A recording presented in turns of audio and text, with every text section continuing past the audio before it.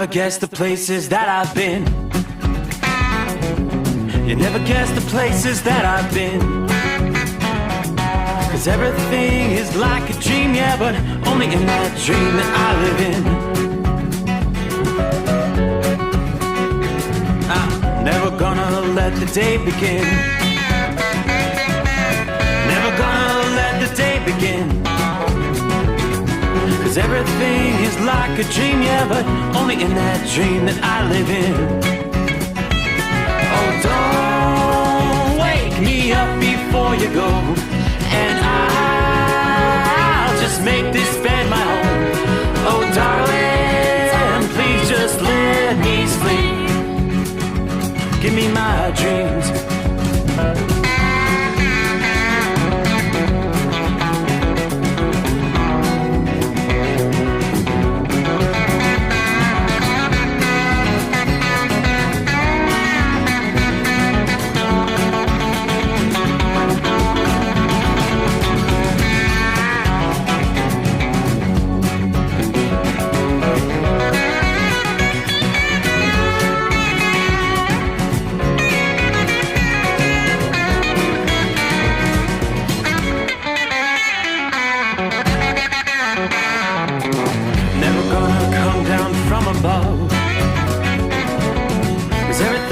Better from above. Nothing's ever as it seems, yeah, except in that world that I dream of. Never gonna lose the ones I love. Never gonna lose the ones I love.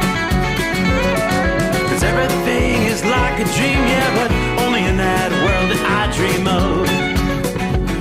Oh, don't wake me up before you go, 'cause I can't face this day alone.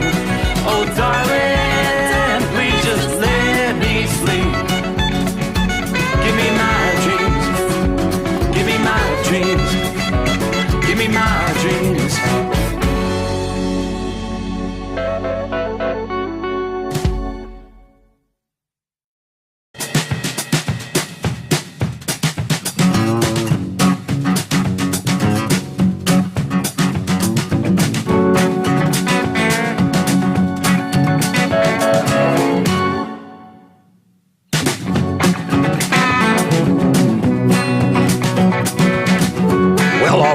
Without further ado, time to get the show on the road. Close out another weekend. Yeah, Mother's Day in the books. Now, at least time zone to time zone, we'll be closing out Mother's Day. But officially wrapping up the 9th day of May, and we'll be transitioning into May the 10th for 2021. Hope you had a good weekend. Boy, we had a lot of developments, a lot of things to cover tonight. We'll kind of run the gamut of differing scenarios. Again, action-packed show here. Of course, normally on Monday mornings, Joel Morrow would be joining us as our first guest right out of the weather.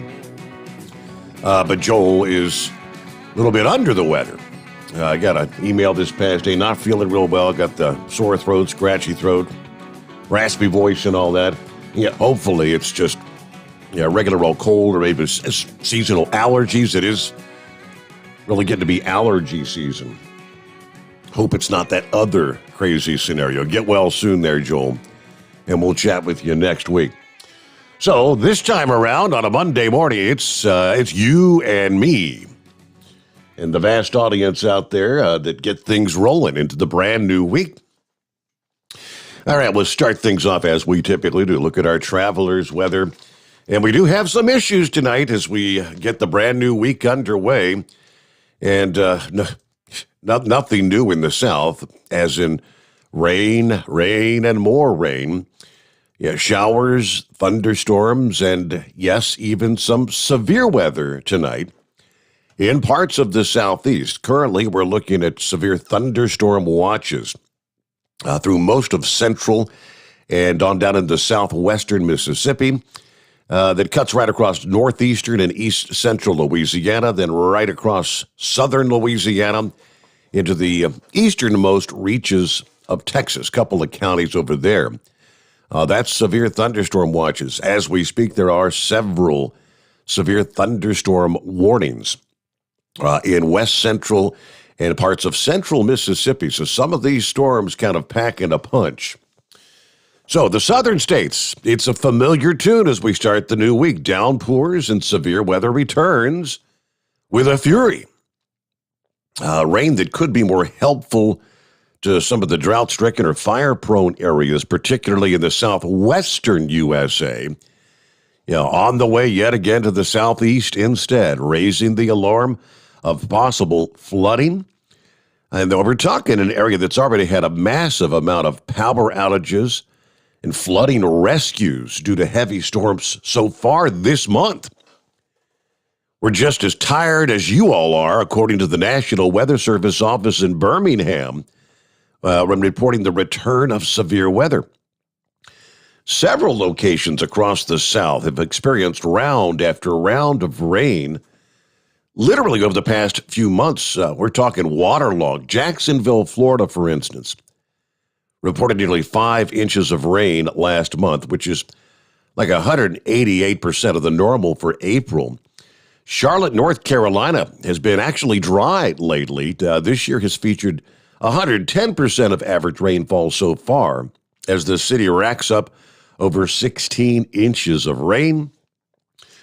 Well, the threat for severe thunderstorms started on Mother's Day with a low-pressure system pushing a cold front through the region. Showers and thunderstorms igniting along that cold front. Since the beginning of March, Nashville is one area that's reported nearly 18 inches of rain. So they're at 187% of normal precip there. For Mother's Day, Sunday, strong winds, downpours, hail swept through the city once again. According to the National Weather Service, the local office there was a wind advisory in effect, warning that gusts could propel unsecured objects and even tree limbs. Damaging winds were the main concern this past day. There was actually a tornado spotted in Atoka and Munford, Tennessee, this past afternoon. According to the National Weather Service Storm Prediction Center, that tornado, they tell us, caused extensive damage on Glen Springs Road. Hail and wind reports also widespread across the south. Large trees, power lines downed. Tunica, Texas. Large tree came down on a house. In Coolidgedale, Texas, a barn and another home sustaining some damage in these storms. Unfortunately, the flood-prone areas, the thunderstorms and rain, not going to be ending for the South with the Mother's Day event. Most of the week ahead will be dominated, they tell us, by rain and thunderstorms for much of the southeast and the Gulf region, from central and eastern Texas all the way over to South Carolina. There's a second frontal boundary that's going to develop just north of the Gulf by Tuesday, where it's expected to just kind of sit there, be idle through Wednesday and into Thursday. The location of that front's going to be the key, and if temperatures will largely be above normal across the southeast, or does that chilly air invade the lower Mississippi Valley in the southeast? Now, the front that's going to stall along the Gulf Coast will allow thunderstorms to bring large amounts of rainfall on the already water-weary cities of the Gulf Coast. Since the start of April, New Orleans has received over 16 inches of rain. You're talking nearly triple your average rainfall there. Way too much.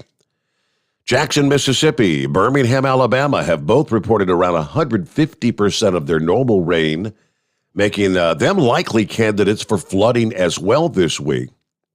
Localized flooding issues may be the most prevalent across Louisiana, Mississippi, Alabama, and parts of the southeast. We could be talking rather widespread rainfall totals on the likes of 2 to 4 inches from Texas to Alabama. Some areas that receive the repeated downpours may be approaching 10 inches of rainfall. The rain will also reach a few spots in the southeastern states that have been on the drier side since the start of spring, like North and South Carolina. Those areas recently even had increased fire danger. So any rain would be beneficial in that zone, but it may come down too quickly and lead to some of those flash flooding concerns. If you're going to be traveling this week, moving freight between I-20 and I-10, use caution, pay attention to the forecast, turn around, don't drown. Heavier rain over the saturated ground from Louisiana to Mississippi could lead to some rather significant flooding toward the end of this week as well. I mean, just day after day, severe weather is possible with these flooding downpours, including gusty winds, as warm, moist air flows onshore across the Gulf Coast. Fortunately for the oversaturated southeast, dry weather is expected to arrive by next week. Now, when things are really supposed to start warming up, steamy conditions, but that seems like a long way off as you've got to get through the entire week here before the drier weather moves in. A southeasterly flow around high pressure will send an increasing amount of warm, humid air across the south and the southeast next week. According to AccuWeather, that may provide actually some warm nights and maybe even downright hot conditions during the daytime hours there in the southeast. I'll tell you this much, right now it doesn't feel very spring-like outside the hotshot secret bunker, and much of the country is dealing with some cold. Frost advisories tonight, extending through central portions of Illinois, about the northern two-thirds or three-quarters of Indiana, even down into southeast Indiana, parts of southwest Ohio, areas from, say, about Dayton to Columbus, on up into the Cleveland and Erie, PA areas, all under frost advisories tonight. So here in southwest Ohio, Cincinnati, we're right on the borderline. We're not under a frost advisory, but it's going to be a chilly night, suffice it to say. Matter of fact, we are going to be looking for, did you think you were done with your winter driving season? Nope, winter's going to make a comeback over the next few days across the Rockies, dishing out noticeably colder air and, yes, some snowfall. A dip in the jet stream is going to allow cold air to infiltrate the Rockies, including cities like Cheyenne and Laramie, Wyoming, Denver and Colorado Springs there in Colorado. A noticeable drop in temperatures you saw for this past day, for Mother's Day. You went from highs in the 60s and 70s on Saturdays, which is about 20, 30 degrees above normal for this time of year. But you were only in the upper 40s this past afternoon. Following a wave of cold, there's going to be a storm that brings a few rain and snow showers across portions of Idaho and Montana. Now, most of that, the cold is going to be kind of infiltrating overnight tonight as we head into Monday morning. This is going to introduce a fresh wave of colder air Sunday night through Tuesday morning, bringing high temperatures only in the upper 30s and lower 40s for much of that region. Storm's going to move south and across Wyoming and the Colorado Rockies, mainly snow for the mountainous areas tonight. Accumulating snow likely to remain on the highest elevations of Wyoming and Colorado, rain for the lower elevations. But even still, temperatures could drop low enough Sunday night to Monday, between now and Monday night, for some flakes to mix in across a more expansive area, which would include the cities of Cheyenne and Denver. We could see a light accumulation in both of those cities later today into Monday night. In the Colorado Rockies, above 12,000 feet elevation, we could be talking 6 to 12 inches of snow, with storm totals maxing maybe 2 feet through early Tuesday. Now, those elevations do include a couple of passes. The Trail Ridge Pass, where travel could be difficult for the duration of the storm. Now, even passes at lower elevations, down to, say, 10,000 feet in Colorado, may have some accumulating snow there. That'll make for slick conditions for a brief period of time. At lower elevations, you'll probably just be dealing with the wet pavement there. Accumulating snow in some of the major cities of the Rockies, not unheard of for this time of year. In fact, on average, Cheyenne picks up a couple of inches of snow during the month of May. Denver typically just gets maybe just over an inch of snow. You don't see much once you get to this time of year. But additional snow or rain coming to the area will overall be helpful for drought conditions that are kind of lingering through parts of the country there. Eastern two-thirds of Wyoming and Colorado have seen a considerable reduction in the severity of the drought. Much of the region still abnormally dry and maybe moderate drought conditions, according to the U.S. Drought Monitor. So I do see a few advisories, winter weather advisories, and actually a couple of winter storm warnings. Again, the higher elevations there in central and north central Colorado on up into southeastern portions of Wyoming. So there you go. Meanwhile, you've got red flag conditions that continue to persist in much of western New Mexico, southern portions of Utah, even looking at some red flag warnings with drier conditions there. So there's a quick look around the country as we get things underway here on a Back to Work Monday.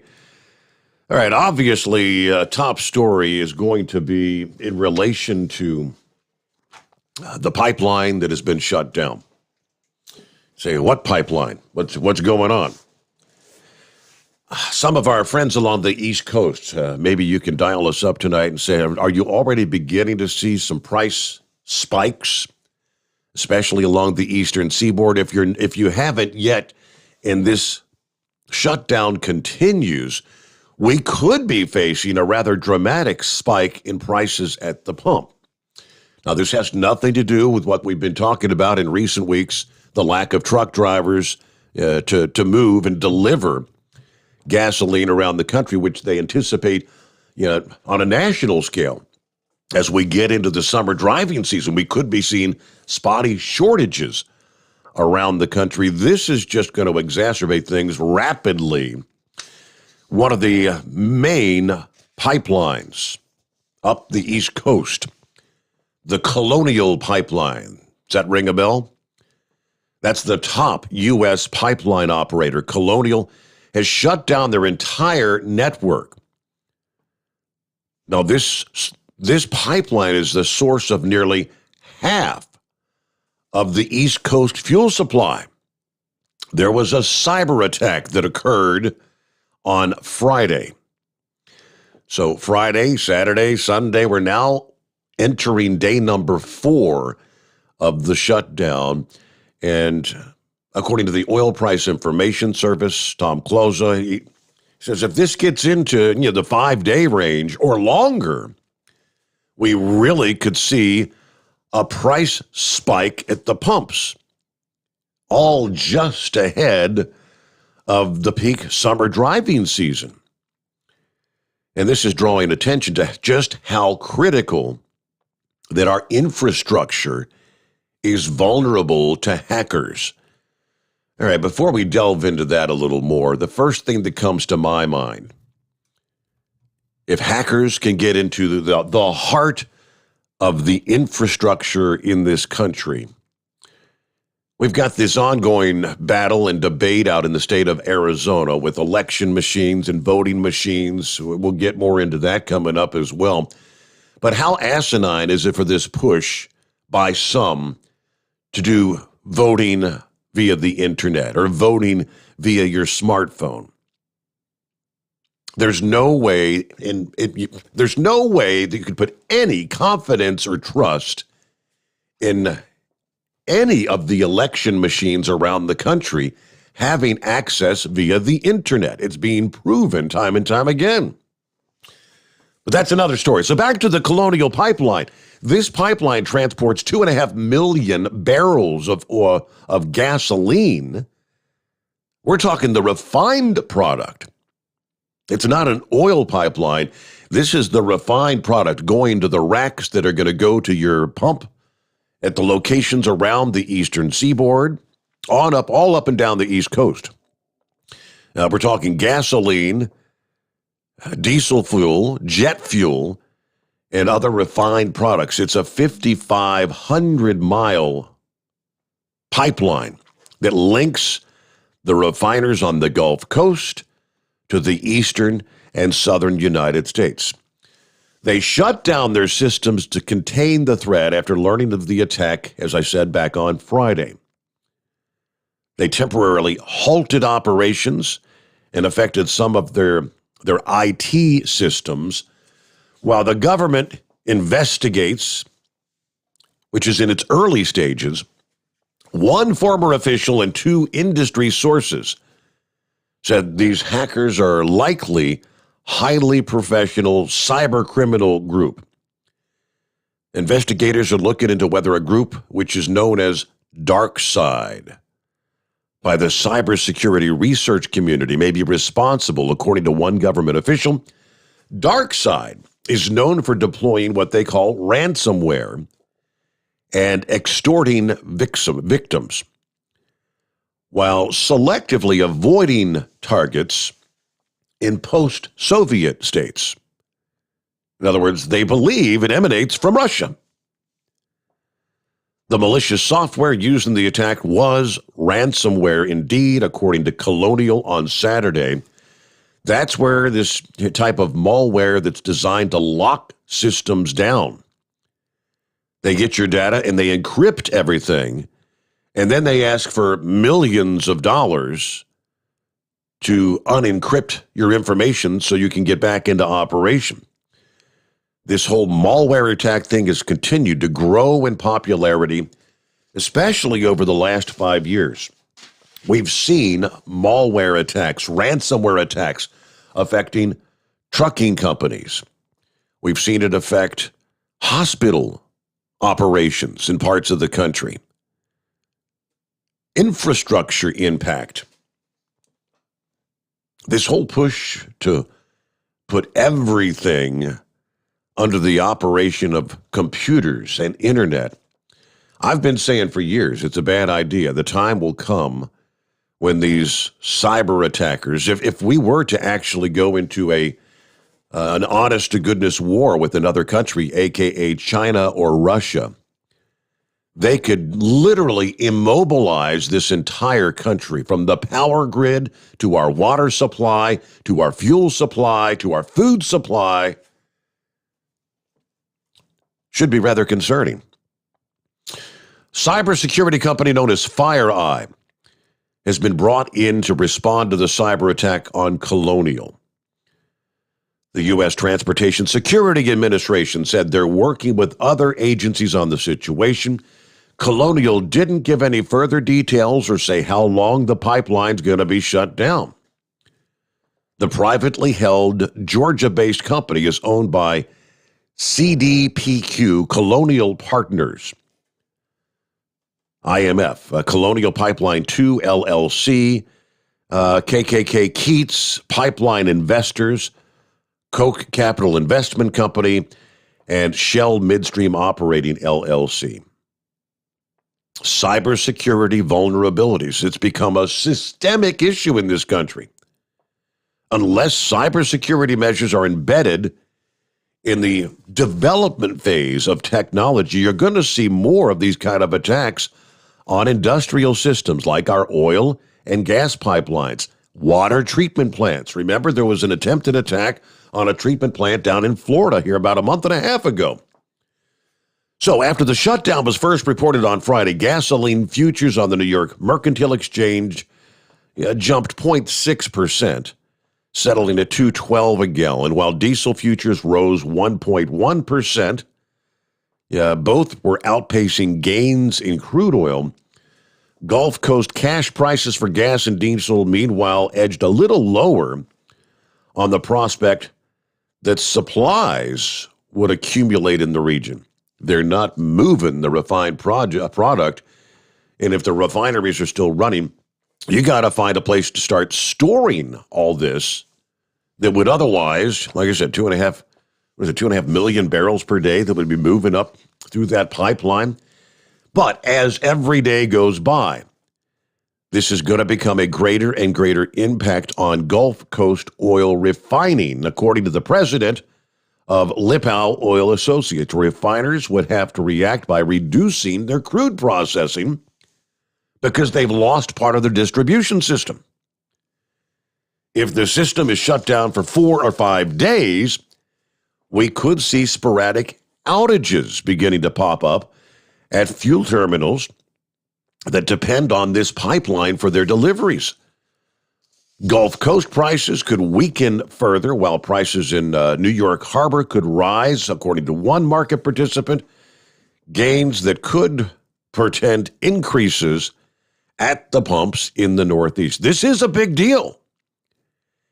And if manual overrides or backups aren't available, the mitigation of this incident may take more time than we'd like to think it would. Now, the American Petroleum Institute, one of the top industry trade groups, said they're monitoring the situation right now. ExxonMobil Corporation said their Gulf Coast plants currently are operating normally. A Royal Dutch Shell spokesman declined to comment. Ben Sass, the Republican senator from Nebraska, member of the Senate Select Committee on Intelligence, said the cyber attack, this, my friends, is a warning of things to come. This is a play that's going to be run again, and we're not adequately repaired in this country. Yeah, we need to pass an infrastructure plan that's going to harden sectors, these crucial sectors, against these kind of attacks. Colonial had previously shut down their gas and distillate lines back during Hurricane Harvey. They hit the Gulf Coast, recall, back in 2017. Yeah, when that occurred, that contributed to tight supplies and gas price rises all over the country. After the hurricane forced many Gulf refineries to shut down. All right, East Coast gasoline cash prices rose to the highest level since 2012 during Hurricane Harvey. Now, they have not gone higher than that since. So right now, we're just kind of in the sit back and wait kind of mode for any sort of details on when that pipeline may actually be back up and running. The ability of foreign players, adversaries, enemies of this country to impact the crucial infrastructure. It's all right. Meanwhile, looking at the quick look at the Northeast, I did mention the rain and the thunderstorms in the Southeast. It's a soggy night. You're running in the rain there in much of the northeastern USA tonight as well. Rain over central Pennsylvania, northeastern Pennsylvania. Much of New York is in the rain. On over into Massachusetts, looks like the rain is just moving to the north of New York City. Rains will actually be moving in to the Boston area here during the overnight hours. So we'll keep an eye on that here, and we'll get to some of our industry headlines coming up. So as we're underway on a back-to-work Monday, phone lines are open at 844-3388. Hope you, again, had a good weekend. Great to have you with us here. I know Sunday was supposed to be quite the big day with Mother's Day. How did the Mother's Day Make-A-Wish convoy go, Horse Feathers? Yeah, morning, Your Honor. Or I'm supposed to say the king of all overnight radio, or king of all overnight media. Whatever. All right, we'll try that one. Anyway, good. Trust you had a good weekend yourself? Did indeed. Had a good weekend. And so, Mondays suck. You spend all day up Sunday, and then I don't know what time you try to get your nap on Sunday afternoon to get ready to be out here for this time of day, but it ain't enough time to be out here all day long. I know that. Yeah, right. But right. but anyways, there I hope I didn't look too stupid or said the right things there, because they asked me to do a little interview, and then they asked me to talk about the products a little bit that Kyle and Chris had sent out there to give away for the door prizes. You So sent a picture said there. about I saw the table that was set up there, so they sent you a little banner to put on the table, and you had some stiction eliminator, some everyday diesel treatment, what else? Diesel Extreme, and Yeah. and some FR3. Don't forget the FR3. So was that all like what So- was that all like one package to be auctioned off, or were did No. they divvy it up into several pieces? Or? They did. They divvied it up into several pieces. So a lot of things went to a lot of different people. Good. So yeah. So but they asked me to kind of talk about every product there, and I said what little bit I could remember. I was actually doing better off reading off the back of the label on the bottle, Right. than trying to do it because I didn't have one of those things there. What are those things there that the presidents use there? They got that screen in front of them. Teleprompter. You didn't have your teleprompter. Yeah, I definitely needed one of those. I'll tell you that, or a cue card or something. But I give you guys a lot of credit for all you do, talking on the air and remembering everything you say, and what things do and all that. So I remember when we did the other show there, and I got pretty good. I got pretty good there with his one main product there. But anyways, to get back to the convoy, there was probably a good share of 100 trucks there, and they did get to go out, and I got to see the new route there for the being relocated now into the new location of the Mannheim Auto Auction. And if you remember, you said something about that being the largest auto auction in the world. Yes, sir.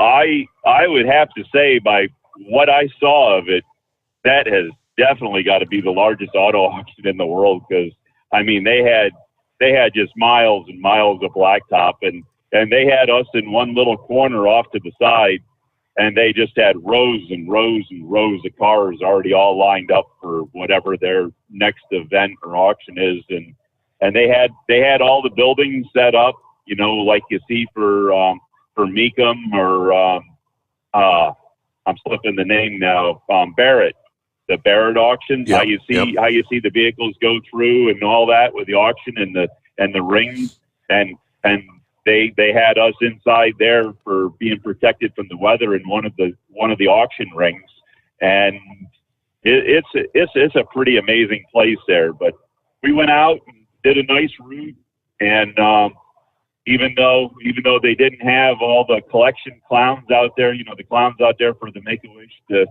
their buckets, collecting donations, they didn't have them out.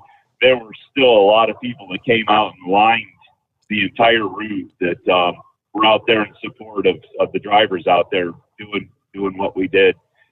And but it was a good morning, and we had a quick little passing spotty showers off and on, and about 1:15 came, and everything got dry, and the auction and the convoy headed out at 1:30 and in dry air, and did the whole roundabout of where it had to go, and got back, and then there was a little kind of grayish area and possibly some more spotty showers afterwards. But the convoy itself was dry, so overall another one up. A good day. Well, that's good to hear. Well, I want to put you on hold here because we're got a news break here. We'll try to stay on schedule tonight. I had Chris, the boss, went Friday morning, and we just butchered the clock. So it's 844-844-3388. Jump on in here on a Back to Work Monday. The Steve Sommers Overnight Drive live from the Hot Shot Secret Studios. USA Radio News with Dan Naraki. A major surge in COVID cases continues to sweep through India, recording another 4,000 deaths on Sunday. The country's defense ministry says it will recruit former Army medics to help support the country's struggling health system as hospital beds and medical oxygen remain hard to come by. Dr. Anthony Fauci says he's advised the Indian government to impose a nationwide lockdown in order to break the chain of infection, something Prime Minister Narendra Modi has been wary of doing. The White House's chief medical advisor also tells ABC's This Week that the rest of the world needs to step up and help India with its vaccination efforts. India is the largest vaccine-producing country in the world. They've got to get their resources not only from within, but also from without. And that's the reason why other countries need to chip in to be able to get either supplies for the Indians to make their own vaccines or to get vaccines donated. You're listening to USA Radio News.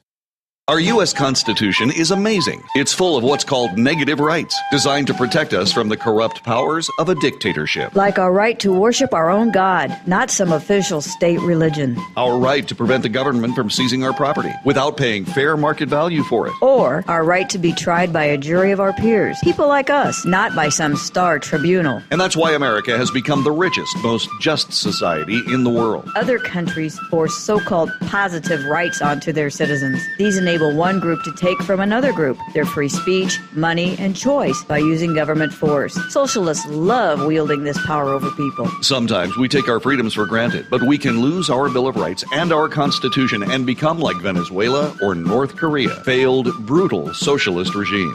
We need your help to spread the good news about our amazing U.S. Constitution. Help us take back America. Go to ouramericanrights.com. Brought to you by the American Media Council.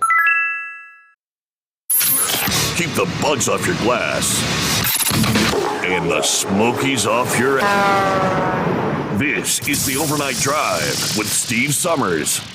Some say their truck reflects who they are, dependable and reliable. That's why you trust Blue Def. Now the best just got better. Introducing Blue Def Platinum, a revolutionary innovation with advanced system shield technology to significantly reduce harmful deposits. To maintain fuel economy, save money on costly repairs, and sustain the life of your SCR system, there's only one DEF to choose. Blue Def Platinum. The best just got better. Diesel Army is on duty 24 hours a day, 7 days a week. Burning the midnight oil with the best diesel coverage. All the tech, all the torque. Diesel Army, where there's smoke, there's fire. For the latest news and event coverage, as well as feature and tech articles, sign up for the newsletter and don't miss a thing. Visit dieselarmy.com from the Power Auto Media family of digital magazines. Again, it's dieselarmy.com. Do you have a Dodge pickup and hate your automatic transmission? Of course you do. Levon Miller at Firepunk Diesel here, and we specialize in heavy-duty and performance transmissions for your 3/4 or 1-ton Cummins powered truck. So if you're interested in turning your stock slush box into a towing monster, call us today at 614-733-3744 or visit us online at shop.firepunk.com.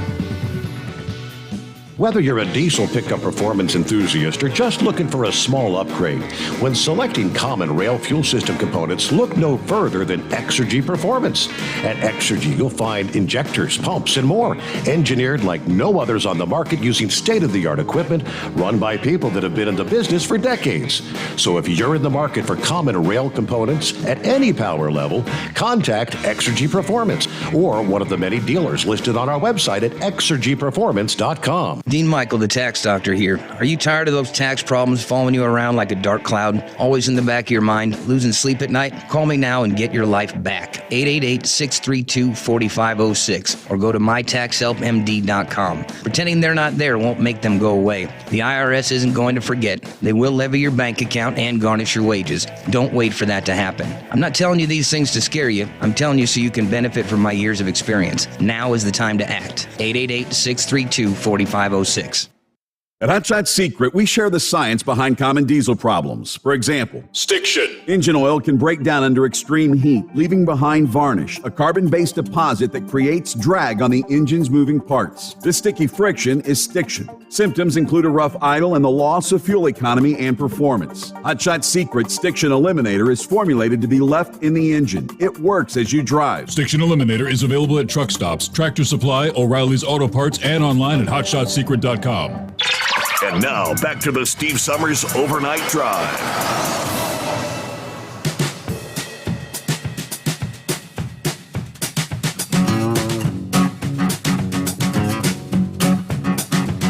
Okay, back at it. Take care of our quick break there. There you go, news break. And we'll get a full update, top of the hour, as we roll into a Monday. Close out the weekend. Where we leave off there? Yeah, we're talking with Horse Feathers about Mother's Day Make-A-Wish Convoy.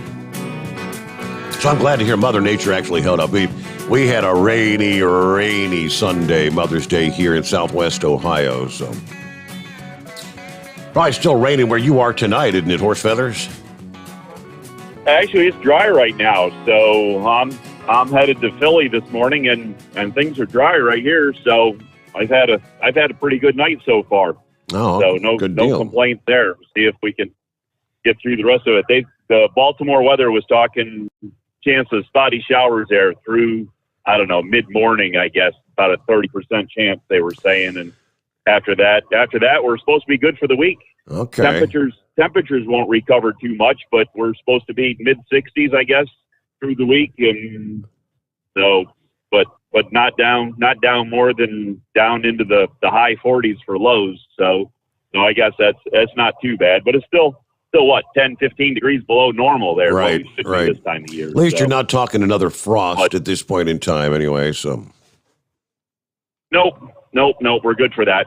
So, but yeah, so I got a couple pictures of my old truck, and I found Rob Finch's truck there and got you a couple pictures of his, and as you said, I got you a picture of the table, and I actually ended up holding on to the banners there. They sent 4 of those big banners out, so I was able to hold on to them, and I'll get them back to the Make-A-Wish people when next year rolls around. And if for any reason they come up with any other events they want to do, or when I go to do my things there, my tractors, pull and stuff, or my tractor show or stuff, I'll carry a banner along with me there, and I'll hang it out on my truck there for them there. That'll be, I don't have any problem doing that. Absolutely. Yeah. So anyways, but I need one more banner, because we didn't have a banner for the overnight drive, radio.com, or, the Steve Sommers overnight drive radio. We didn't have a banner for that yet. So I don't know if they have some in the works or the making, but we definitely could have used a couple of them, because I did some word of mouth, but I could have even used the little handouts that Lester made up there. I could have used that, or some refrigerator magnets or something. But as I say, we tried to do a little bit of word of mouth, but probably wasn't good enough. But everything we do helps there, right? Right. Absolutely. Yep. So anyways, I don't know, not a whole lot other than that going on for there. Sounded like there was a whole bunch of news in the rest of the world there. You were talking about the Colonial Pipeline. That's one of, I don't know how many thousands of pipelines there are. If you look at that scary pipeline map, what crisscrosses and goes around this country, because if you pull that up, it's multiple colors, and it looks like somebody took a bowl of spaghetti and just dumped it upside down on a map of the United States, and it says, okay, there's your pipeline network, and where what goes and everything, I don't know. Scary thing is, they're talking half of the refined product that you use up along the East Coast there, half of it. That's not a little drop in the bucket. That's bad. Oh, absolutely. And I was going to say the pipeline that one of my facilities draws off of, actually there's 2 of them that I go to that draw off it, and I'm not sure, but that might be a Colonial pipeline as well that does the propane. That goes all the way up to New England, all the way up. I don't remember if it goes all the way into Maine, but it does go up and feed New England. So, something, I don't know if it was just the gasoline that got affected with that, or if propane got affected as well. Mm-hmm. So, how much of the shutdown could there be? And propane's used for a lot of things other than just home heating. There's a lot of industry. You got all your forklifts, your propane forklifts, your commercial aspect of it. Restaurants use a lot of propane for hot water to get their hot water for washing dishes to the temperature they need for sanitizing. Of course, we got this thing called, what's this thing we got going on? COVID or something? I don't know. I'm about tired. I had about enough of that about a year ago. And yeah, right. It's been dragging on. Well, they also push jet fuel through that pipeline. And the one story I was looking at mentioned specifically that the likes of Atlanta's, Hartsfield Airport there, relies on that pipeline for their jet fuel. Yeah. Well, the crazy thing about that pipeline and other pipelines, especially the fuel pipelines, they actually send multiple products in that. they can actually put a buffer in between, and they can actually send multiple products through the line at the same time. And it's just unbelievable the infrastructure that's in place to be able to work that. But as you said, to have, one computer system in control of that and what it could actually have happen. But you think about the rest of the thing. I mean, we had the Baltimore County schools, I believe, got hacked into, and they had to shut down because they couldn't do the internet learning, the at-home internet learning. They had to have everybody turn off all their little Chromebooks that they gave them all.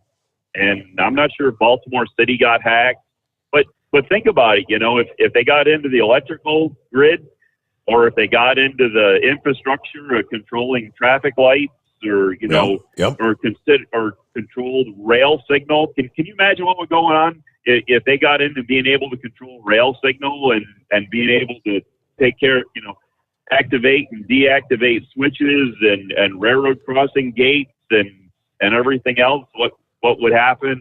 And then you think about the air traffic control. What would happen if they took over air traffic control with all these planes up in the air that are going back on now? There have been numerous quote fictional films out of Hollywood depicting just those exact sort of things. But how many times in our lifetime have we seen Hollywood fiction become reality in this country? Quite a few now. Quite a few. Let's start with the first one, Star Trek. How many things are in the Star Trek movie that you actually use today? I mean, it's scary, in the Star Trek TV shows, and that the Captain Kirk had and Gene Roddenberry thought of back in 1960, whatever. But speaking of space and in the air, did you happen to hear the Chinese? What'd they say? 9-story tall? How many ton, or 20-something? They said it came back into the atmosphere and landed in the Indian Ocean, and the Chinese told us that. Now, do you believe that? Do you believe what the Chinese said? Because apparently we haven't had any confirmation from NASA or anybody else to say where this thing actually, re-entered the atmosphere and actually came down at. So I don't know. That's the only thing I had seen said, I saw several stories. It said, Indian Ocean, and I thought, I know U.S. Space Command or whatever had been tracking this thing all the way back. So I'll try to dig up the rest of the story on that here. All right. And I guess the other thing that you have to report on is, what was it, out in Colorado Springs there that we had another shooting of 7 people or something like that? I saw. Yeah. Sounds more like almost like a domestic dispute kind of thing, because the individual knew the people that were there. His girlfriend was there at it's a birthday party, no less, and he just shot the adults. He didn't shoot any of the kids. So, that's limited details on that one, but sad scenario. What a way to celebrate somebody's birthday. We've got updates on both of those coming up here, top of the hour as well.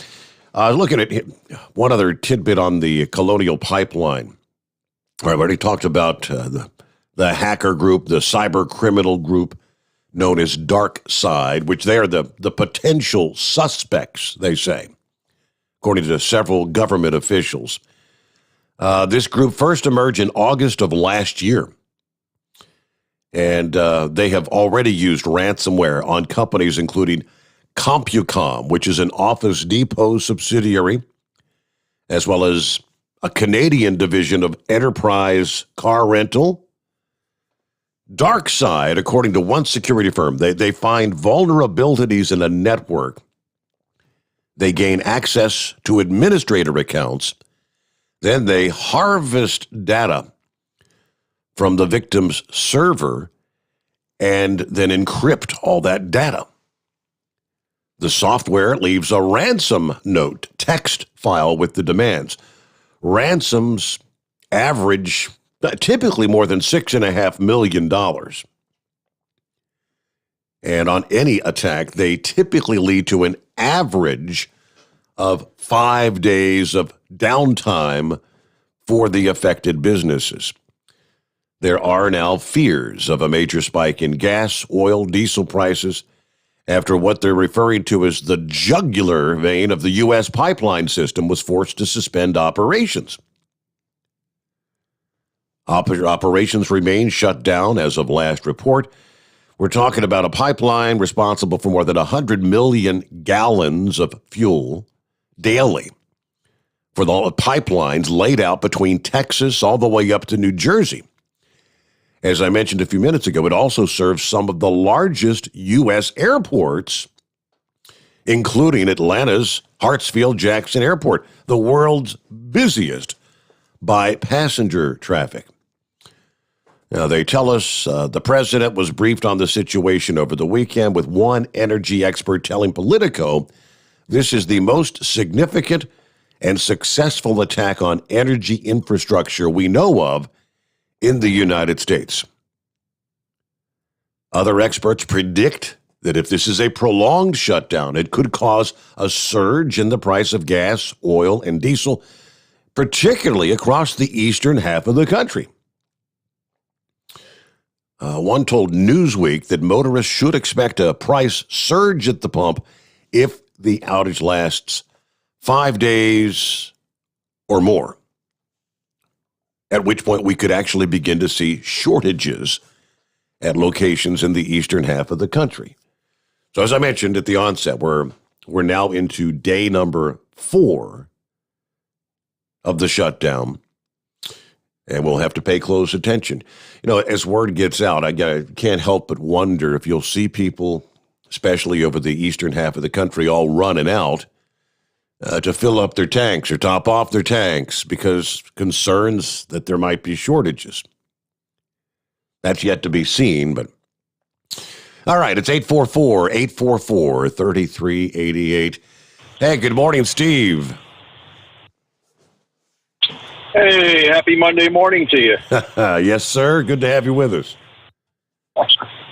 Yeah, I don't usually work Sunday night, Monday mornings. That's usually my day off, but I had to make up a day yesterday. I had a blowout on Thursday morning by Lafayette. Sat on the side of the road for 6 hours waiting for a guy to come and fix my flat. Yep, 6 hours. That's always wasn't a very great happy. way. Yeah, no doubt. Yeah, 6 hours. Yeah, yep. And I don't have a sleeper. I run a day cab, so it's not a very comfortable situation. But I didn't get back till like noontime, and so I couldn't do my my night run because I couldn't do my 10-hour. I had to take my 10-hour restart. But yeah, it wasn't a good night. But how was your Mother's Day, Steve? Had a good Mother's Day weekend. Yes, sir. Went to a nice wedding Saturday night. That's always a good time. Oh, cool. Oh, yeah, those are always fun. Free liquor.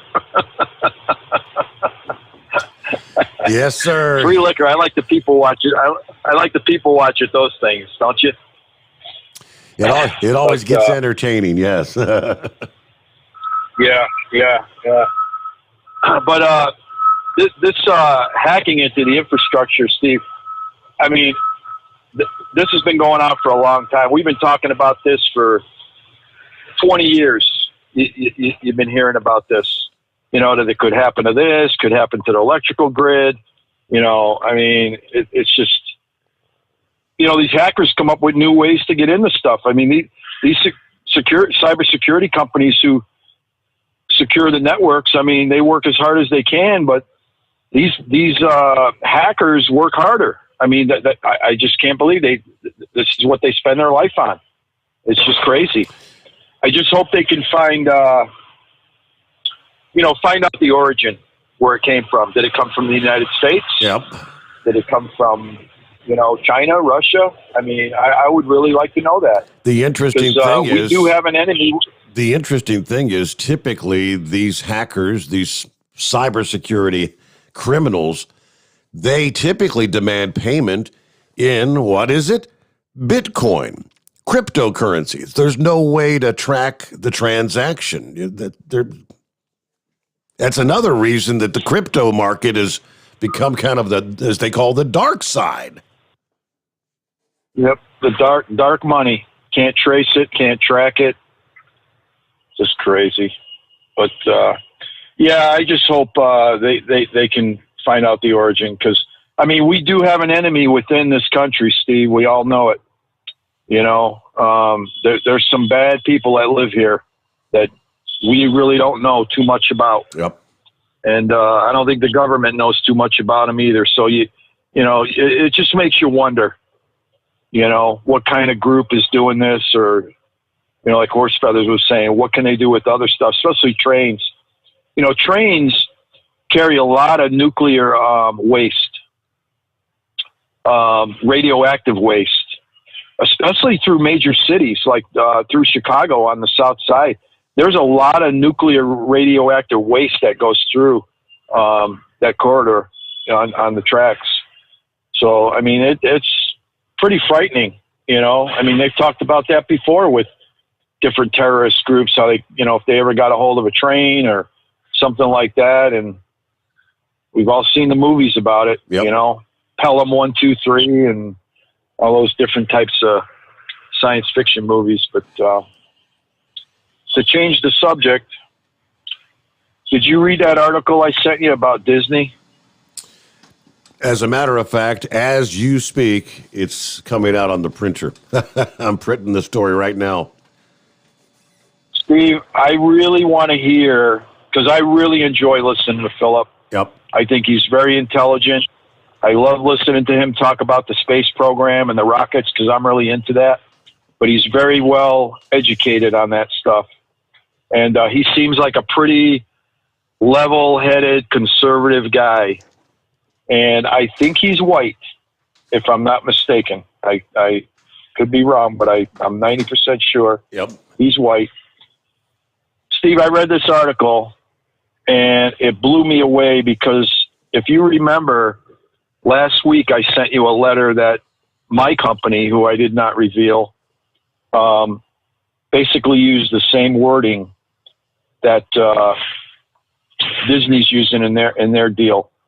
You know, how it talks about launched a diversity and inclusion program.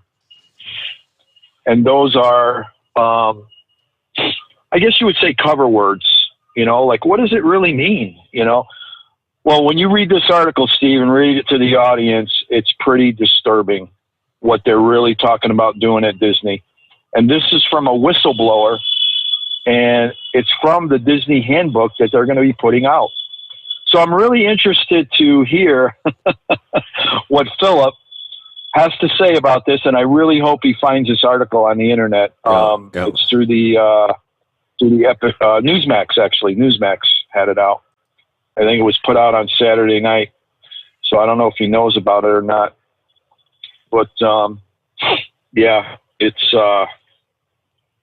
pretty disturbing, Steve, what they're going to be training their employees is the exact same. What they're going to be training their employees is pretty much the same thing that when we're using the hot button critical race theory to be taught in schools. There's several states since we last spoke, as a matter of fact, that governors have banned the teaching of it in their states. There's one state, of course, Washington State, where the governor there, that jackass, is mandating critical race theory is going to be taught in all their schools, K through 12, isn't it? Yep. I read that article today, and I'm like, well, go figure. You know, that guy in Washington State, you remember Trump called him out many, many times on stuff he was doing. You know, he called him an idiot, a moron. And, I mean, for him to mandate that and promote that, I mean, he's a sick individual. He really is. Yeah, I think the governor of Oklahoma just banned it this weekend. He signed a bill. But people are standing up, Steve. I mean, there's this one lady running for office in Oregon, in Portland, and I'll tell you, she's very courageous. She's been getting threats from Antifa, from Black Lives Matter, you know, to drop out of the race. She's got, you know, she's running her own campaign. She's running for school board. Steve, they're threatening a woman that's running for school board in Portland, Oregon, because she's against CRT. I mean, this is how sick this is becoming in this country. It really is. But when you read that article from Disney, I mean, that basically tells you exactly what this is about. You know, and I even confronted my boss about it, you know, and I asked him, I go, hey, has this got anything to do with CRT? Oh, no, we just don't want to do things, you know, in the closet. And, you know, we want to make sure all the employees are, you know, up to speed on everything. And, well, don't you, like I said, don't you already have that? Don't we already have memos? Don't we have newsletters? You know, we have communication, you know, so it's got nothing to do with keeping stuff in the closet and keeping employees informed. It's got to be something else. Especially if they're using the words diversity and inclusion. I mean, those are just, you know, what's the word you use for that? You know, cover word or whatever. Yep. You know, the words don't really mean what they're meant to be. But yeah, did you see that article, Steve, about the cruise lines and how they're going to try and bypass Florida ports because of DeSantis. Banning vaccine passports. So that's pretty interesting too. Yeah, they're essentially on the side where they want to have it mandated that any passenger on their ship is going to have to prove they've been vaccinated, right? And they don't like the fact that DeSantis said if they're going to dock at a Florida port, they can't require that, right?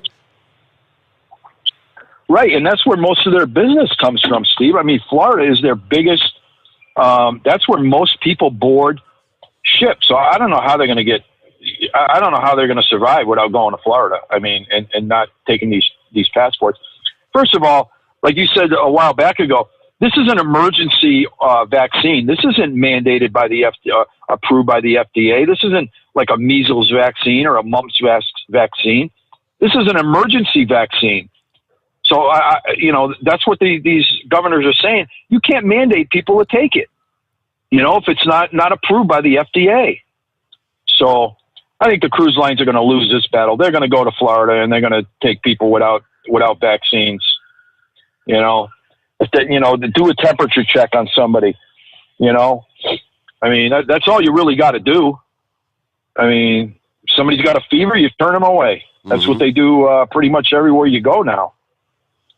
But, you know, they take your temperature, and if you got a fever, you're not getting in the door.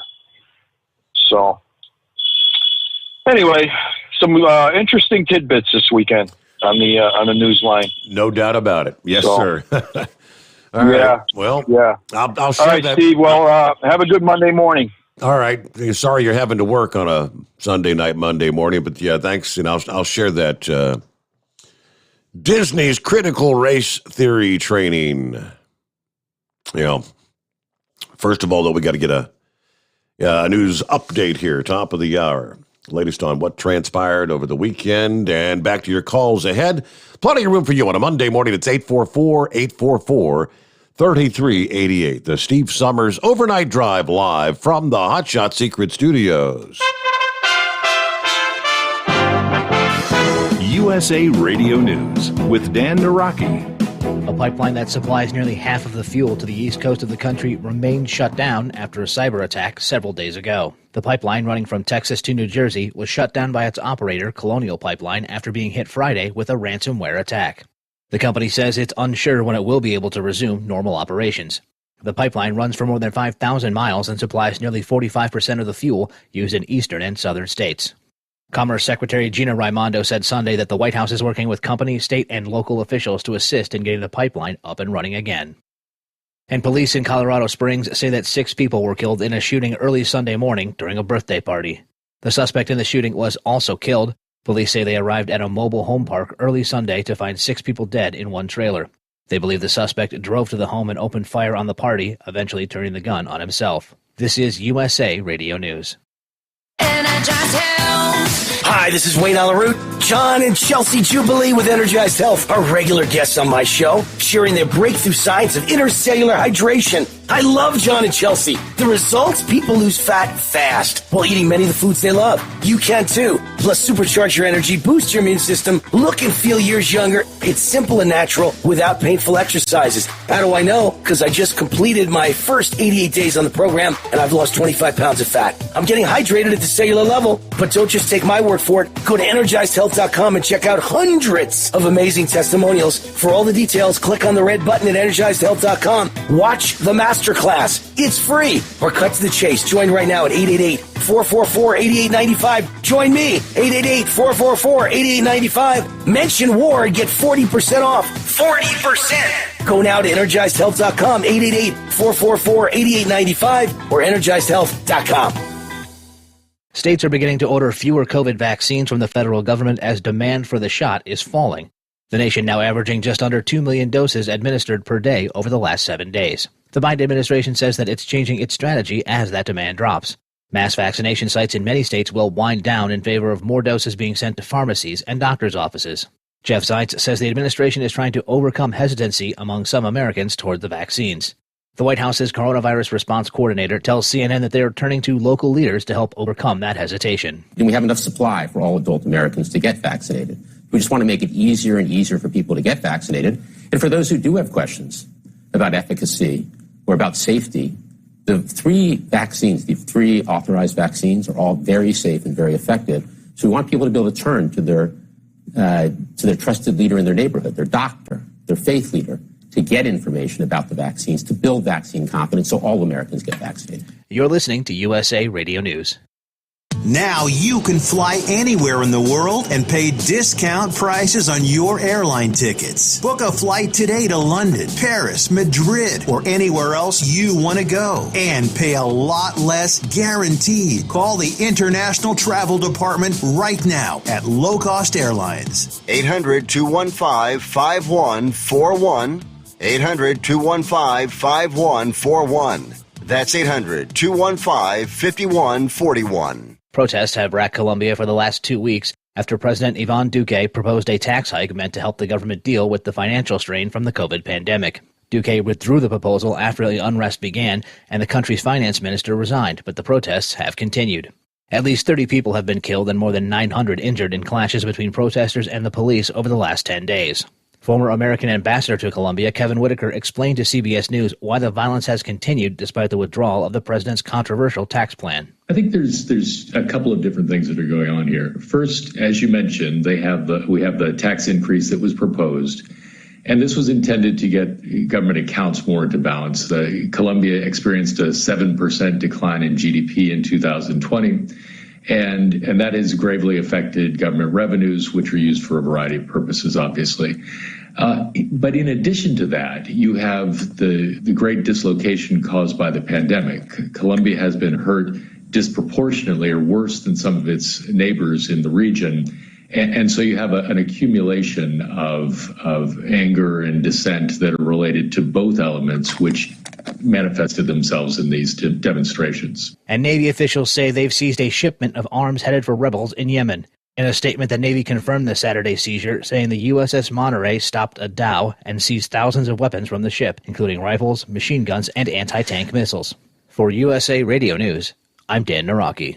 At Hot Shot Secret, we share the science behind common diesel problems and their solutions. For example, ultra-low sulfur fuels. The primary function of diesel fuel is combustibility. One of the little-known aspects of fuel is its role as a lubricant to metal-on-metal moving parts. The introduction of ultra-low sulfur fuels diminishes the fuel's ability to lubricate because sulfur, which has been mostly removed, has lubricating properties. Hot Shot Secret Everyday Diesel Treatment with LX4 delivers unmatched lubricity. Third-party testing confirms that it takes 3 times the amount of leading fuel treatment to match the lubrication benefit of 1 dose of Hot Shot Secret. Everyday Diesel Treatment is a fully formulated 6-in-1 premium fuel treatment for every fill-up, every time. Everyday Diesel Treatment is available at truck stops, Tractor Supply, O'Reilly's Auto Parts, and online at HotShotSecret.com. Hot Shot Secret, powered by science. The Overnight Drive with Steve Sommers, live from the Hot Shot Secret Studios. Call Steve now, 844-844-3388. That's 844-844-3388.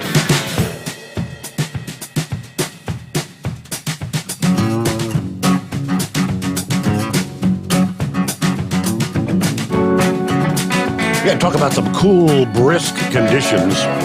It's not feeling a whole lot like spring, especially in the Northeast. to get the new week underway. Yeah, those brisk conditions overtook the Northeast and the Great Lakes region just in time for your Mother's Day weekend. The chilly conditions are forecast to stick around a little longer. But they do tell us, hold on, because there's a warm-up on the horizon. So in other words, there is a little light at the end of the tunnel there. How long are we going to have to wait? All right, yes, indeed. It's been a chilly last few days across portions of the Great Lakes and Northeast. Temperatures struggling to reach even the upper 50s in places like Indianapolis and Detroit, both Friday and Saturday. Areas like Pittsburgh and Boston, you were trapped in the low to mid-50s on Saturday. Wet weather during that time also helped block out the sunshine that's pretty strong this time of year. That held your temperatures down even more. So as we wrapped up the weekend with rain once again on Sunday, average high temperature for cities like Pittsburgh and Chicago at this point in May, normally we would be within 1 or 2 degrees of 70. So the extended stretch of chilly weather's quite a shock right now. And the chilly air is going to stick around longer. I mean, at least until the middle of the week.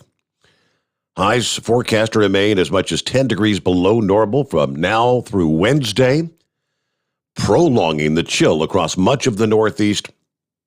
This is going to mean high temperatures. Yeah, we're talking low to mid-50s for Chicago through Monday and Tuesday, maybe just lower 60s in New York City. That's where we would typically be like the first half of April rather than May.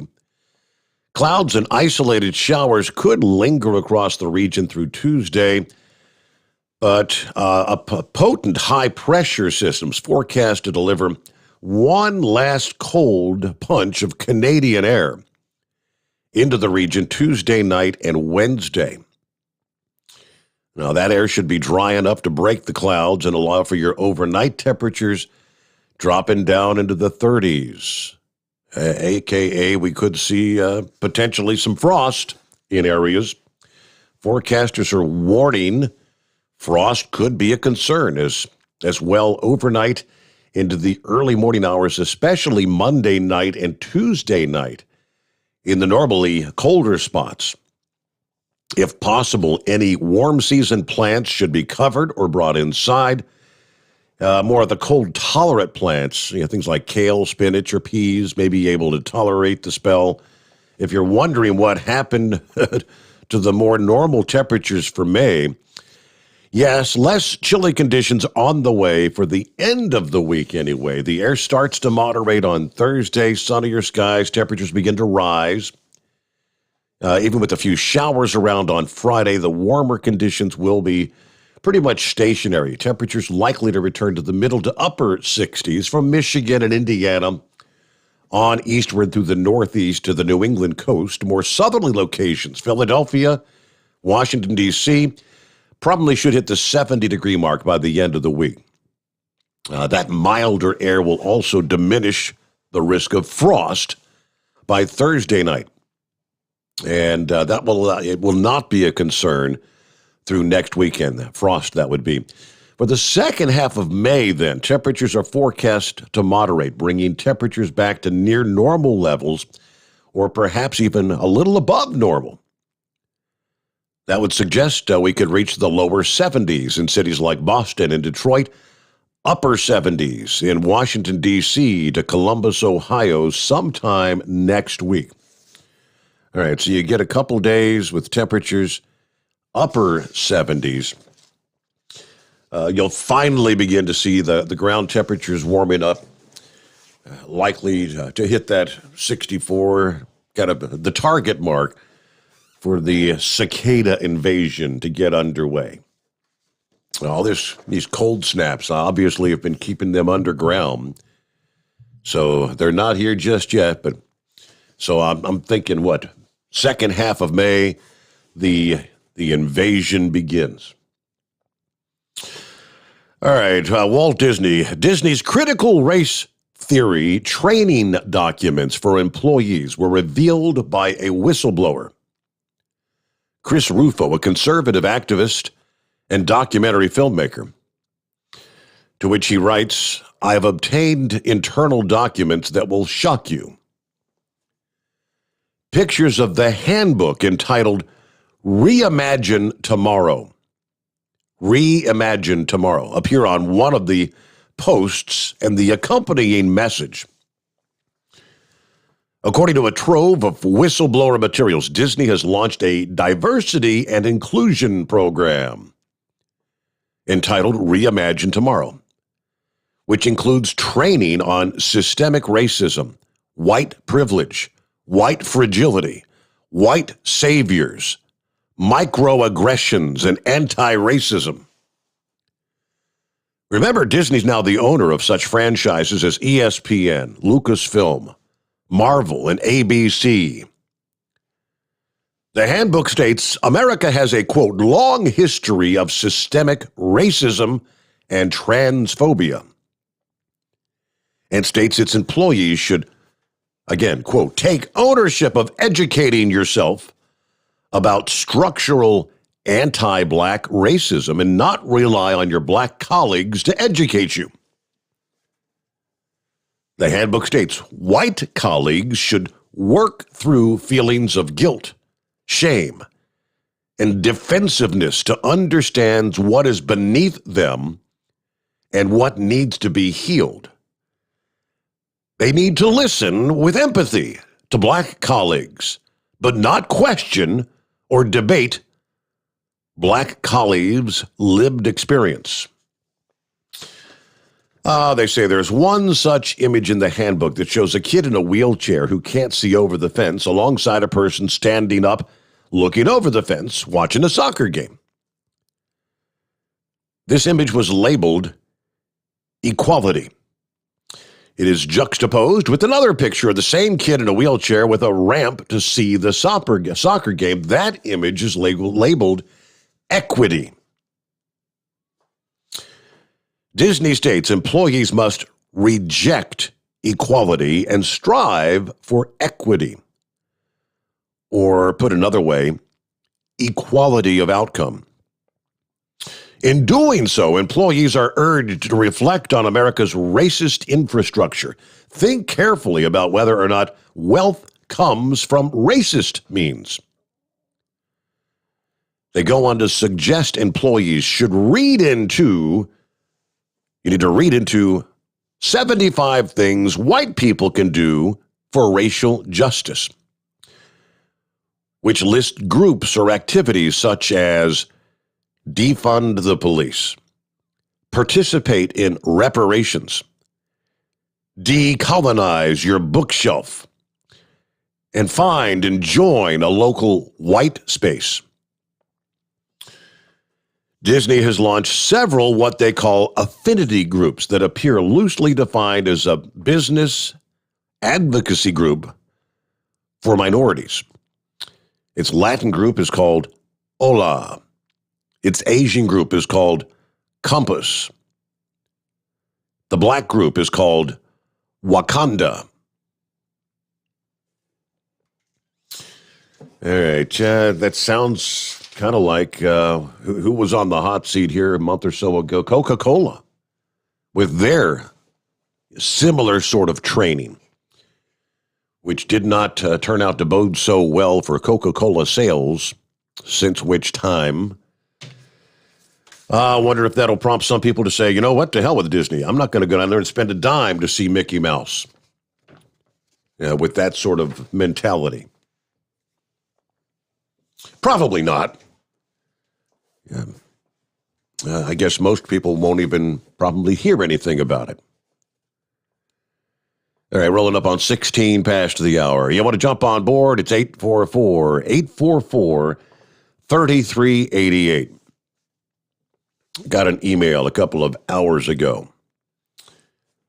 entitled Redneck Investment.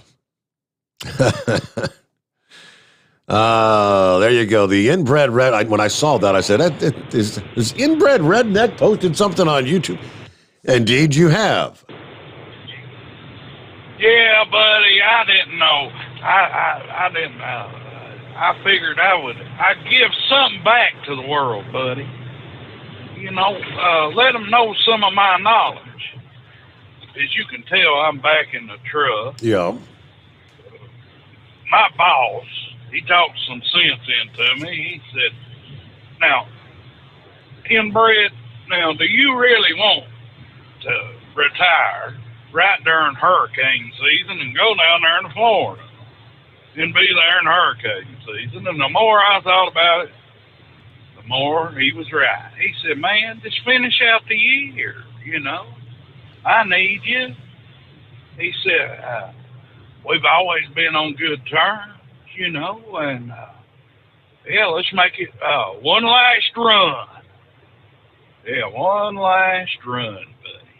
So, but yeah, I put that channel up there, and I was going to talk to you about it there. I put it in there. Wanted to let you know. Now, on May the 7th, I put a video on there, buddy, and you can research it and look at it and everything else, and I'll let you be proof to the world that I know what I'm doing, buddy. On May the 7th, I told everybody on the YouTube channel that Dogecoin was going to fall, but it was going to fall on Saturday, and it done just that. It did. Just as soon as Elon Musk. Yeah, buddy. Yeah, it fell Saturday afternoon. You know, and Elon Musk was on Saturday Night Live talking bad about it and everything else. So, you know, but that didn't stop me. I still made some money off of it, buddy. And made a little bit more pocket change, you know what I'm saying? But, you know, it's there. If you want to mention it, you can mention it. I leave it up to you. It's all up to you. I don't know how your work situation is, buddy, or how your show is structured, and I ain't going to pretend to. But, yeah, but if, you know, truck drivers are interested, they can search it out on the internet, you know. And I figured, let's help some people, Steve. You know, the great thing in life is we're not here just for ourselves. We're here to serve other people, buddy. That is when you really get the fulfillment out of life. Sure. You know what I'm saying, buddy? Yeah. Just like Horse Feathers doing the convoy and all that. And but I ask in return, you know, since you've always been so kind to me over the years, never ever, if you find it, never ever watch some redneck video while Steve Sommers Overnight Drive is on the air, buddy. Never ever do that. And they really need to go out, get some of that hot shot. Some good stuff there for you fellers. Personally backed by myself, but there was one question that I had the other night there. Yeah. Chris. And maybe you can get it to him or not. Now, I don't know if it's up his realm of expertise. I know he's got lines of all kinds of stuff, buddy.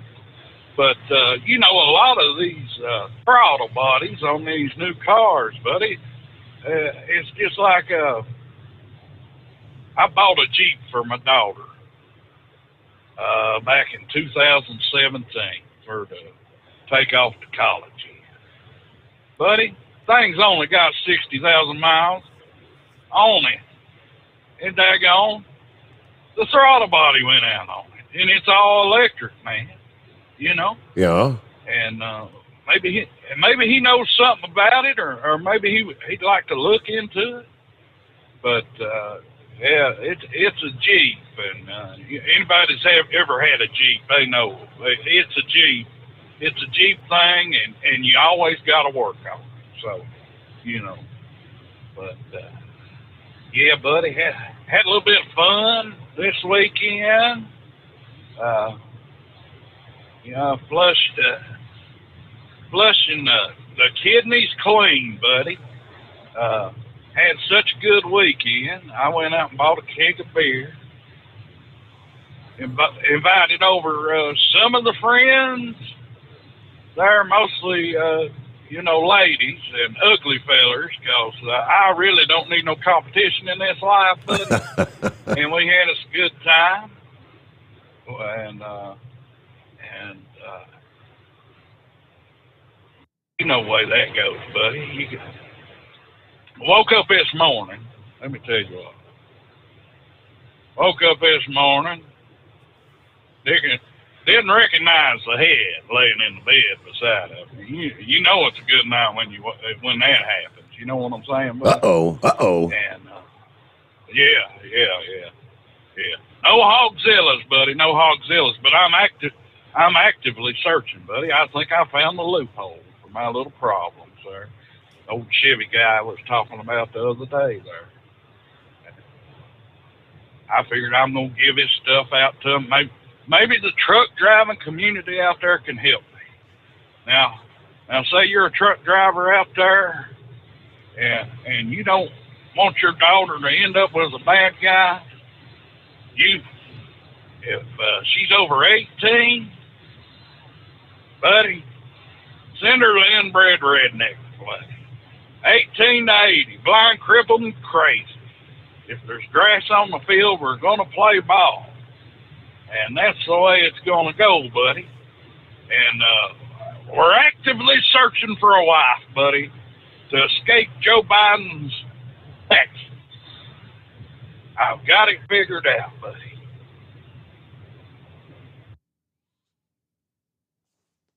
It's going to be a great tax loophole, buddy. Tax loophole. Yeah, buddy. You know, you was telling me, buddy, they're going to pass it through. Anything over $200,000 for a single feller, he's in trouble. So, buddy, I have bumped to $400,000 officially. And I'm right on the cusp of it for this year. And, we got to get a wife going here. Hey, if you're listening in Russia, hey, Inbred Redneck's open. He's open to mail order brides, whatever. Aussie brides, South African, Cuban. As long as they're chubby and hot, Steve. Chubby and hot. That's the way it's got to go, brother. Yeah, buddy. Because I just can't see me out there hitting the beach with my banana hammock alone. I mean, I'm just too much raw dude. Whatever town I decide to land in, buddy, it would be like the daggone Beatles coming to town in the 60s. Oh, boy. It's going to be riots everywhere, you know? And, I mean, just soon as they figure out I'm there, buddy, it's going to be awful, buddy. But I also got other news, buddy. I'd reinvested some there. Ended up buying 39 million tokens this weekend, buddy. Now, is that in the token you sent me the investment advice about what is it, redneck investment advice? Redneck investment strategy knowledge, buddy. Okay. Yeah. So you're talking about, is that like a new crypto or something? I mean, if I understand, there's like more than 4,000 cryptos out there. Some are, worth. Yeah, you're talking about a coin that is selling for what was it, 75 1,000ths of a penny or something? Yes, sir. Yep, buddy. I bought 26 million of that one with $200. So it's all a big numbers game, buddy. Yeah. And there's like, oh Lord, something like 1 quadrillion of them out there.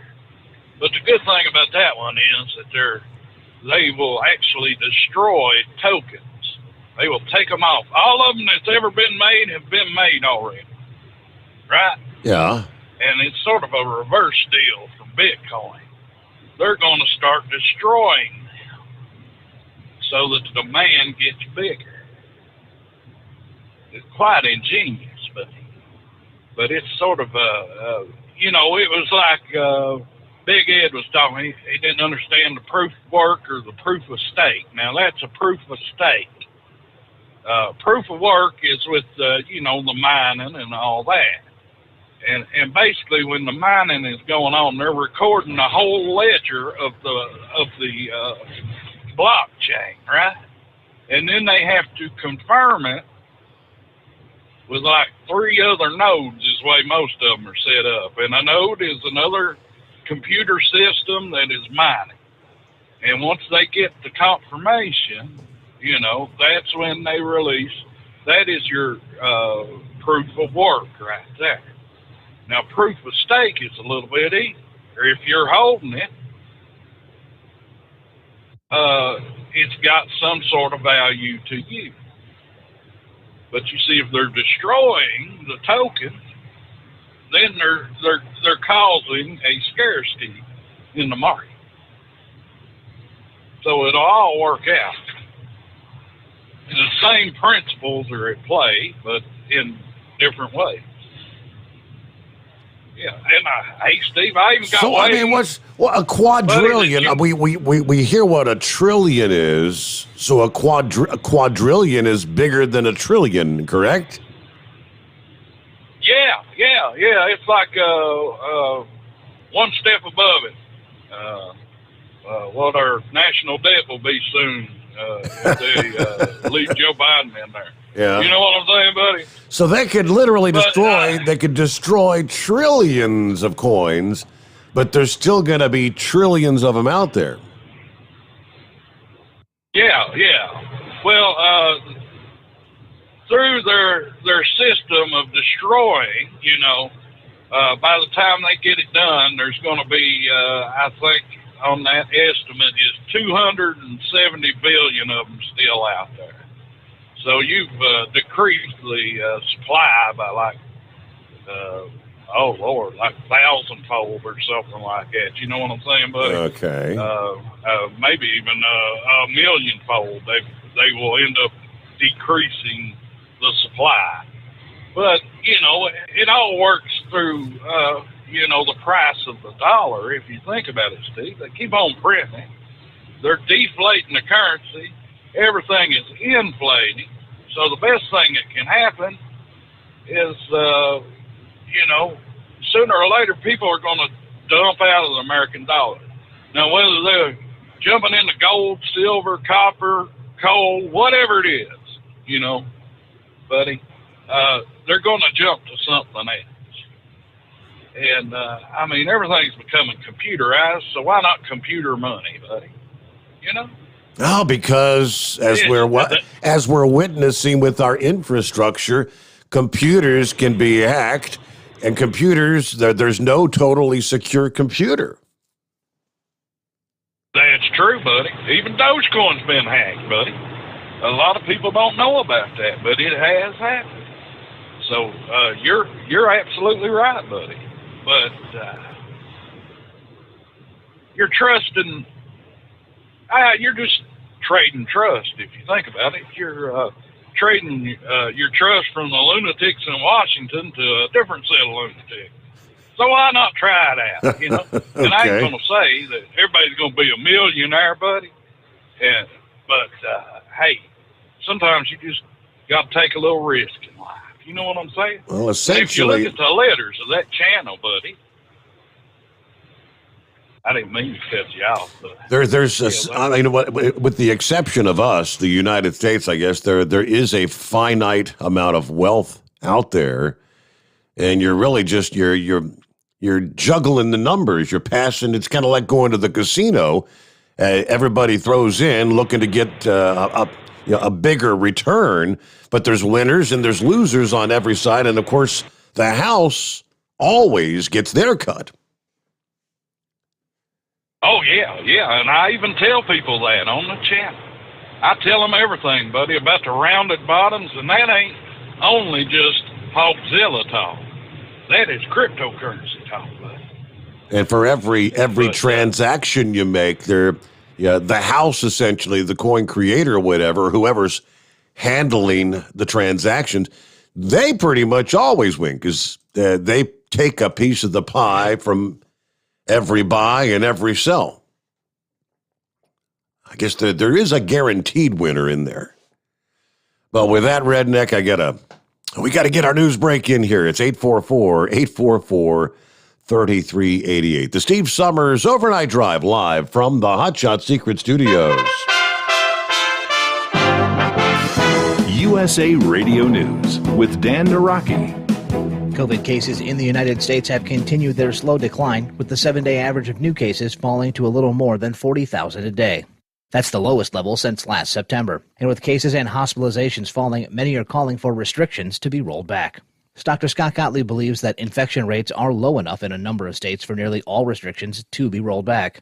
The former commissioner of the Food and Drug Administration tells CBS's Face the Nation that if vaccination rates are high in a jurisdiction, local officials should look at lifting those indoor restrictions. So we're at the point right now we could start lifting these ordinances and allowing people to resume normal activity. Certainly outdoors, we shouldn't be putting limits on gatherings anymore. We should be encouraging people to go outside. And in the states where prevalence is low, vaccination rates are high, and we have good testing in place, so we're identifying infections, I think we could start lifting these restrictions indoors as well on a broad basis. You're listening to USA Radio News. If you have diabetes and you're on Medicare, you may qualify for a free continuous glucose monitor system. Managing your diabetes is crucial to your health. The new CGM systems can automatically manage your diabetes better for you. And by using a CGM system, you can eliminate forever one thing most people with diabetes hate the most: finger sticks.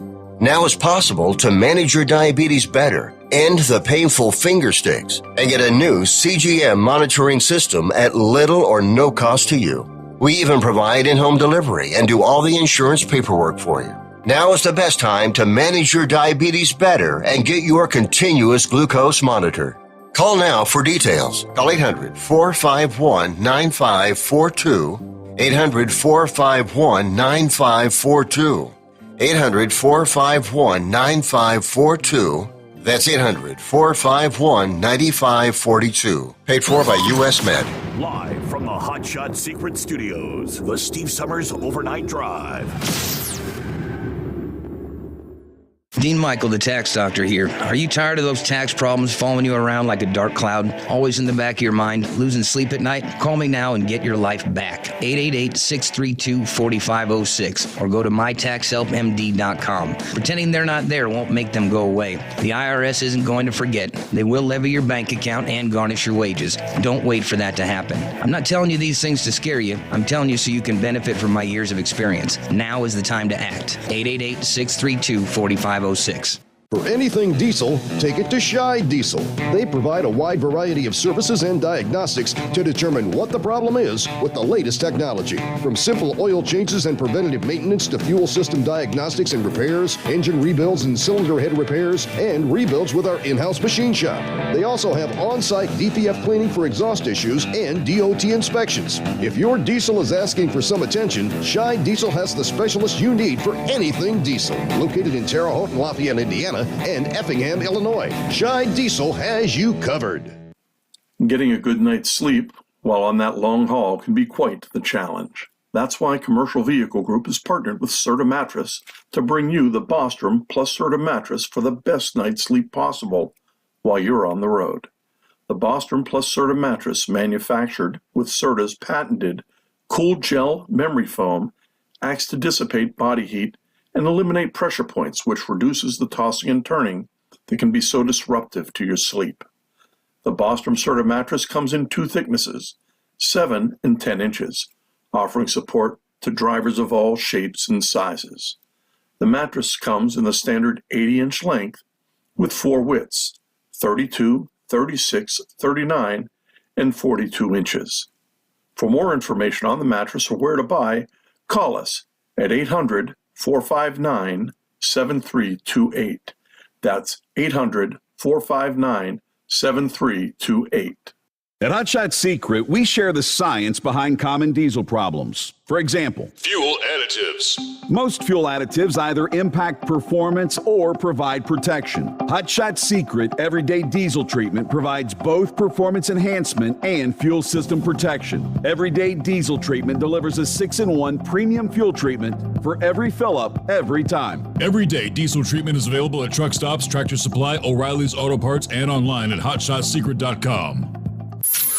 Keep the bugs off your glass and the smokies off your ass. This is the Overnight Drive with Steve Sommers.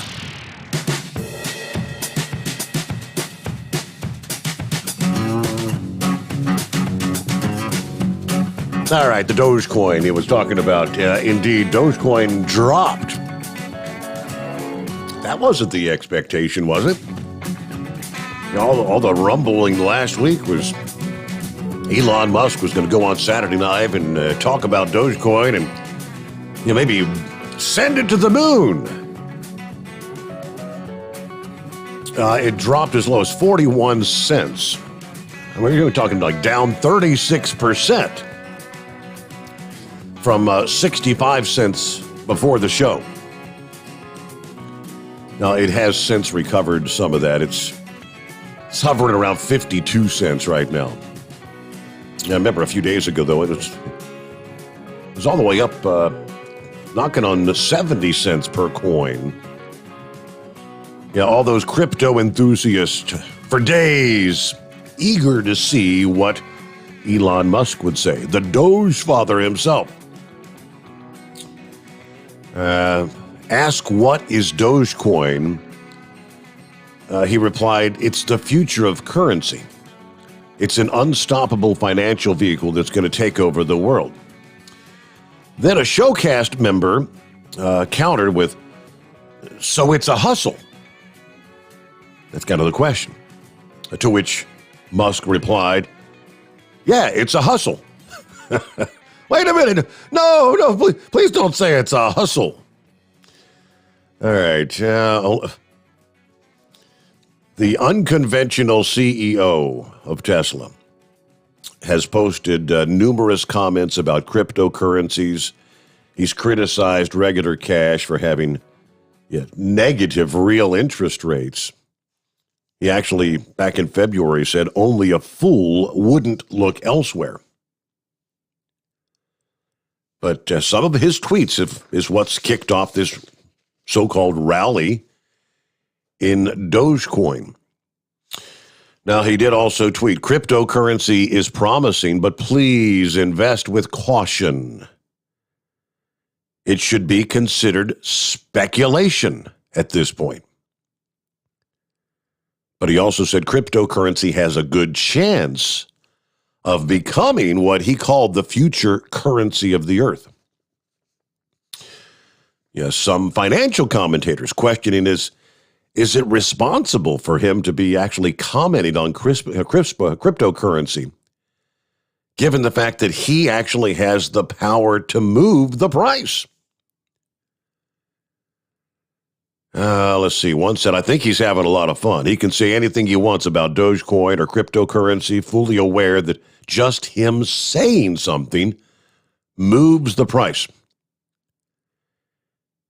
Anyone who wants to play the Elon Musk game should be prepared to lose all their money. Maybe that's the key right there. And rednecks always said, inbred rednecks, don't put money into this stuff that you don't have to lose. The flood of selling appeared to again cause problems for the popular retail trading platform Robinhood, which yesterday, early Sunday, they said due to high trading volume and volatility, some customers have experienced intermittent issues trading their cryptocurrencies. They later issued a statement saying the issue has been resolved, and they would contact customers who were affected by the downtime. Okay. Back in February, Tesla bought, $1.5 billion worth of Bitcoin. And they could soon accept Bitcoin as a form of payment for their cars. Tesla shares were up on Friday. Some experts said that Sunday's Dogecoin sell-off was driven by speculation, and that in this case, Elon Musk actually hadn't hurt the long-term prospects. Long-term fundamentals are intact. This is a buying opportunity, according to the marketing manager of Hong Kong blockchain venture capital firm Kinetic Capital. So again, it's the game you play. I guess there were some probably freaking out when it dropped down to 41 cents after being at 69 last week. And like everything else, up and down, up and down. And there's people that are, as we were talking with Chris Gabrelchik on our Friday morning show. Yeah, whether it's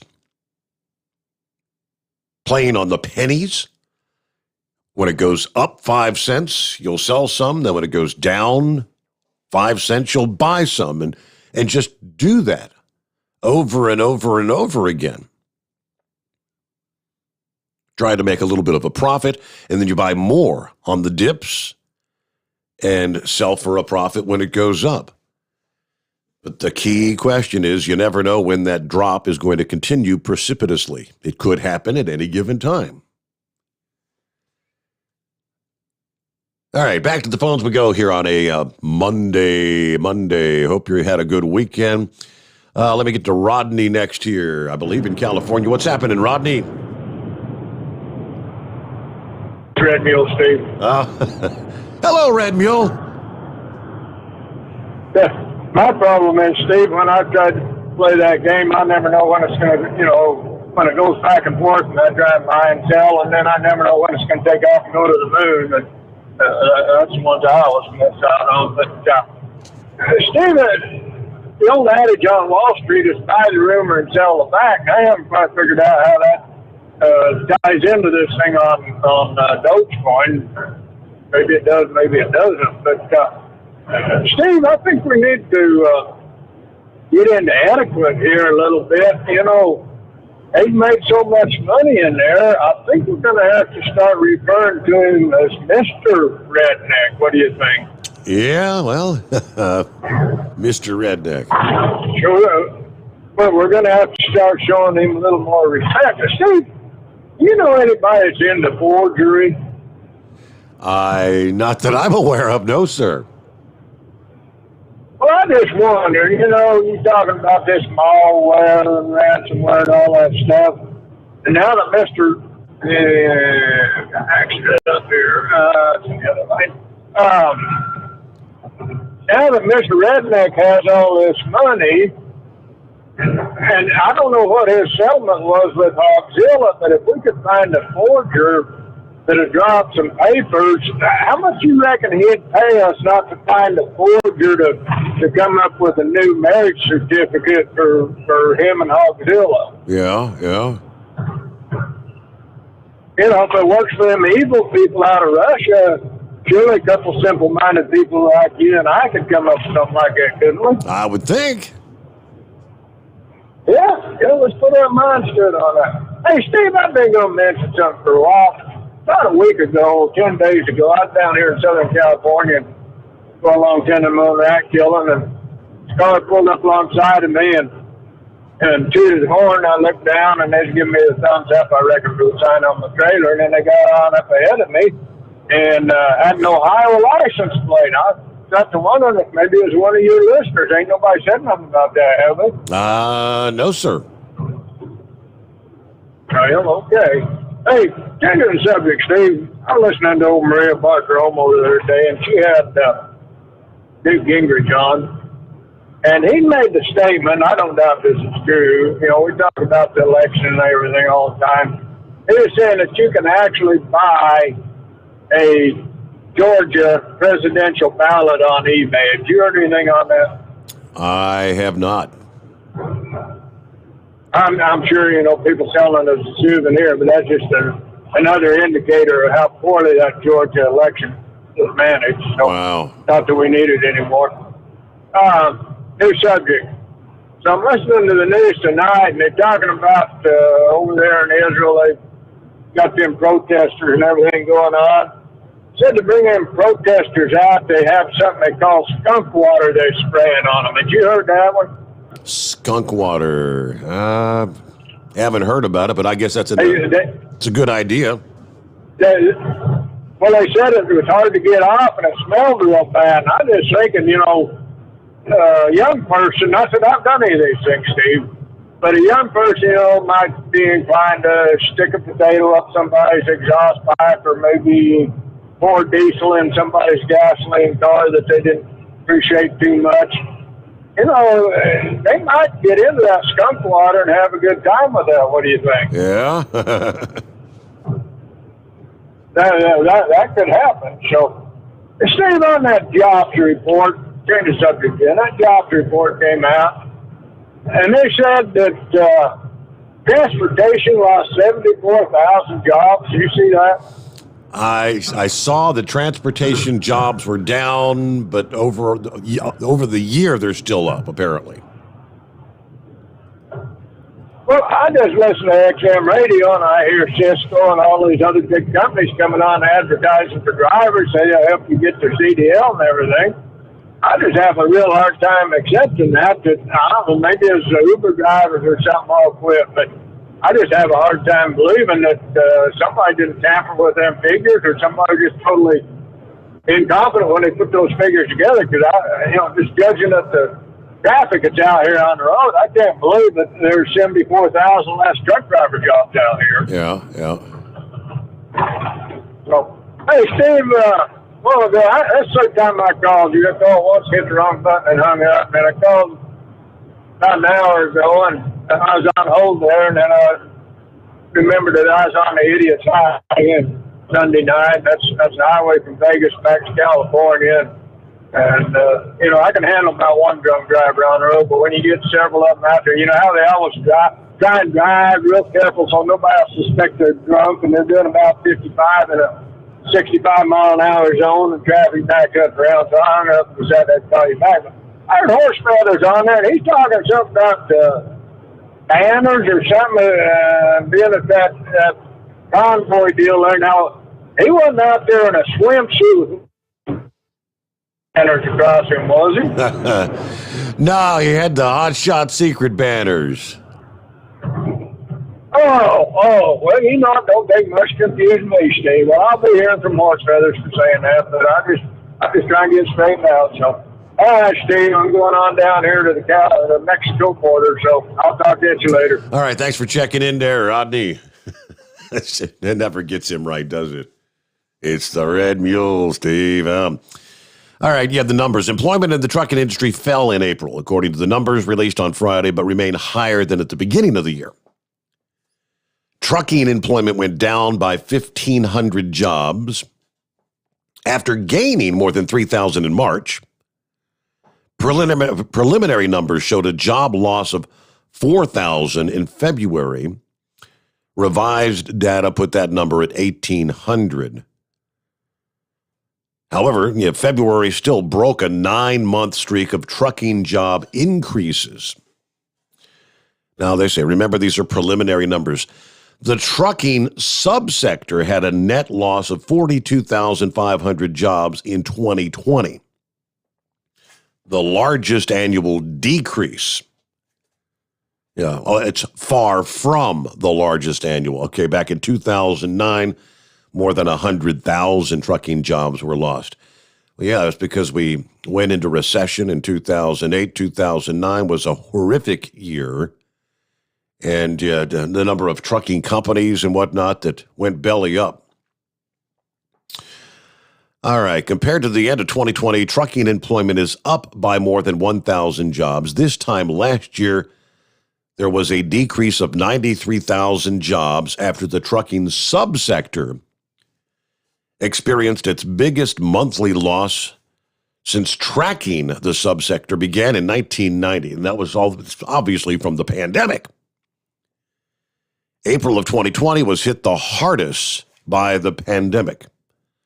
All those stay-at-home orders around the country, businesses having to shut down or modify their operations, job losses in trucking actually erased more than 5 years of trucking employment growth with that.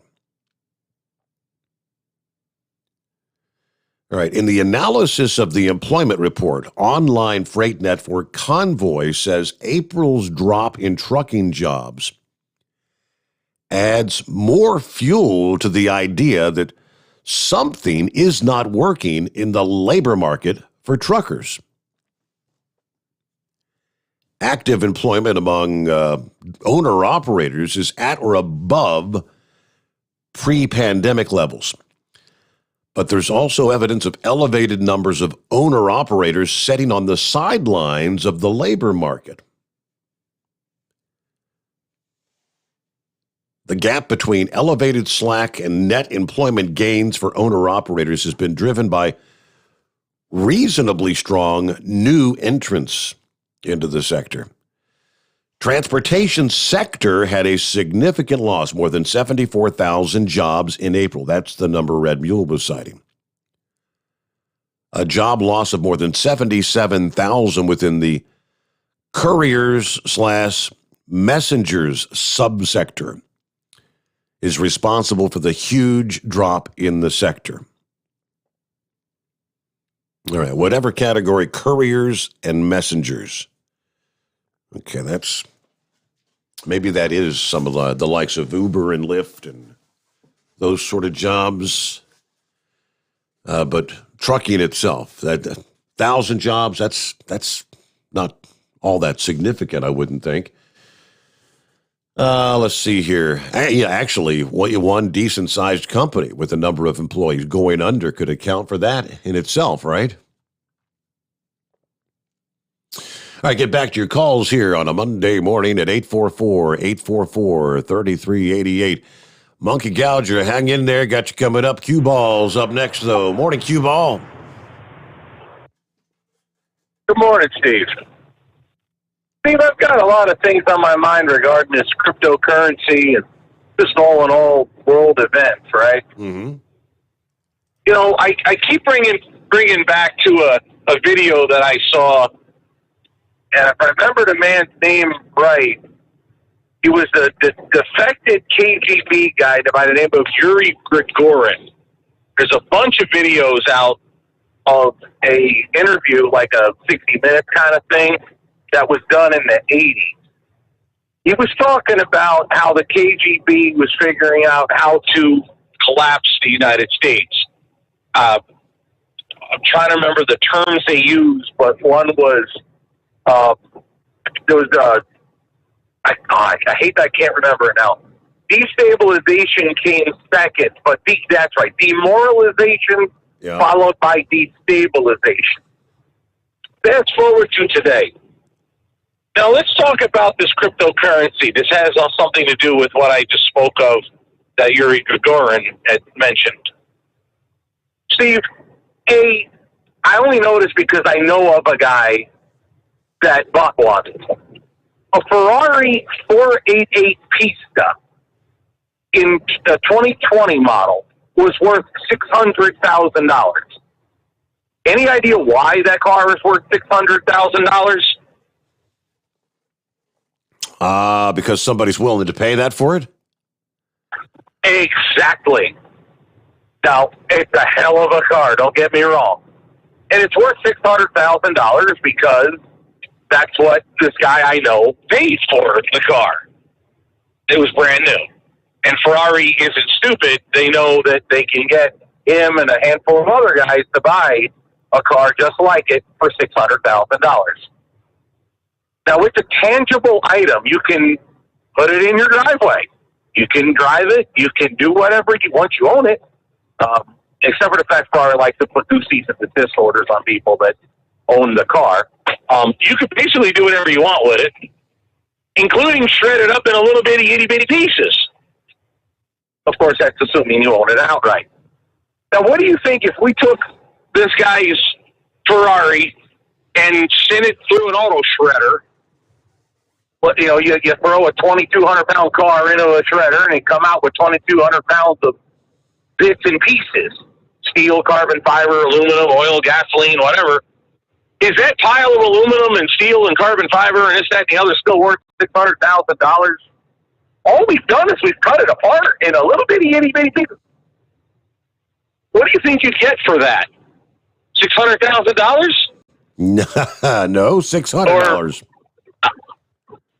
I think you'd get about $60 at current snap price right now. Okay. Because there ain't that much steel or aluminum in that car. It's a lot of fiber. Anyway, back to the original point. The only reason that car is worth $600K is because that's what the market will bear.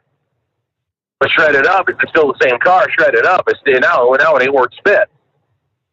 Now, back to demoralization and destabilization. What's been the world currency for, quite a long time? I don't know how long ago. The U.S. dollar. The U.S. dollar, USD, right? So there was a time when there was supposedly $1 worth of gold back behind every dollar that was printed. Let's continue on this little lesson in history here. Why was the Secret Service enacted or incepted? Why did they create the Secret Service? I would presume to protect the president. Is that not it or no? Originally, it was to protect currency. Really? It came to be to protect the presidents after Lincoln was assassinated. Came up to protect presidents after somebody tried to steal and ransom the body of President Lincoln. But the original purpose was to counteract counterfeit currency. You couldn't have an economy based on a dollar if anybody could print said dollar and make the dollar worthless. So the Secret Service was to do away with the counterfeiting and make it so the dollar actually had some value to it, because otherwise you'd be still trading in gold, because you could weigh it, you could prove what gold is. So it was obviously hard to carry around that much weight in gold, so you had to make it in paper dollars. And if anybody can print paper dollars, your paper dollar was worthless. So to make it trustworthy, I guess there's probably a better word for that, you had to make sure that there were no counterfeits around, and that's what Secret Service originally was for. So you had to, in other words, so let's go into this cryptocurrency stuff now, right? Steve, if you bought, could you give me Dogecoin or Bitcoin or whatever else? Like, put it in my hand. Like if you had, 6 Bitcoins, could you put it in my hand? No, sir. And hand it to me like you would $1? In other words, it doesn't exist. It's like you take money, which, again, I understand the whole concept because money, USD, is no longer on a gold standard any longer. Right. But as of right now, you put $1 in my hand, you've given me something. You can't even give me a Bitcoin. You can't give me a Dogecoin. This crap doesn't exist. You can give me a 488 Pista Ferrari, or you can shred it up and give me dust. It used to be a 488 Pista, but it's still something. Demoralization, destabilization. We're inventing currency out of thin air. And I'm starting to wonder if people no longer trust the dollar. I got no problem with people running around on trading dollars for, bull crap if you can sell that on the internet, which all that cryptocurrency really is bull crap. I mean, actual bull crap has some kind of value to it. You can throw it in your lawn and fertilize your lawn with it. But I digress.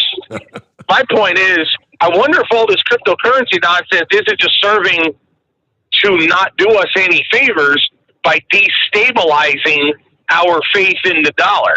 Now, of course, we didn't do ourselves any favors when we took the dollar off the gold standard, so I guess basically there isn't much beyond BS behind the dollar, like there ain't much more behind Bitcoin or Dogecoin or whatever other nonsense they're trying to sell out there.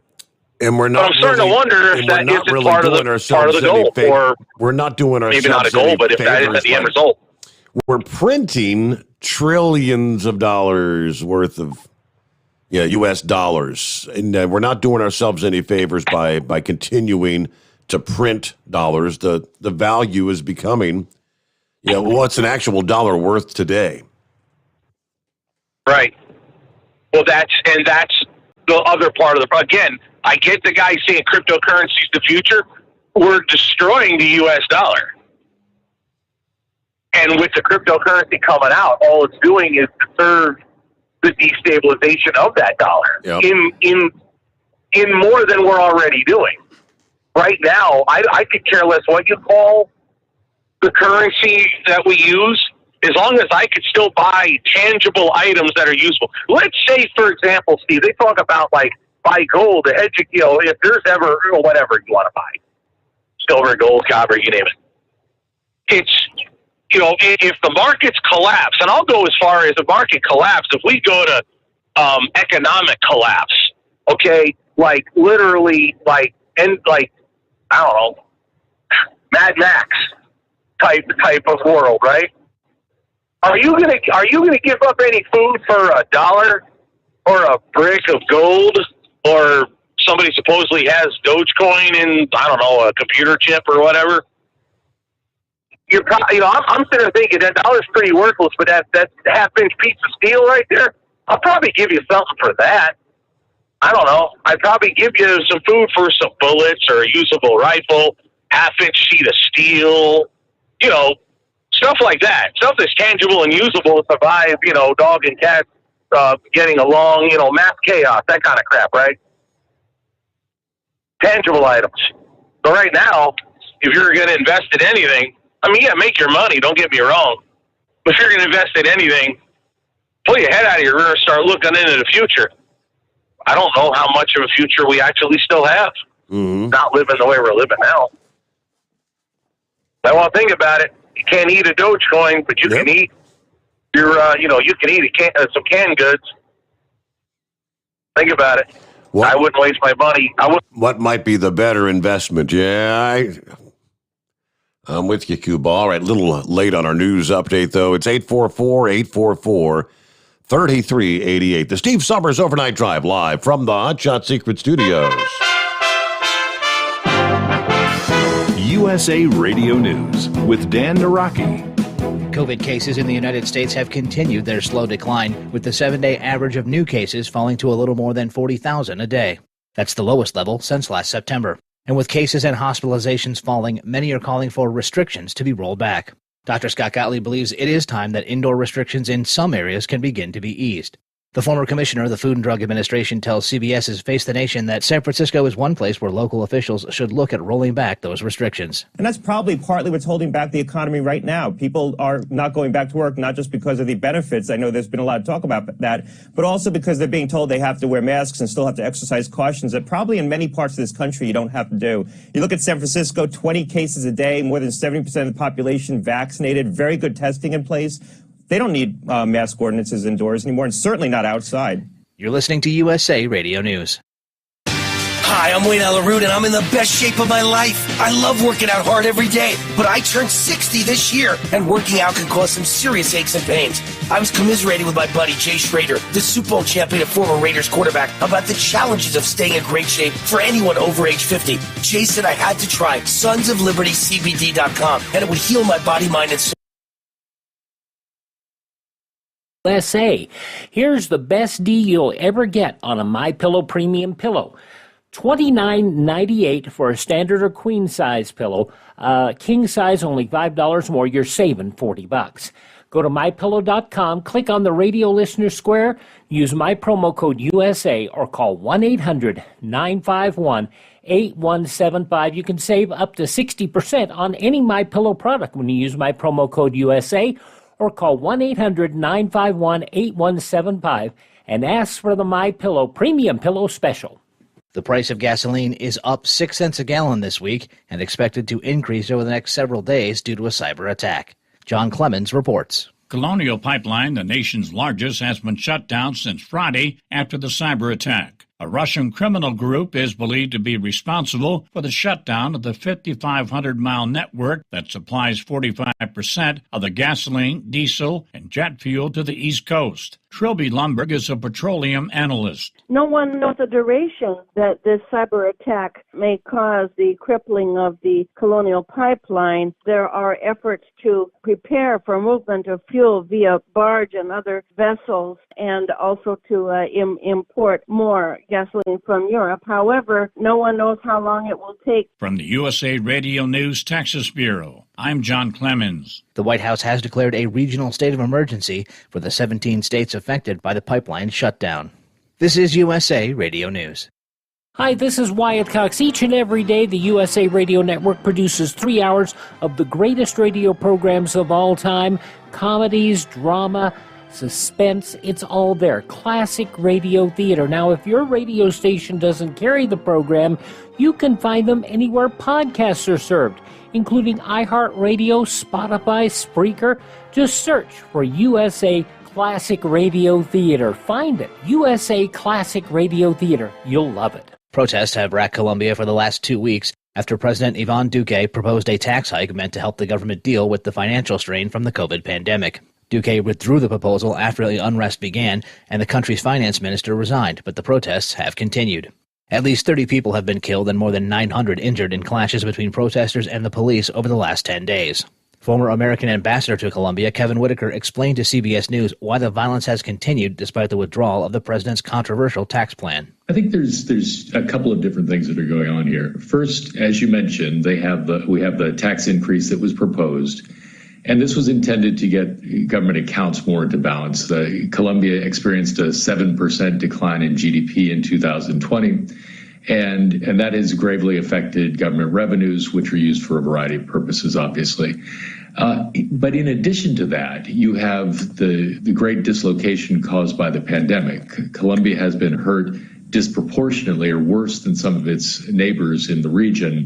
And so you have an accumulation of anger and dissent that are related to both elements, which manifested themselves in these demonstrations. And Navy officials say they've seized a shipment of arms headed for rebels in Yemen. In a statement, the Navy confirmed the Saturday seizure, saying the USS Monterey stopped a dhow and seized thousands of weapons from the ship, including rifles, machine guns, and anti-tank missiles. For USA Radio News, I'm Dan Naraki.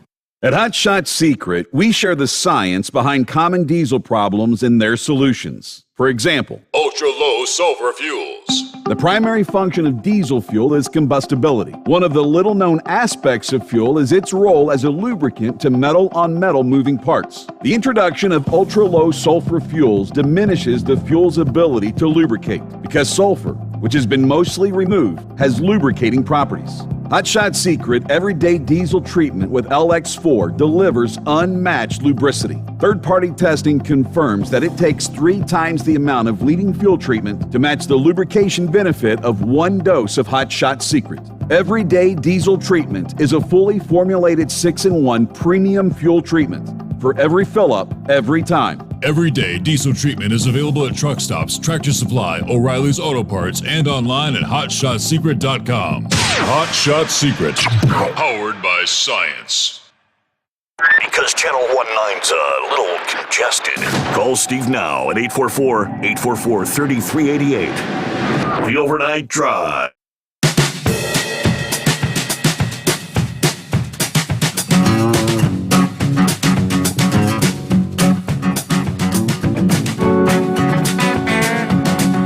That over the weekend had the breaking story of the Kentucky Derby. The long shot victory. Medina Spirit, Bob Baffert's horse, right? Well, that victory is now in serious jeopardy due to a failed post-race drug test.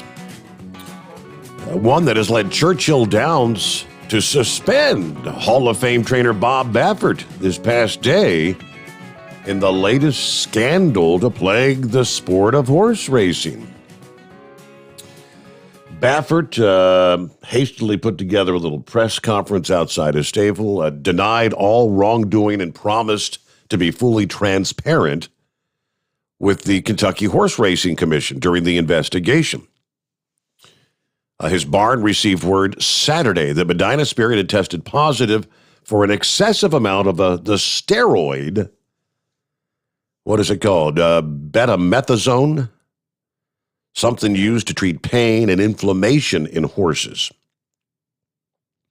For the moment, Medina Spirit's win over Mandaloun in the Derby stands, but to be clear, if the findings are upheld, Medina Spirit's results in the Kentucky Derby will be invalidated, and Mandaloun will be declared the winner, according to the Churchill Downs officials in a statement.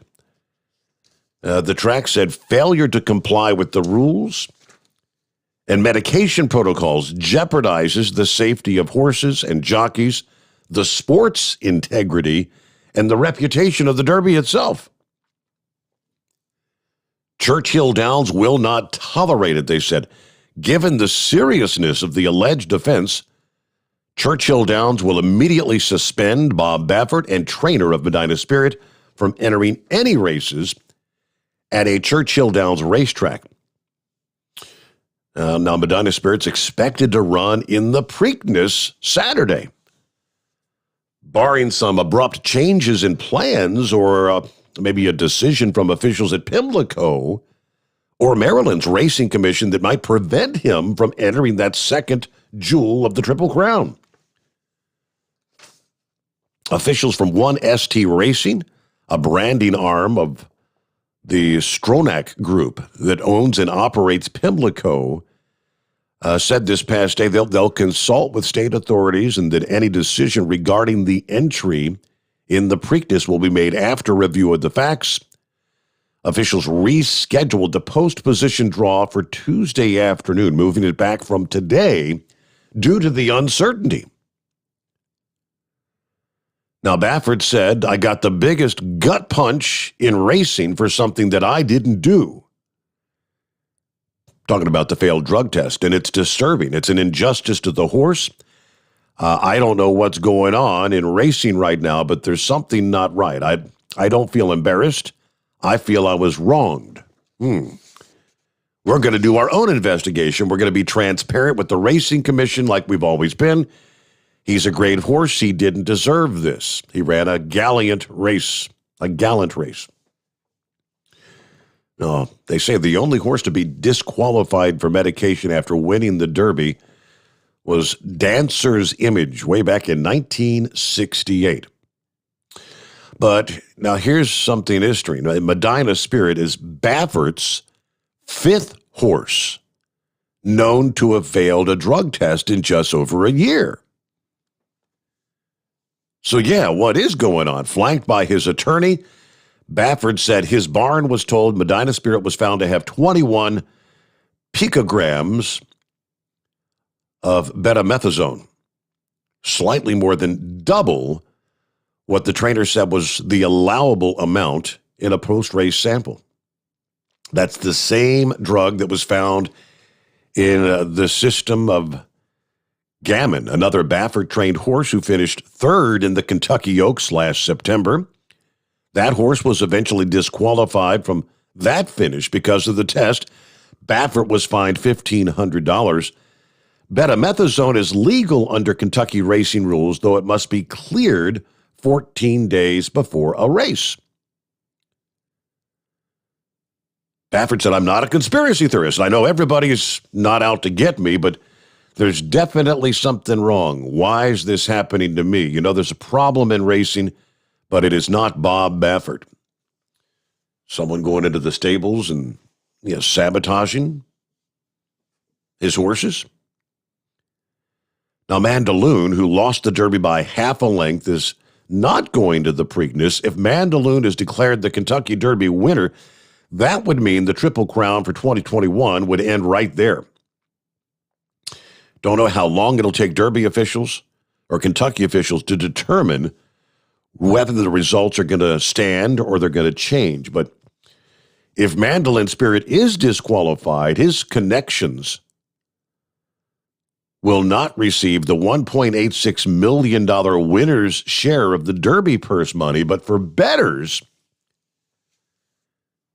anything that happens next won't matter. If you cashed in your Medina Spirit, you still win. Those who didn't still lose, and those who backed Mandaloon ultimately missed out on a winning ticket that would have returned more than $50 on a $2 wager. So in the betting community, those who took a wager on the long shot still stand to be a winner. Those who made that bet on Mandaloon still going to be a loser. Well, hello, Monkey Gouger. Well, good morning, Steve. How are you this morning? Doing all right. How was your weekend, or did you have a weekend? Oh, man, we had a weekend. Woo, did we have a weekend? We went fishing, tore them fish up, and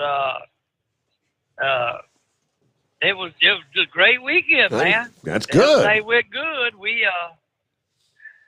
We was way up the swamp. I mean, way up the river swamp.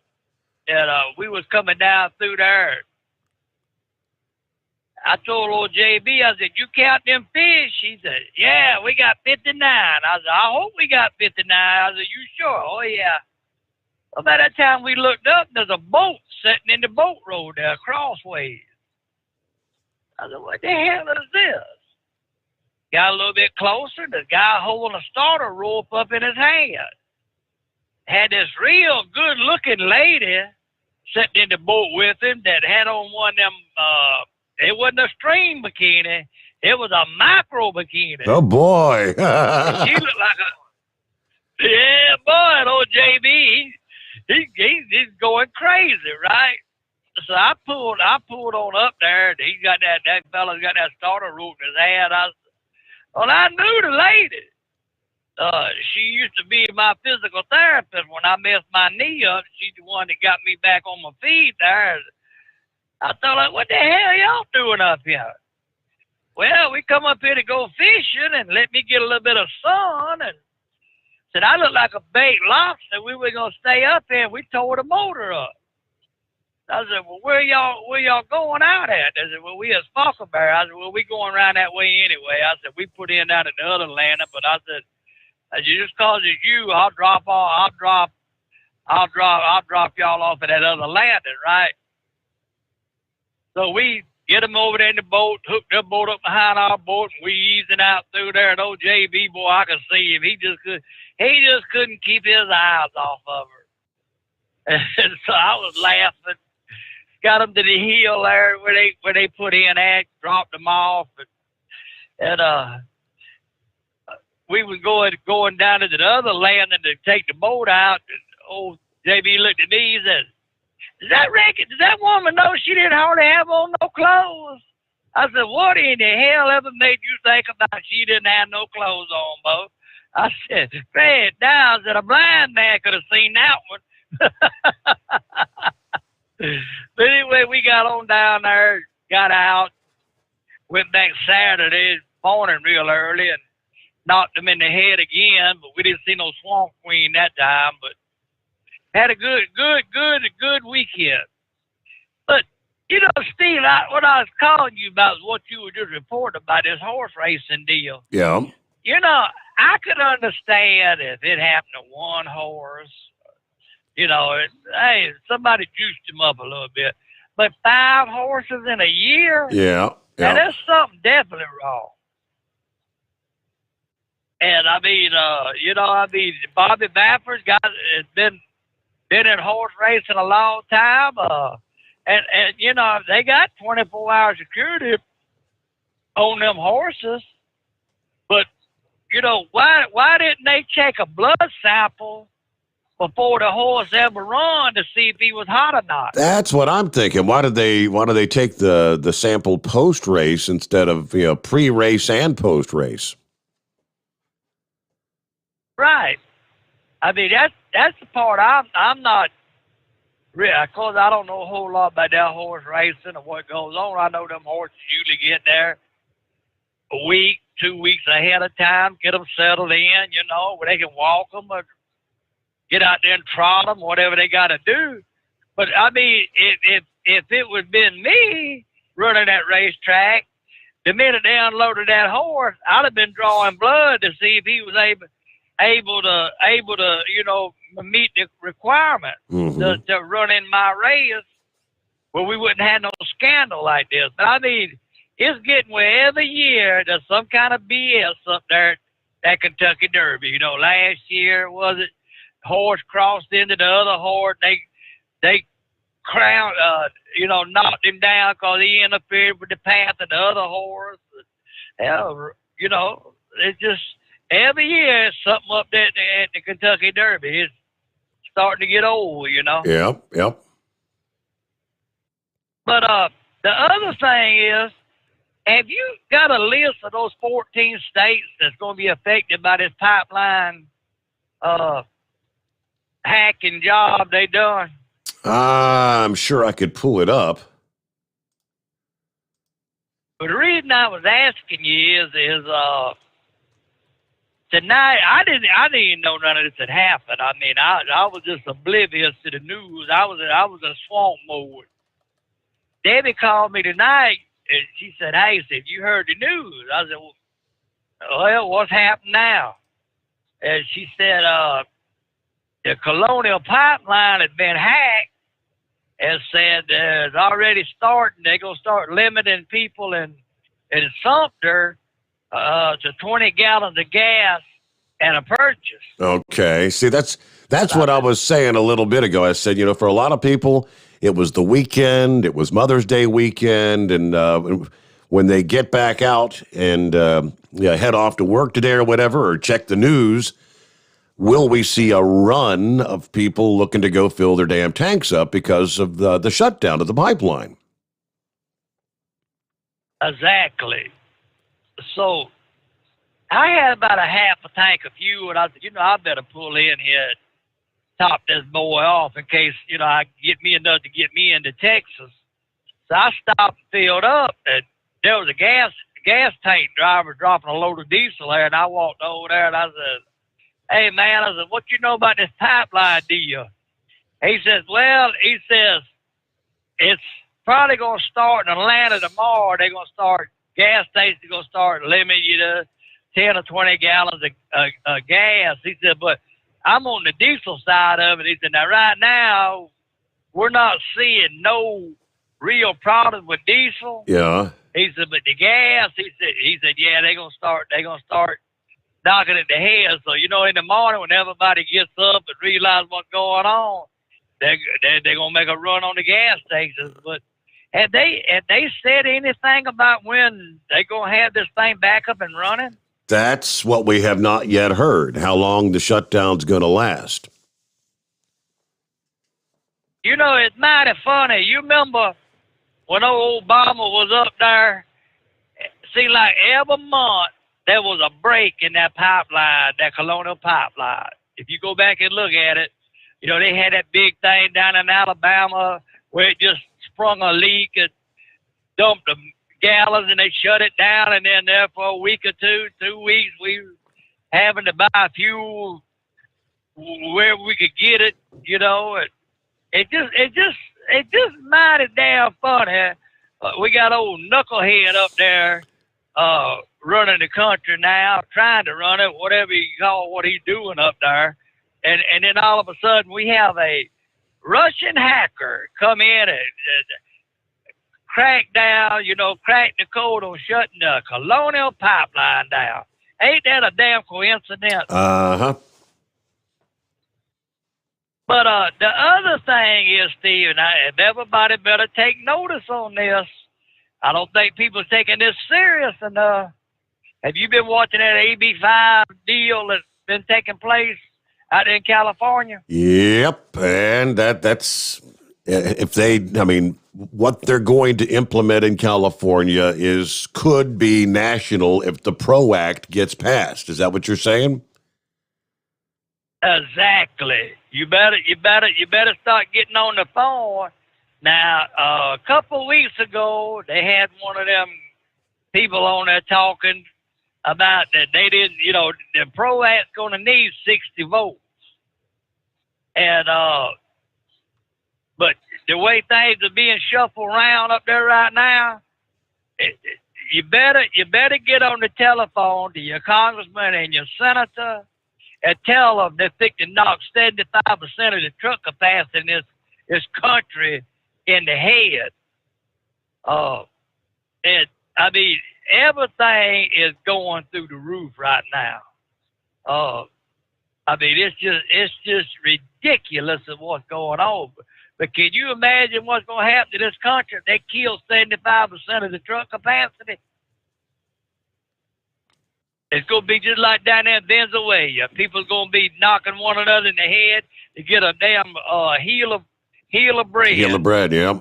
And that's where we're headed for, real damn fast. So I heard everybody in the morning get on the telephone, call your congressman, your senator, and let's get this stuff knocked in the head before it goes any further. And I mean, it don't matter whether it's Democrat or Republican, you need to bring this out that this is a bad situation for trucking. I never did think, Steve, that I'd ever see the day when I'd be in fear of not having a job. And if this thing goes through, and believe you me, they pushing it, and they pushing it hard. And it's all led by the ATA and the one Teamster unions are the ones that's backing this bunch of bull crap. It just makes me sick to, they can't haul all the freight. They want all the competition wiped off the board. Now, I think that because there was a split decision, the way I understood it, the California Trucking Association is going to try and take this thing to the Supreme Court in the next 120 days. They're going to try to get it on the docket. I know they had I think it was just the 3-judge decision in the Ninth Circuit. They're taking it back, petitioning for the full Ninth Circuit, and if the full Ninth Circuit doesn't change it, then it's on to the Supreme Court. Exactly right. That's exactly how it's going to happen. So I can't stress this enough. Things roll downhill from California for some reason. I don't know why we got to listen to them idiots out there in California. But the other thing, I see something today, and I thought about you when I seen this thing on Facebook. Have you seen all them fix to repair daily trucks that's jammed in over there at the Kentucky Speedway that they can't sell them? Yeah, because they don't have the chips. Yes, the chip shortage thing. I did see that. I said, now that's one big junkyard there, boy. All them brand new fix to repair dailies, they can't send them nowhere. That's all the more why we should be building that stuff over here in America and not over there in China and Taiwan and with Korea, wherever they building that stuff at. It needs to be built right here in America, so we don't never see this again. But I mean, I just couldn't believe that they were showing this picture from space of all them fine fix and repair dailies sitting there idle. They ain't going nowhere. Well, obvious. It's not just Fords they got stacked up out there. Every manufacturer's got lots of cars waiting for those components, those chips to come in, and who knows how long it's going to take to get the supply back up where they need.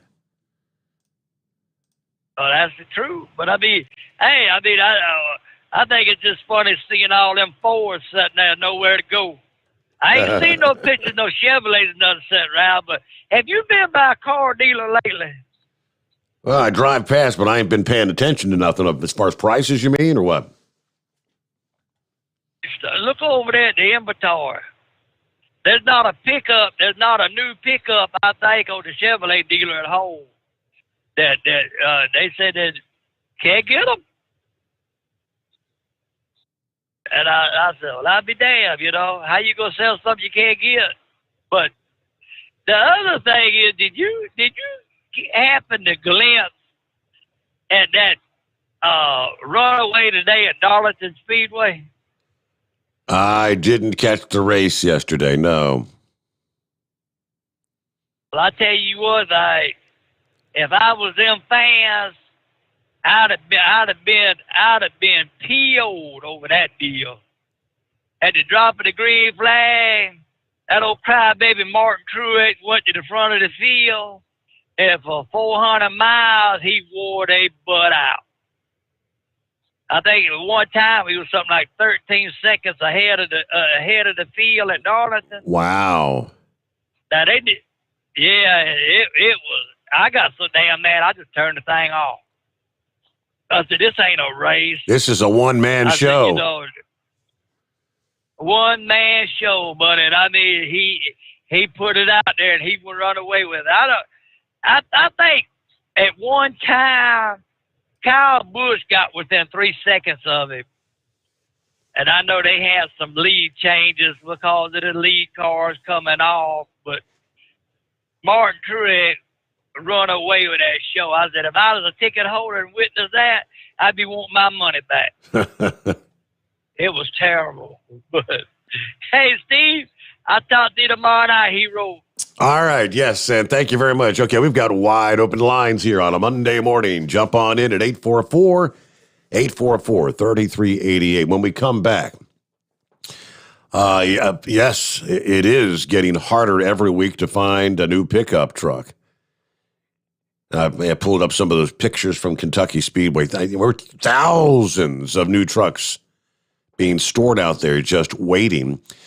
And another update is we see apparently his question in regards to what states are affected by the Colonial Pipeline. We've got the full breakdown. As a matter of fact, just a few hours ago, the FMCSA has issued a regional emergency declaration that will cover those states, eliminating the hours of service requirements for those that are hauling gasoline, diesel, or jet fuel, whatever the case might be. So updates on both of those ahead. Again, it's 844-844-3388. The Steve Sommers Overnight Drive, live from the Hot Shot Secret Studios. USA Radio News with Dan Naraki. COVID cases in the United States have continued their slow decline, with the 7-day average of new cases falling to a little more than 40,000 a day. That's the lowest level since last September. And with cases and hospitalizations falling, many are calling for restrictions to be rolled back. Dr. Scott Gottlieb believes it is time that indoor restrictions in some areas can begin to be eased.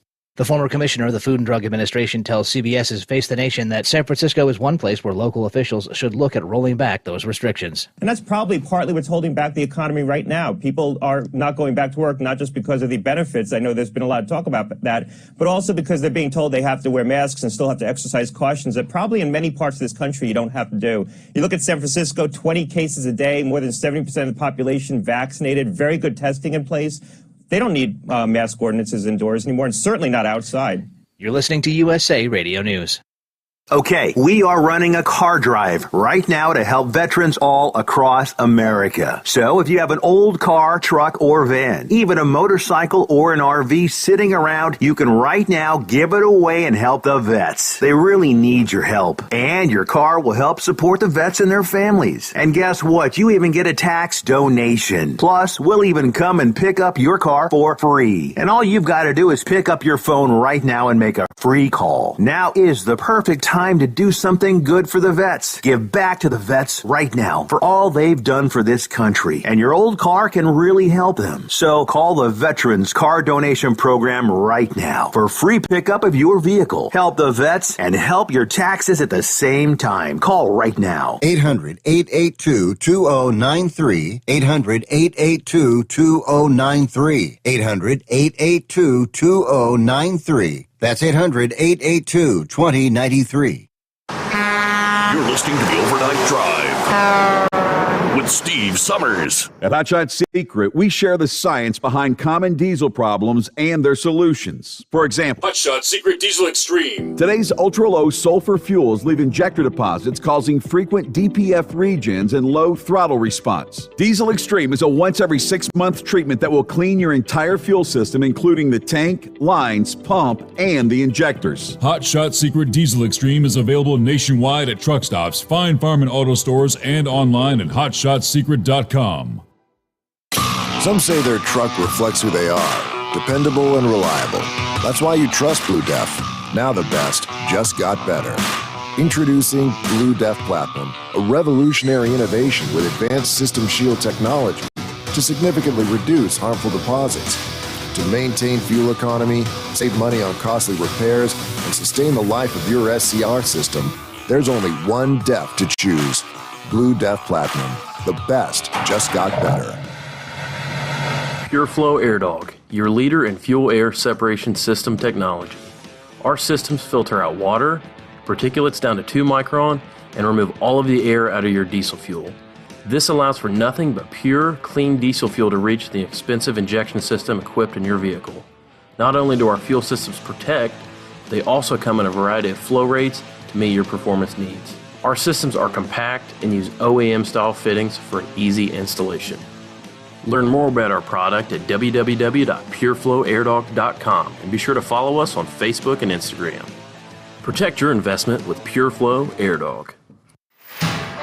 Diesel Army is on duty 24 hours a day, 7 days a week. Burning the midnight oil with the best diesel coverage. All the tech, all the torque. Diesel Army, where there's smoke, there's fire. For the latest news and event coverage, as well as feature and tech articles, sign up for the newsletter and don't miss a thing. Visit dieselarmy.com from the Power Auto Media family of digital magazines. Again, it's dieselarmy.com. Dean Michael, the tax doctor here. I have one question for you. Do you want to stop worrying about the IRS? If the answer is yes, then look no further. I've been around for years. I've helped countless people across the country, and my success rate speaks for itself. So now you know where to find good, honest help with your tax problems. What are you waiting for? If you owe more than $10,000 to the IRS or haven't filed in years, call me now at 888-557-4020 or go to mytaxhelpmd.com for a free consultation and get your life back. For anything diesel, take it to Shy Diesel. They provide a wide variety of services and diagnostics to determine what the problem is with the latest technology. From simple oil changes and preventative maintenance to fuel system diagnostics and repairs, engine rebuilds and cylinder head repairs, and rebuilds with our in-house machine shop. They also have on-site DPF cleaning for exhaust issues and DOT inspections. If your diesel is asking for some attention, Shy Diesel has the specialist you need for anything diesel. Located in Terre Haute and Lafayette, Indiana, and Effingham, Illinois, Shy Diesel has you covered. Drivers, you demand that your equipment's reliable and dependable, and that also applies to your headset for communication. Well, our friends at Stellar Electronic have you covered. The Pluto Duo headset bundle is the best communication headset you can find in the industry. No matter the challenging environment you're driving in, the Pluto headset will make you sound crystal clear all the time thanks to their 99% noise cancellation. And the Duo's not only a stereo converter for the headset, but also a power bank so you can charge as you go. Learn more at StellarElectronic.com or visit them on Facebook. At Hot Shot Secret, we share the science behind common diesel problems and their solutions. For example, Diesel particulate filter regeneration. the DPF catches particulates left over from combustion. The DPF regeneration cycle cleans the filter with temperatures exceeding 1,000 degrees Fahrenheit. A computer sensor triggers the DPF regen, which is often accompanied by a loss of power and fuel economy. The frequency of DPF regens are in correlation to the cleanliness of the fuel burn. Under heavy operation with the dirty burn, DPF regens can occur multiple times per day. Hot Shot Secret Diesel Extreme Fuel Additive promotes a more complete combustion, creating fewer emissions and therefore fewer DPF regens. Vehicles using Diesel Extreme experience 83% less DPF regens. Hot Shot Secret Diesel Extreme is available nationwide at truck stops, fine farm and auto stores, and online at hotshotsecret.com. Hot Shot Secret, powered by science. Because Channel 19's a little congested. Call Steve now at 844-844-3388. The Overnight Drive. And yes, the phones are back up and running once again. Well, they took care of the reset during the break there. It's about 5 tries. Try, don't succeed. Maybe they'll finally get that permanently fixed this week. They did tell me last week that hopefully they're going to be able to not have to do the full phone reset thing at any point in the show. They'll get us the full 5 hours. All right, let's hope they can get it done. All right, as we were rolling into the break there, let me see. I had a couple of updates for you here. The FMCSA, just a few hours ago, apparently issued a regional emergency declaration in 17 states and the District of Columbia in response to the shutdown of one of the largest pipelines in the country, which supplies 45% of the fuel consumed along the East Coast. Big impact. The Regional Emergency Declaration from the Department of Transportation lifting restrictions for motor carriers and drivers, providing assistance to areas that are suffering a shortage of gasoline, diesel, jet fuel, and other refined petroleum products in the wake of the Colonial Pipeline shutdown. This will affect the following states: Alabama, Arkansas, D.C., Delaware, Florida, Georgia, Kentucky, Louisiana, Maryland, Mississippi, New Jersey, New York, North and South Carolina, Pennsylvania, Tennessee, Texas, and Virginia. So the declaration, you're familiar. This grants drivers and carriers relief from Parts 390 to 399 of the Title 49 Code of Federal Regulations, except as restricted herein. These regulations are reinstated once a driver or commercial vehicle is used for interstate commerce that does not provide assistance to help the shortage. Upon termination of direct assistance to emergency relief efforts related to the shortages of gasoline, diesel, jet fuel, and other refined products, and let's see here, a motor carrier and driver would then be subject to the requirements, blah, blah, blah, according to the declaration. Carriers or drivers who are subject to an out-of-service or not eligible for the relief granted by the declaration. This will stay in effect until the emergency is over or until 11:59 p.m. on June the 8th. I don't know if that means they're thinking this could be a longer shutdown than 4 or 5 days. Of course, okay, so we know the background on the ransomware attack. Experts warning gas prices may begin to rise if the pipeline is not operational in the next few days. Of course, we're into day number 4 now. Sunday, it was reported the investigation into the cyber attack that shut down the pipeline has been linked to a criminal ransomware gang called Dark Horse. Now, that's the story this morning from The Hill. They just posted that in the last couple of hours there. And others like other media outlets all grabbing the story, but could stay shut down for days, according to the New York Times. Okay. Where will the prices go, I guess, is the problem. And where will air travel be impacted as well? Because the jet fuel, 5,500-mile pipeline that runs from Houston, Texas, all the way up to Linden, New Jersey. All right, that's the big one we rely on. And, Monkey Gouger brought out the pickup trucks. Apparently, I haven't really been paying attention to the dealership lots. Maybe I'll take a closer look next time I'm going by. It's getting harder every week to find new pickup trucks. Ford announcing they built only half their normal amount of F-150 pickups in the month of March. And dealers are getting calls from people all over the region if they advertise that a new loaded F-Series truck has shot up on their lot or shown up on their lot. Then if that's the case, then why are thousands of brand new pickups being parked in a giant lot and not shipped to dealers? Well, that's because they're not ready to roll yet. It is the face of the computer chip shortage. We were shocked. One couple said that they were driving near Carrollton, their Carrollton, Kentucky home. They spotted several thousand brand new Ford F-Series pickups. It's got to be thousands of them, but we can't tell. I mean, these trucks nearly fill the 30-acre main parking lot of the Kentucky Speedway. Now, that's a lot that can hold more than 5,000 cars on race day. So, yeah, we had seen the trucks coming in last week, and all of a sudden the whole parking lot is full. The hottest selling and most in-demand vehicle in America right now, the F-Series Ford, because that's the main truck of choice for home builders, electricians, other tradespeople who've seen their business boom this year. Used trucks are selling for a premium. They're saying, believe it or not, just slightly below their original price in some cases.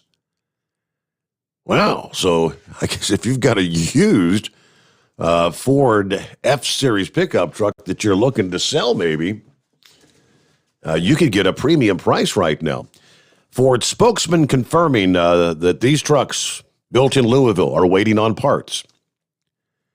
We're going to build and hold these vehicles for a number of weeks, then ship the vehicles to dealer once the modules are available and comprehensive quality checks can be completed. Lots in Detroit and Kansas City are also filling up with thousands of unfinished pickups. Do you realize how much money's sitting in that lot? GM, meanwhile, taking a bit of a different approach. They just announced that they're idling some plants and sending workers home for weeks as they deal with the chip shortage on multiple vehicle production lines. So trucks are fast becoming this year's either toilet paper or hand sanitizer, unable to get to eager customers. The official statement from Ford says, the global semiconductor shortage continues presenting challenges to a number of industries, including automakers worldwide. We continue to prioritize key vehicle lines for production, making the most of our available semiconductor allocation, and we'll continue finding some solutions around the world so we can provide as many high-demand vehicles as possible to our customers and our dealers. We will build and hold these vehicles for a number of weeks, then ship them, as we said, once the modules are available. But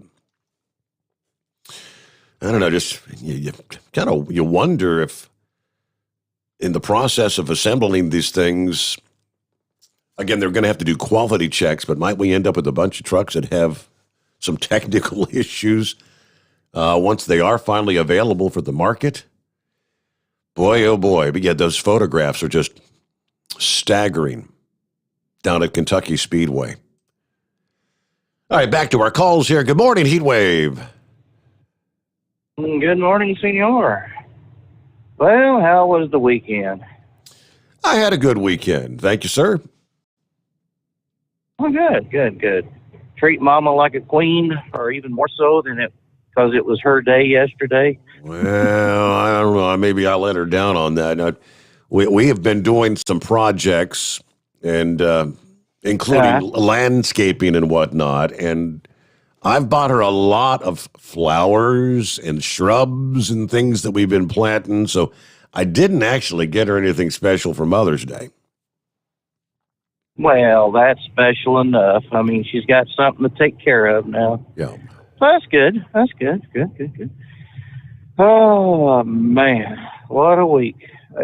We took some time off last week. My co-driver was signing papers on a house, and then we were waiting for a load for 36 hours. So if the unions are so high about getting these things taken care of as far as getting loads to us that are actually working for the company, Man, I tell you what, all I see is a bunch of non-union carriers hauling our freight. And I don't agree with everything the union does. Let's just put that out there right now. I'm not lock, stock, and barrel union happy. But I do enjoy the benefits that I do get. But, I tell you what, that damn law is going to affect more than just, owner operators or lease operators. I mean, folks like Snyder and Warner that sell trucks, used trucks, I mean, they're not really going to have an outlet to sell their vehicles if this law goes through. Mm-hmm. Because they're going to have to hold on to it, and then what are they going to do with the old trucks in their fleet? I guess sell it to Mexico or Canada, one of the two. But I mean, that opens up a whole can of worms right there. So, oh man, I just got up about an hour and a half, hour and 45 minutes ago. Been driving for an hour and 15. It's nice and clear up here in Idaho. Did you say there was going to be snow in Denver today? Potentially like Monday night into Tuesday. Man, you're just full of good news. You know that? I don't think it's supposed to amount to a whole lot in Denver, but some of the higher elevations and the passes and whatnot it could get kind of dicey, they're saying. Well, maybe they'll send us to Salt Lake City after Denver. I think that's what their plan is right now.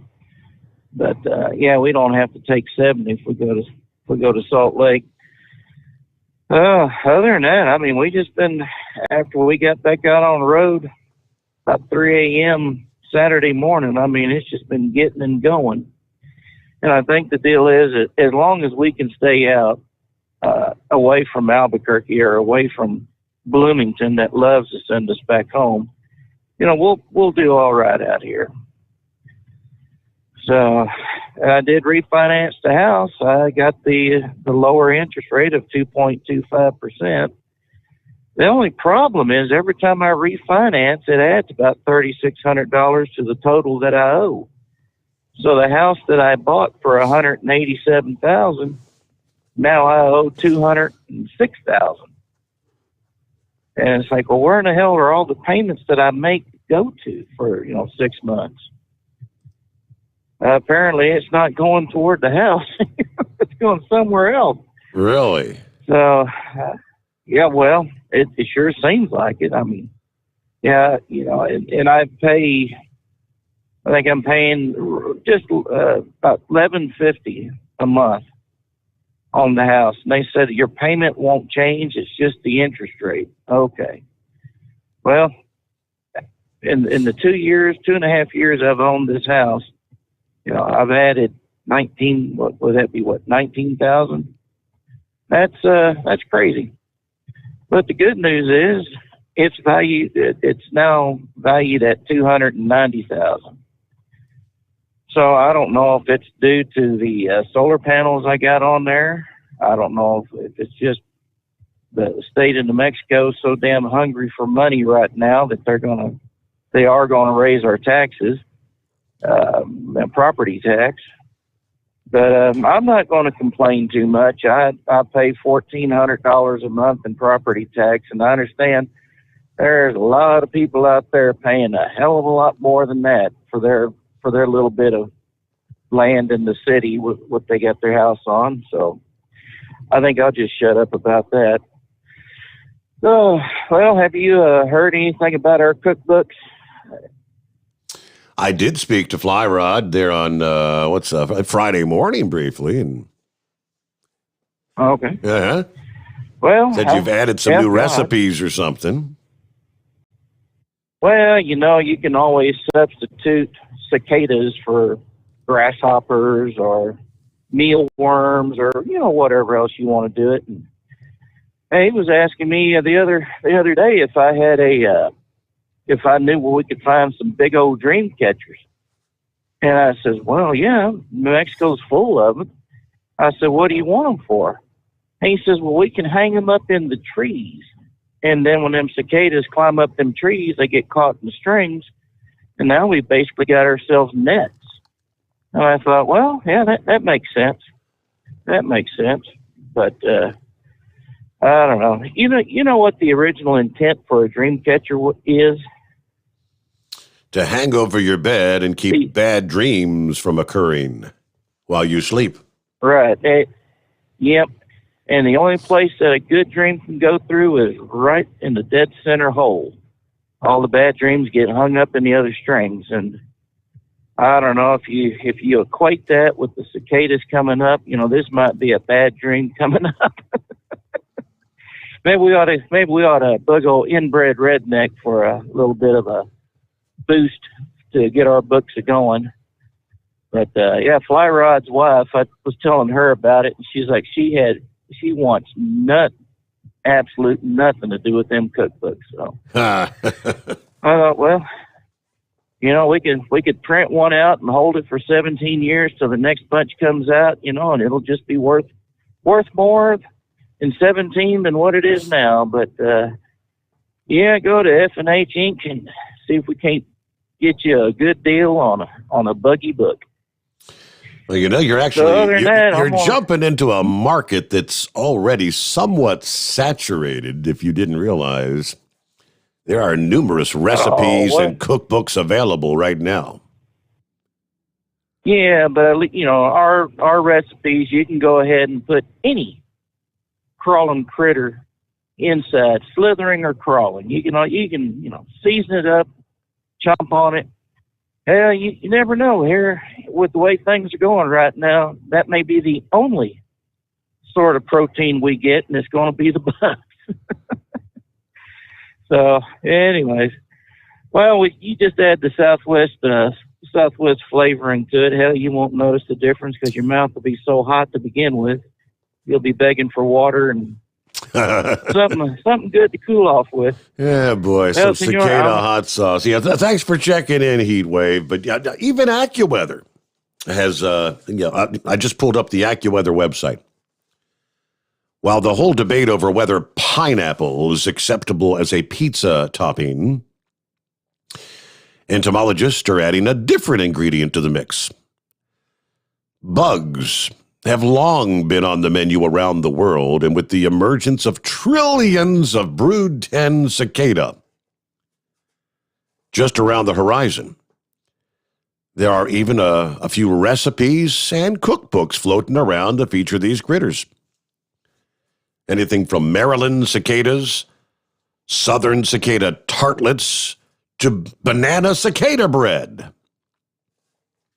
Or simply rolling them in seasoned flour and sautéing them until they're golden brown.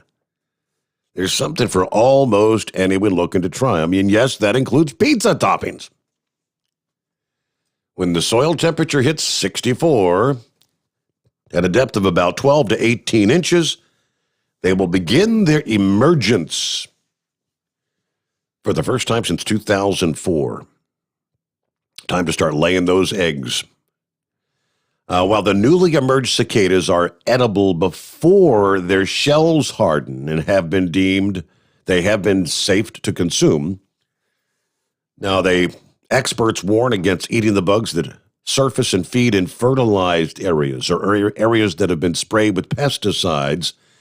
They also recommend people that have shellfish allergies first consult a doctor. People allergic to crustaceans may also be allergic to edible insects.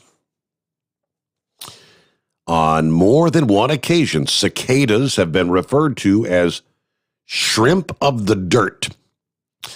And when they're salted and boiled, they have the taste and texture of soft-shelled crab with a bit of an overtone of boiled peanuts. I'm still not all that interested. I'll leave it to the people in Taiwan because they consume every damn thing. Roaches, lizards, scorpions, tarantulas, and on and on. I'll pass. All right, news update time here. It's 844-844-3388. Somebody give Eagle a shout out there. Honk that loud horn to let him know he's coming up next after the news. That'll be the first time we've heard an eagle in a while. Again, the Steve Sommers Overnight Drive live from the Hotshot Secret Studios. USA Radio News with Dan Naraki. A major surge in COVID cases continues to sweep through India, recording another 4,000 deaths on Sunday. The country's defense ministry says it will recruit former Army medics to help support the country's struggling health system as hospital beds and medical oxygen remain hard to come by. Dr. Anthony Fauci says he's advised the Indian government to impose a nationwide lockdown in order to break the chain of infection, something Prime Minister Narendra Modi has been wary of doing. The White House's chief medical advisor also tells ABC's This Week that the rest of the world needs to step up and help India with its vaccination efforts. India is the largest vaccine-producing country in the world. They've got to get their resources not only from within, but also from without. And that's the reason why other countries need to chip in to be able to get either supplies for the Indians to make their own vaccines or to get vaccines donated. You're listening to USA Radio News. When thinking about life insurance, my accident reinforced you never know what tomorrow might bring. That's why I reached out to AccuQuote. AccuQuote helps people find a life insurance policy that meets their needs. Since 1986, they've helped millions of folks save up to 60% on their life insurance by comparing the rates and features of dozens of top-rated life insurance products. A healthy 50-year-old non-smoker can buy $500,000 of 10-year level term for less than $45 a month. A 60-year-old under $120 a month. Longer or permanent terms are available. Even if you already own life insurance, you really need to check out my friends at AccuQuote. Don't worry about health issues. Remember, they help me. As a pastor, I'm concerned about your soul and helping you to make sure your family is taken care of. Life insurance is more affordable now than ever, so don't make them wish you'd made that call. 877-437-4781. Call now, 877-437-4781. 877-437-4781. Rates, policy forms, and availability vary by state. The horse that won the Kentucky Derby could be disqualified after failing a post-race drug test. Jeremy Scott has more. Hall of Fame trainer Bob Baffert said he found out Saturday that Medina Spirit tested positive for excessive amount of the steroid betamethasone after the Kentucky Derby. We did not give it. My veterinarian, nobody here. That matter of fact, Medina Spirit has never been treated with betamethasone. Churchill Downs has suspended Baffert. He promised to be fully transparent. I don't feel embarrassed. I feel like I was wronged, and we're gonna do a complete, our own investigation. Churchill Downs officials said in a statement, if the findings are upheld, Medina Spirit's results in the Kentucky Derby will be invalidated, and Mandaloun will be declared the winner. From the USA Radio News Oregon Bureau, I'm Jeremy Scott. Only one other horse who won the Derby was later disqualified for medication, Dancer's Image in 1968. You're listening to USA Radio News. Hi, this is Wyatt Cox. Each and every day, the USA Radio Network produces 3 hours of the greatest radio programs of all time. Comedies, drama, suspense, it's all there. Classic radio theater. Now, if your radio station doesn't carry the program, you can find them anywhere podcasts are served, including iHeartRadio, Spotify, Spreaker. Just search for USA Classic Radio Theater. Find it. USA Classic Radio Theater. You'll love it. A major U.S. fuel pipeline remains offline due to a cyber attack.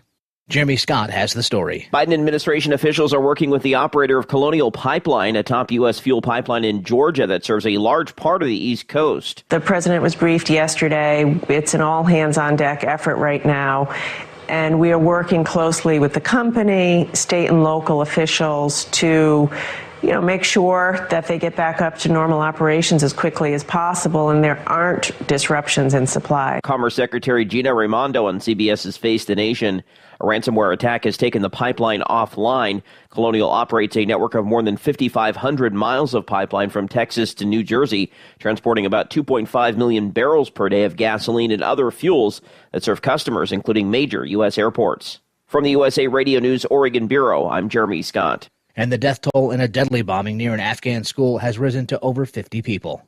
Brendan Gunsel reports. The death toll in a horrific bombing at a girls' school in the Afghan capital of Kabul has soared to over 50, many of them adolescent students. The number of wounded in Saturday's attack has also climbed to more than 100, according to Afghanistan's Interior Ministry. 3 explosions occurred outside the school entrance as students were leaving for the day. The blasts occurred in a mostly Shiite neighborhood in the west side of the capital. The Taliban has denied responsibility, condemning the attack in a statement. For USA Radio News, I'm Brandon Gunzel.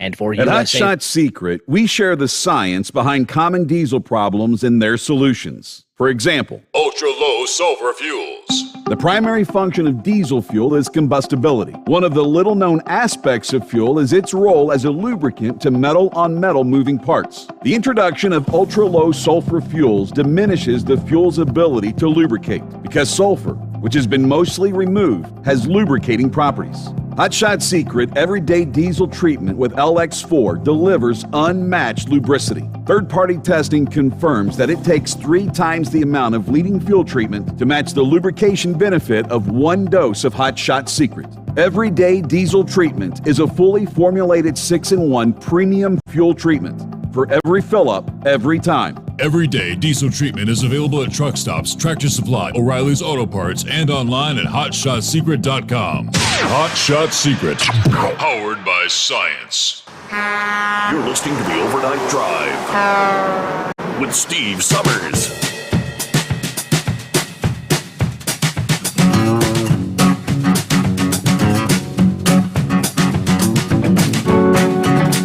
Looking at a report from Reuters in regards to the Colonial Pipeline. We just heard the update there from USA Radio News. Prices at the pump not expected to rise unless the outage lasts more than 3 days.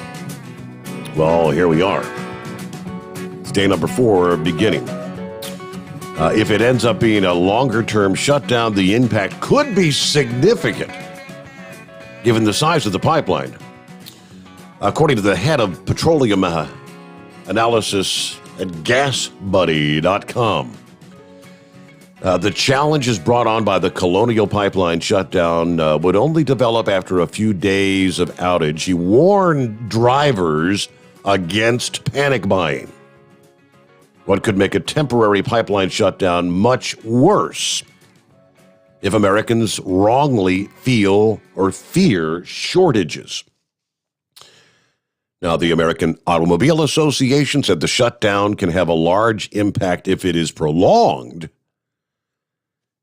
If pump prices rise, the first impacts would be felt in the southeastern U.S., a region that relies heavily on the pipeline network for their supply. In the past, prolonged issues with the Colonial system have caused gas prices to surge there. In Georgia, for example, gas prices rose by more than 30 cents a gallon in the wake of a leak back in 2016 that required the line to be shut down for more than 10 days. The rest of the populous U.S. East Coast has access to foreign supplies typically shipped from Europe in the event of supply disruptions, but relying on those can lead to pump price increases as well, since those shipments are typically more expensive than domestic supplies. Will air travel be impacted? The line also supplies jet fuel to major airports across the U.S. And yes, a prolonged outage could lead to disruptions in air traffic if supply disruptions become severe. The pipeline also provides fuel for the U.S. military across bases in the area that it covers. Are there any alternatives? The Plantation Pipeline, operated by Kinder Morgan, is smaller but serves some of the same regions that Colonial does. Plantation is capable of delivering about 720,000 barrels per day of gasoline, jet fuel, diesel, and biodiesel through its approximate 3,100-mile network. That one originates in Louisiana and ends in the Washington, D.C. area. But along the way, it also serves various metropolitan areas, including Birmingham, Alabama, Atlanta, Georgia, Charlotte, North Carolina, and the Washington, D.C. area. Transporting fuel from the Gulf Coast refinery hub by ship can be prohibitively expensive because domestic shipments have to be made by tankers that are built and operated by U.S. firms and crews under the Jones Act. So trying to answer a few of the questions. But there you go, in relation to the Colonial. You know, this all may be for naught if they can get it up and running today, tomorrow, 4 or 5 days kind of thing in that frame. Hey, good morning, Eagle. Yeah, okay. How you doing tonight? I want to talk about a couple things that's going on. I'm going to talk about the truck driving deals, first of all. You know something, Steve? It's really a sad situation that's going on in America with this unemployment benefits and this deal going on with the coronavirus. They have jobs all over America right now that they can't find nobody to work. These individuals are turning down jobs because they're making more money at home than they are actually working. It really makes no sense whatsoever to pay these individuals this much money to do absolutely nothing. And they're going to continue to ride that bandwagon as long as they can, Steve. These people they have no intentions of trying to come off of this system until they're forced to come off of it. And, as I drive around, Steve, I go to different towns and I drive by some of these trucking companies. And it almost looks like some of these trucking companies are going out of business. There's so many trucks in the parking lot. Are you there? Yeah, I got you. Yeah. These trucking companies are so desperate for drivers that, like I said, I drove by a trucking company tonight, and they probably had at least 70 to 80 trucks sitting in the parking lot with no drivers. Same thing. You heard about what was going on with the tank industry. The tanker trucks, they don't have enough drivers for the tanker trucks, the transport oil and fuel to these different places. They're desperate for drivers right now, but these people are not interested in looking for a job. Why would they when they can continue to get free money from the U.S. government? You got restaurants in the U.S. right now that don't have enough people. A lot of restaurants down in Texas where I live at, they closing up at 10 o'clock at night because they don't have enough employees to stay open until all night long. They can't even operate 24 hours a day because they can't find enough employees. It's really an embarrassment. Like I say, Americans have become dependent on the welfare system and a handout from the government.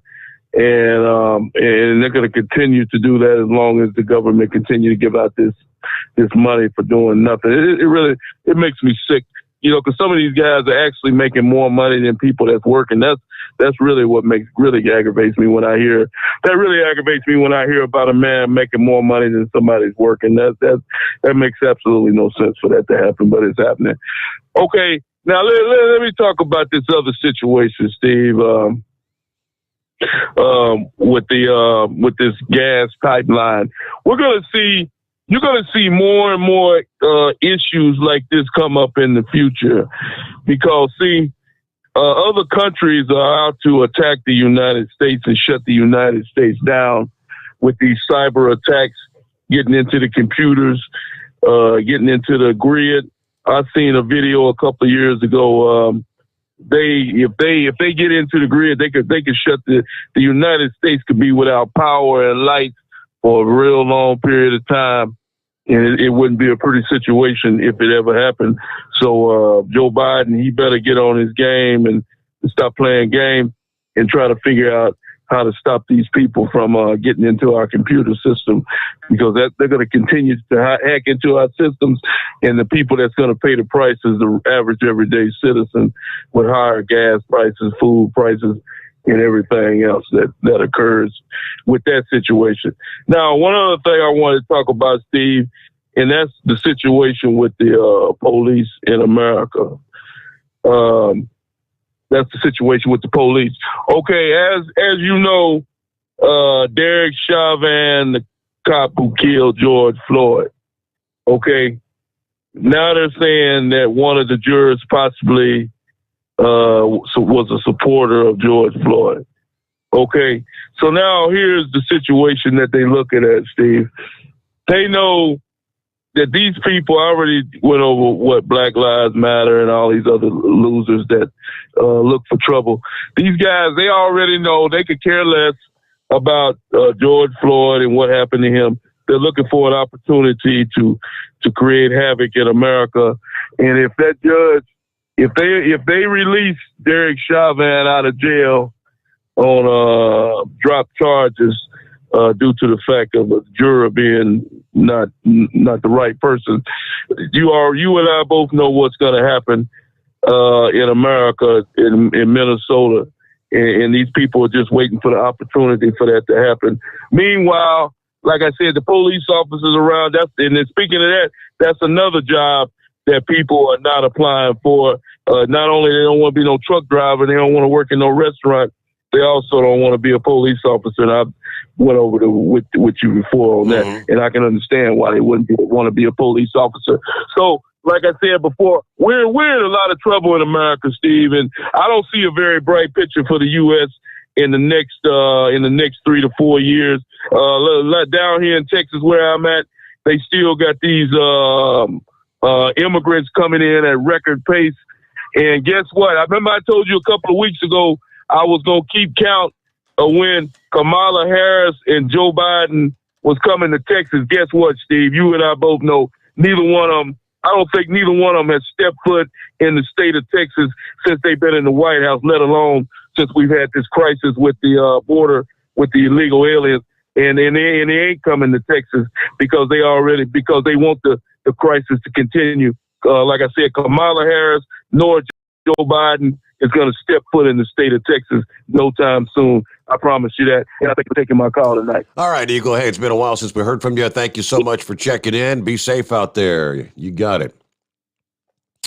All right, rolling up on 18 past the hour. It's 844-844-3388. What do we see here? Next on the list. Oh, he mentioned the people staying home. I think Friday morning we mentioned that the state of Montana sees what's going on. Your state unemployment coupled with $300 extra from the federal, you're getting $665 a week to sit on your ass. If you were working 40 hours a week for $15 an hour, you'd be making $600. Well, who's not going to just stay home and sit on their ass? South Carolina now is going to join the likes of Montana. They're going to stop some of the federally funded unemployment benefits due to the ongoing workforce shortage. According to the governor's office, many out-of-work residents will not have any support at all. The labor shortage is being created in large part by the supplemental unemployment benefits that the federal government provides claimants on top of their state benefits. What was intended to be a short-term financial assistance for the vulnerable and those that are displaced because of the pandemic has turned into a dangerous federal entitlement, incentivizing and paying workers to stay home rather than encouraging them to return to the workplace. So starting June 30, jobless South Carolinians will lose the $300 in weekly unemployment benefits. You'll just get your regular benefits. Contractors, gig workers, and others will also lose access to the Pandemic Unemployment Assistance Program, meaning those workers won't get any benefits. Again, Montana plans to join cancel those same benefits and programs on June 27th. South Carolina's governor has now made a trend out of Montana's terrible policy decision to drop out of pandemic benefits, according to an unemployment insurance expert who says, make no mistake about it, South Carolinians will now have no other means of support, including jobless, small business owners, gig workers, and the long-term unemployed. Well, no, they will have the opportunity to go out and get a job. And you know what would probably be in their best interest? Go get the job now while they're all available, Because if for all those that sit around and wait for the June 30th cutoff date, they're all suddenly going to say, man, I guess I've got to go get a job. You see that coming down the pike? Every business storefront you see right now has help wanted signs out front. Hello, Chevy Guy. Yep. Well, good morning. Yeah, I was going to mention that about South Carolina kicking out their best buzz. That's interesting. And like you gather, at least Ford's trying to keep their people working instead of sending them home. So, frankly, I don't care. Ford, Chevy, Dodge is what I have in my yard. You know, my sister, my sisters all drive them rice burners. And I said, you don't worry about it. You come on over to the house. You treat it right. Just make sure you take it with you when you leave. I mean, Steve, I don't know what about this Monday night, man. You're tearing people up. Our old heat wave, man. I can just see him right now. He's going to go to Denver, hit that snow as he leaves out of Denver, and they're going to send him to Vegas. He'll be up there on 70 on them chain pull-offs in his flip-flops or beauty shorts and Hawaiian shirt, thinking about how his ideas for that cicada cookbook's already been done. I mean, you just broke that young man down. I mean, I want to talk about tearing up a Monday for him. And my gosh, inbred redneck, he's talking about to save on taxes to get married. Oh, Lord. Let me tell you. I mean, man, you, Dreamcatcher, you're daggone dream destroyer this Monday morning. Well, my gosh. Hey, I tell you what, y'all I got made fun of over buying that little car I got. And I bought it in a pinch. All I want to do is get my wife to the doctor the next Monday morning. And I topped off the tank Saturday. But the thing is, I didn't put gas in it since last March, and it was still above about 3/4 tank. I mean, I'm doing 17 miles a week on it, so maybe I get the last lap over this, or at least go through this mess, and I won't have to worry about getting in line and trying to get gas. Yep. But just like the medications are tied in, my wife takes a bucket of medications, and just the thought that they're possibly all made in China, and then you got this chip thing. I got it. I got what Nixon and the rest of them on up said. You tie us all in. That way, there's less likely you're going to go to war with somebody because you're going to be tied into them economically. But apparently, there doesn't figure in that the Chinese government doesn't care about their own people. All they care about is obtaining power and making China the most powerful nation in the world. So they just didn't figure in the nuts in this world. And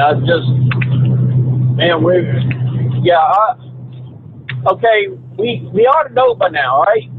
If this happens again, where there's a shortage in pain reliever because it's still being made in China, this chip thing, what are they going to do about it? That's what I want to hear. All right, we got it. We got a shortage of chips. What are we going to do about it, guys? Yep. I mean, are we just going to let it level off and do it again? And I'm just amazed that system is so vital, and they're able to hack into their computer system. And I'm talking way out of my league here. I don't know how they can do it, but it seems like you want your system totally separate from anything to get to it. That's, like you said, our military uses that for to power the vehicles. So it should be a military grade system And hey, if they can't track down the people that put out child pornography on the computer, I guess they're not going to be able to track down the people that actually did this. It was in that news where they, because I didn't hear anything of it either until I turned you on this morning. But I mean, are there anybody claiming to be responsible for this, or are they just somebody just trying to make a more political thing that it's from Russia? I mean, what they're saying right now is it sounds like it's a well organized hacking firm that they're familiar with, that they believe is out of Russia. Okay, are they trying to get those bitcoins to get paid off to free them up? So they haven't said what the ransom amount is. If they can demand $6.5 million from like a hospital chain in this sort of scenario with the potential impacts on the country, I'm thinking that they might demand a whole hell of a lot more than that to get access to the pipeline back. Well, I hope we learned our lesson. It's just an annoyance right now. Boy, I hope we've learned our lesson. We need to get our military back out of Afghanistan, Iran. We need to pull our military back out of Germany, close down the invasion. We need to pull our military out of, China. I got it, China. We're challenging China, the Korea, Japan. Once it's over there, even Vietnam's begging for the United States to, for relationships with the United States to fight the aggression of China. And believe that or not, but it's a fact. We really need to start paying attention to our own self. I mean, all this stuff we got out there. What our uniforms and our military is made in China. Lord, I mean, ships are made our Navy ships are built in Japan. Like, tell me they're not China getting in there and getting information. Yep. It's just, we're so spread out and we're laid wide open, and hey. Okay, I'll say this. A Navy buddy put out a thing where, they're seriously going after the men and women in our military and looking for, radicals, i.e. anybody that supported Trump. They're going to try to flesh out anybody that supported Trump. So that way the military is very liberal-minded, and when they decide to start treating Trump or conservatives like China does the Uyghurs, the military won't have a problem with. And we're living in a time, bud. We're living in time, like Lou said, we're going to have to put up or shut up. And and as for I got a chance to talk to Philip. I suggested a CB handle for him, Seminole Wind. He let me know he's got a Native American blood in him, and he told me what he does and how he does. And I asked him, well, Philip spends a lot of money up there. He takes his family. He's got 6 kids. He goes down there and he saves up. He shows up, and he shows up on gay day. Philip's very respectful. That's what he's in this system where they're guests, and it don't matter who or what they come there. It doesn't matter what they think or say. They're going to treat them like guests. They're going to treat them with respect.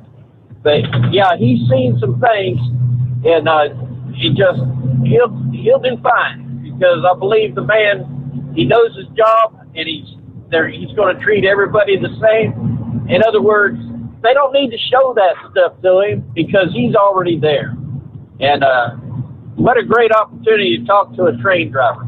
It was amazing to listen to that monorail has always been fascinating to me, even when I was a kid, and I got to ride it back in 72 or 73. So, now, other than that, I want to sit back and copy the mail and enjoy the trip. Over. Enjoy the morning. Thanks for being with us. And we get a news break. And we try to return with more of your calls on Monday morning. The Steve Sommers Overnight Drive, live from the Hot Shot Secret Studios.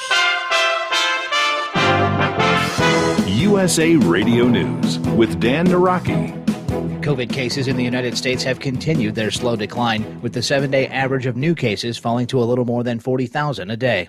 That's the lowest level since last September. And with cases and hospitalizations falling, many are calling for restrictions to be rolled back. Dr. Scott Gottlieb believes it is time that indoor restrictions in some areas can begin to be eased. The former commissioner of the Food and Drug Administration tells CBS's Face the Nation that San Francisco is one place where local officials should look at rolling back those restrictions. And that's probably partly what's holding back the economy right now. People are not going back to work, not just because of the benefits. I know there's been a lot of talk about that, but also because they're being told they have to wear masks and still have to exercise cautions that probably in many parts of this country you don't have to do. You look at San Francisco, 20 cases a day, more than 70% of the population vaccinated, very good testing in place. They don't need mask ordinances indoors anymore, and certainly not outside. You're listening to USA Radio News. Okay, we are running a car drive right now to help veterans all across America. So if you have an old car, truck, or van, even a motorcycle or an RV sitting around, you can right now give it away and help the vets. They really need your help. And your car will help support the vets and their families. And guess what? You even get a tax donation. Plus, we'll even come and pick up your car for free. And all you've got to do is pick up your phone right now and make a free call. Now is the perfect time to do something good for the vets. Give back to the vets right now for all they've done for this country. And your old car can really help them. So call the Veterans Car Donation Program right now for free pickup of your vehicle. Help the vets and help your taxes at the same time. Call right now. 800-882-2093. 800-882-2093. 800-882-2093. That's 800-882-2093. The Overnight Drive with Steve Sommers. Live from the Hot Shot Secret Studios. Call Steve now. 844-844-3388. That's 844-844-3388. At Hot Shot Secret, we share the science behind common diesel problems and their solutions. For example, ultra-low sulfur fuels. The primary function of diesel fuel is combustibility. One of the little-known aspects of fuel is its role as a lubricant to metal-on-metal moving parts. The introduction of ultra-low sulfur fuels diminishes the fuel's ability to lubricate because sulfur, which has been mostly removed, has lubricating properties. Hot Shot Secret Everyday Diesel Treatment with LX4 delivers unmatched lubricity. Third-party testing confirms that it takes 3 times the amount of leading fuel treatment to match the lubrication benefit of 1 dose of Hot Shot Secret. Everyday Diesel Treatment is a fully formulated 6-in-1 premium fuel treatment for every fill-up, every time. Everyday Diesel Treatment is available at truck stops, Tractor Supply, O'Reilly's Auto Parts, and online at HotShotSecret.com. Hot Shot Secret, powered by science. Dean Michael, the tax doctor here. Are you one of those truck drivers that came home after a long haul and found the only thing waiting for you was a stack of IRS letters? Your significant other was gone, but your newfound IRS problem is still there. I've heard this story many times over the years. While I can't help you with your broken heart, I can fix your tax problems. If you owe more than $10,000 to the IRS or haven't filed for many years, call me for a free consultation at 888-557-4020 or go to mytaxhelpmd.com. Like I always say, you keep your eyes on the road, I'll keep mine on the IRS. Whether you're a diesel pickup performance enthusiast or just looking for a small upgrade, when selecting common rail fuel system components, look no further than Exergy Performance. At Exergy, you'll find injectors, pumps, and more, engineered like no others on the market using state-of-the-art equipment run by people that have been in the business for decades. So if you're in the market for common rail components at any power level, contact Exergy Performance or one of the many dealers listed on our website at exergyperformance.com. Do you have a Dodge pickup and hate your automatic transmission? Of course you do. Levon Miller at Firepunk Diesel here, and we specialize in heavy-duty and performance transmissions for your 3/4 or 1-ton Cummins-powered truck. So if you're interested in turning your stock slush box into a towing monster, call us today at 614-733-3744 or visit us online at shop.firepunk.com. Getting a good night's sleep while on that long haul can be quite the challenge. That's why Commercial Vehicle Group has partnered with Serta Mattress to bring you the Bostrom plus Serta mattress for the best night's sleep possible while you're on the road. The Bostrom plus Serta mattress, manufactured with Serta's patented Cool Gel memory foam, acts to dissipate body heat and eliminate pressure points, which reduces the tossing and turning that can be so disruptive to your sleep. The Bostrom Serta mattress comes in 2 thicknesses, 7 and 10 inches, offering support to drivers of all shapes and sizes. The mattress comes in the standard 80-inch length with 4 widths, 32, 36, 39, and 42 inches. For more information on the mattress or where to buy, call us at 800-459-7328. That's 800-459-7328. At Hot Shot Secret, we share the science behind common diesel problems and their solutions. For example, Hot Shot Secret Stiction Eliminator. Stiction, that sticky friction, undermines the performance of diesel engines and is difficult to remove from the oil system. Hot Shot Secret Stiction Eliminator is a powerful synthetic cleaner that targets stiction, contains no harmful solvents, and is formulated to be left in the engine to safely dissolve stiction for thousands of miles. It works as you drive. Our proprietary carbon nano lubricant is blended with Stiction Eliminator, filling in microscopic irregularities inside your engine, providing a smoother surface for enhanced lubricity, reducing friction and wear. Third-party ASTM testing verifies that Stiction Eliminator removes 2 times as much stiction than any alternative on the retail shelf. Use Stiction Eliminator to solve an existing problem or as a preventative maintenance. Hot Shot Secret Stiction Eliminator, available at truck stops, Tractor Supply, O'Reilly's Auto Parts, and online at hotshotsecret.com. Hot Shot Secret, powered by science. And now, back to the Steve Summers Overnight Drive. Yes, indeed. Back at it here. Monday. Close out the weekend. That's another Mother's Day in the books, right? So what's the next big holiday on the list? I guess it's kind of like what the official kickoff of summertime. Memorial Day weekend, is that it? All right, who's next up on the list here? Philip's been hanging in there, checking in from the Sunshine State this morning. What's happening, Philip? How was your weekend? Oh, my weekend was great, man. It was great. Hey, SpaceX, they got one off yesterday, bud. Another Starlink? More Starlinks yesterday. Wow. Yep, yesterday morning. And they got something they did they've never done before. They actually got a chance to move a Starship after it landed. Yeah, right. First time they've ever done that. That's amazing. You know, they put them. And I want to thank Chevy Guy for those kind words. I appreciate it. Yeah, I see a lot down there where I work at, and I wish a lot of people thought a lot of different things differently than what I see nowadays. I'll just say this much: we're all the same. Who cares what color we are, what we are, whatever, how much money we make, or any of that kind of stuff. We're all the same. We all do the same things. And as far as those people out there that are on that DEO stuff, I don't know if you guys ever heard a name. His name is Tony Beats. He mines gold up in the Yukon up there by Alaska and Canada. And I'm going to use one of his favorite sayings for what I think that those people need to understand. I guess his saying is, sucks to be you. You know, you get out there, you go to work, you do what you got to do. I don't make as much money as some of them people that are on that DEO. I'll tell you that right now. I ain't going to tell you how much I make. That's my business. And everybody knows their money is their business. But I make probably a lot less than they do with 2 jobs. And I'm out here busting my butt every damn day. And I don't care what anybody says. It don't matter how much money you make or how you do it. As long as you're happy and you're doing it, you're doing what you got to do, you do it. So, sucks to be you. You know, I ain't got to sit around and watch no dang gum TV. I'm going to be out there just like I did when I busted it when I drove a truck. And by the way, Steve, do you know where the oil for Florida comes from? Nowhere.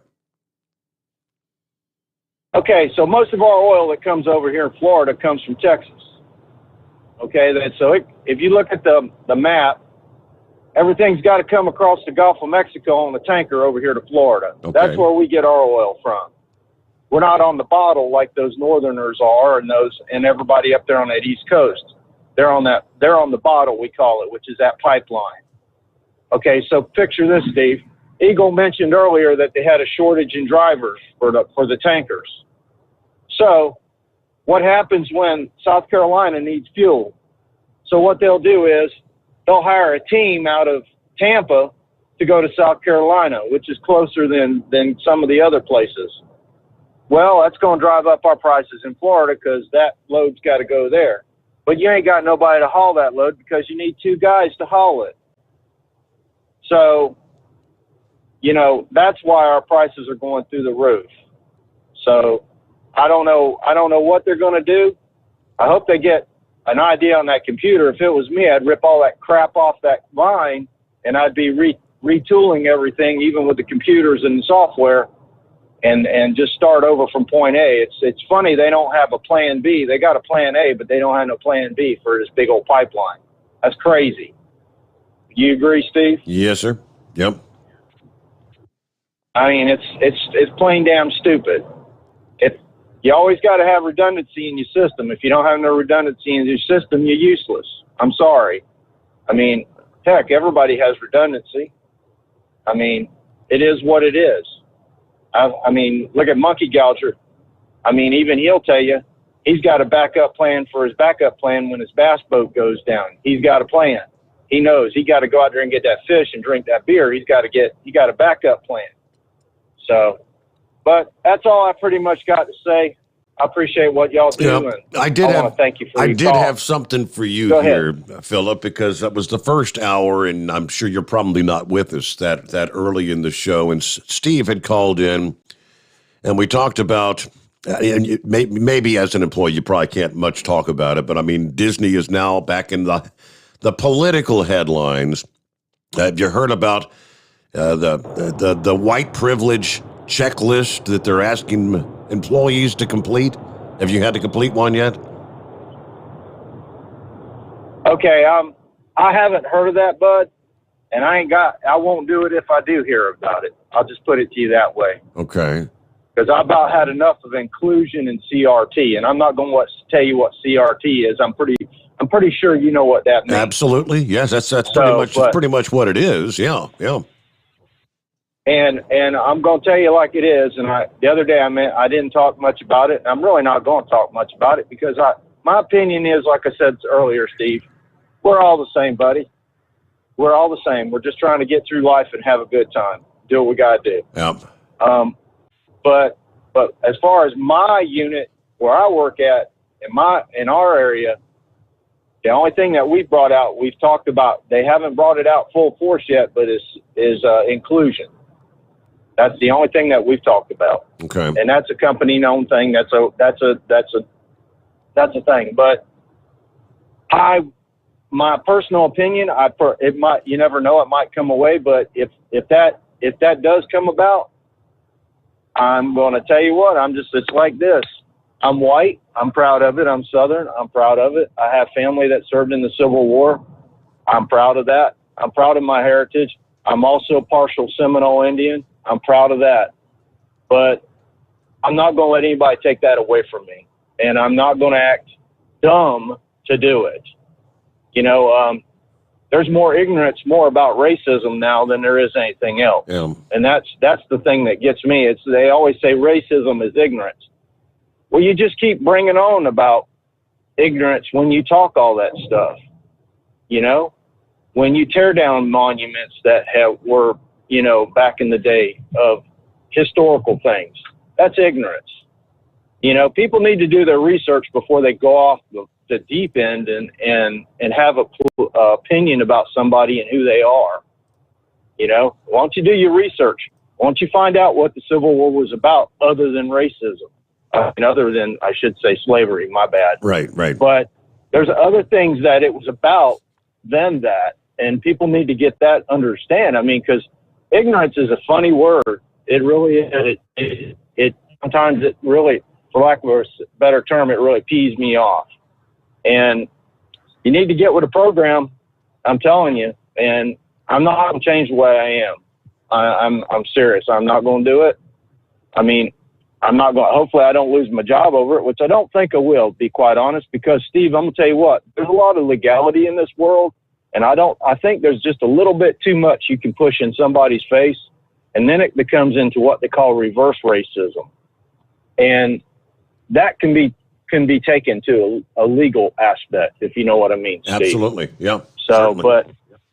but I haven't had any. I haven't been told about any checklists or anything like that. And if they tell me I got to do that stuff, I'm going to say, well, if it bounders on my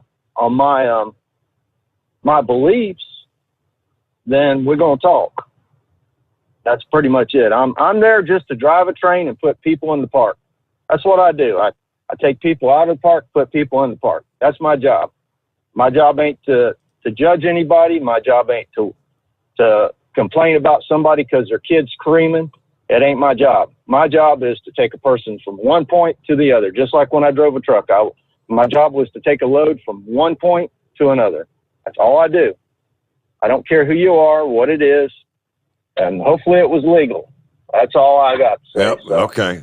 that's my opinion, bud. There you go. I appreciate it, and y'all have a good one. Well, just listen in here, and I'll share with you. And for those who maybe weren't with us in the first hour of the program, I know the numbers continue to go up as we get into hours 2 and 3, and we're probably at some of the peak audience right about now. All right, now, this is not from some, I think the original story we shared was Newsmax, which just is a conservative-leaning publication, right? This is from Newsweek, which I don't think you could consider that a conservative-leaning publication.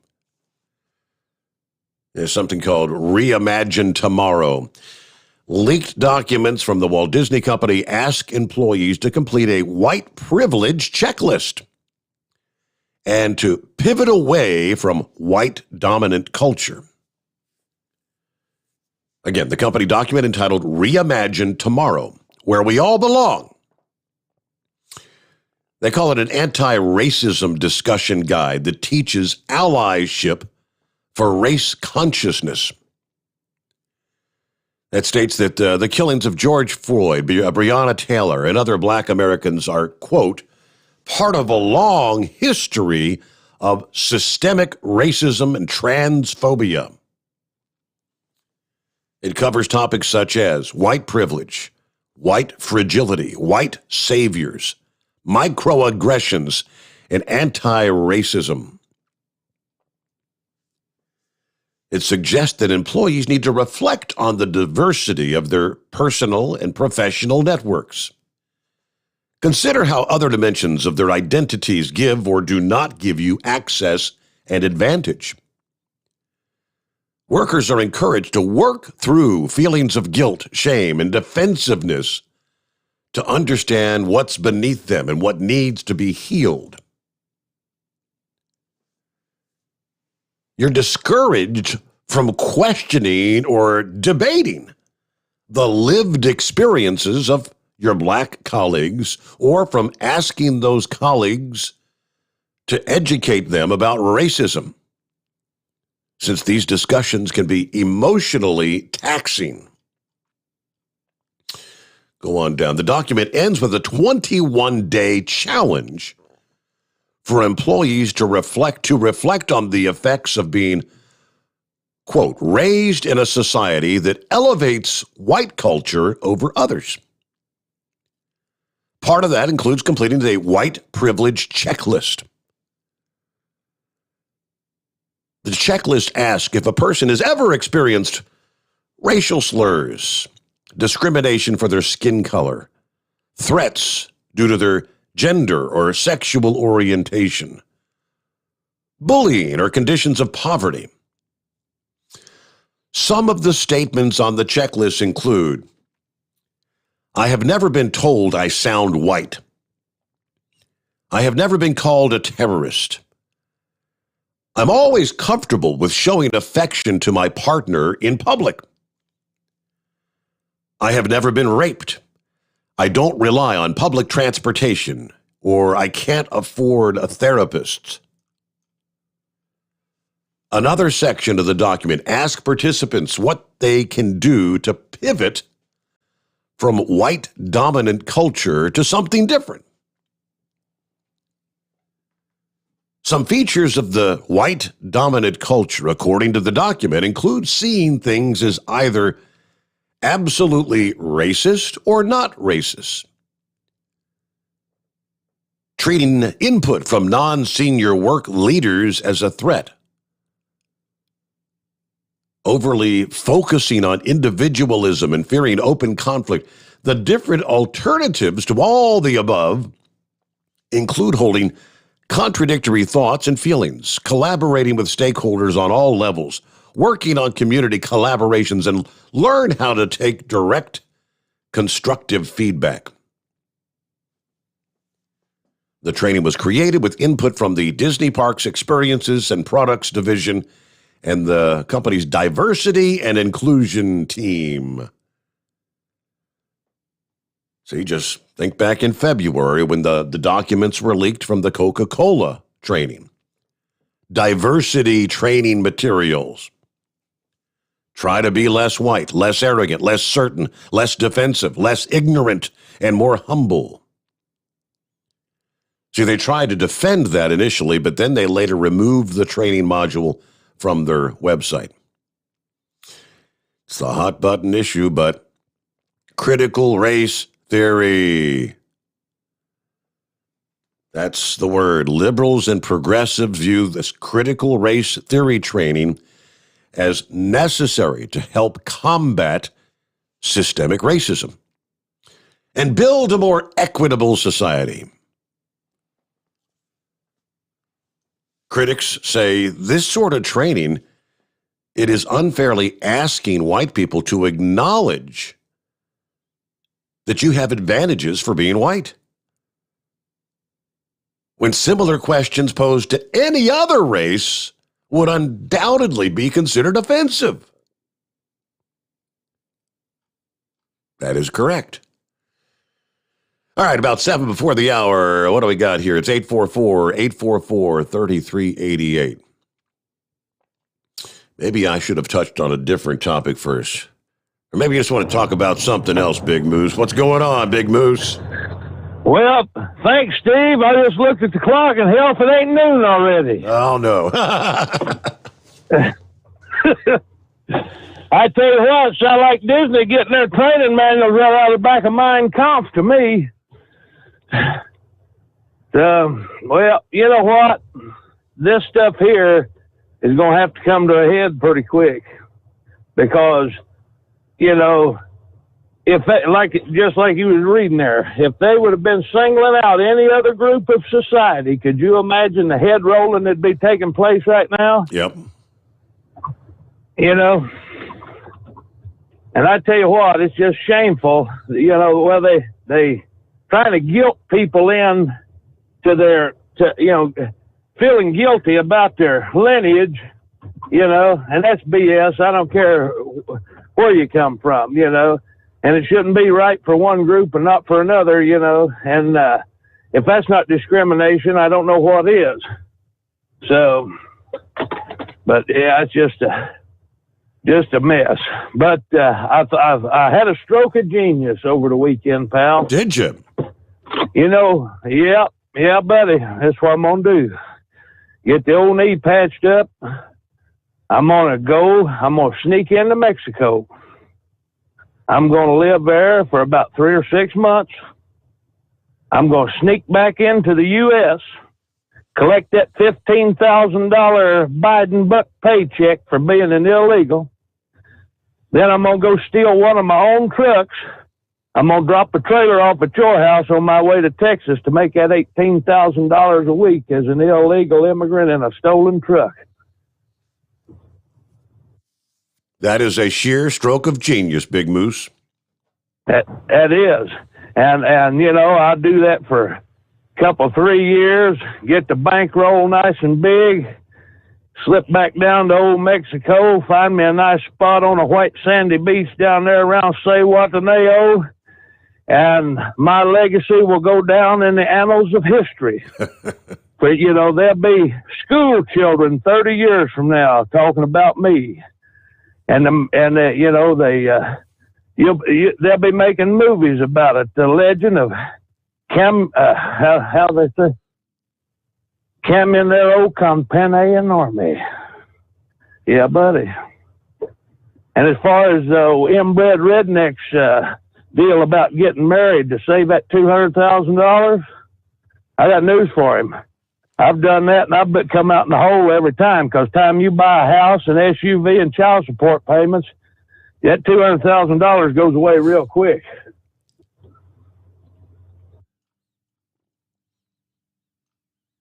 Well, Big Moose, I'm glad you had a good weekend anyway. Did you get a little time off? I did. And it rained all weekend, so now I got a swamp back there with a bunch of grass clippings floating in it, so I can't wait till the water goes down, see what kind of muddy mess I got to deal with. But it was a pretty good weekend. I downed about a case of Blatz on Saturday night and spent all day Sunday watching it rain and nursing the Blatz splats. There you go. The Blatz splats. Yeah, man. Keep it twixt and spotted in the solid. We'll catch you on the flip side. Okie doke. Thank you much. We're rolling toward top of the hour news update. Well, we'll get to that final hour with much more to cover. And, of course, lines available at 844-844-3388. Another topic we haven't even touched on yet this morning. What's going on in the state of Arizona, where the clash, the state's largest county, clashing anew over election audit subpoenas. County officials refusing to hand over routers and trying to say, well, we don't have passwords to access administrative control functions of the election machines. So what's that supposed to mean?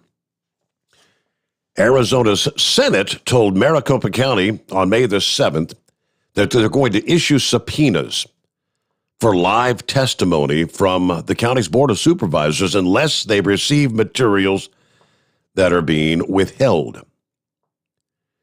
We've been asked to relay that the Senate views the county's explanation on the router and passwords issue as inadequate and potentially incorrect.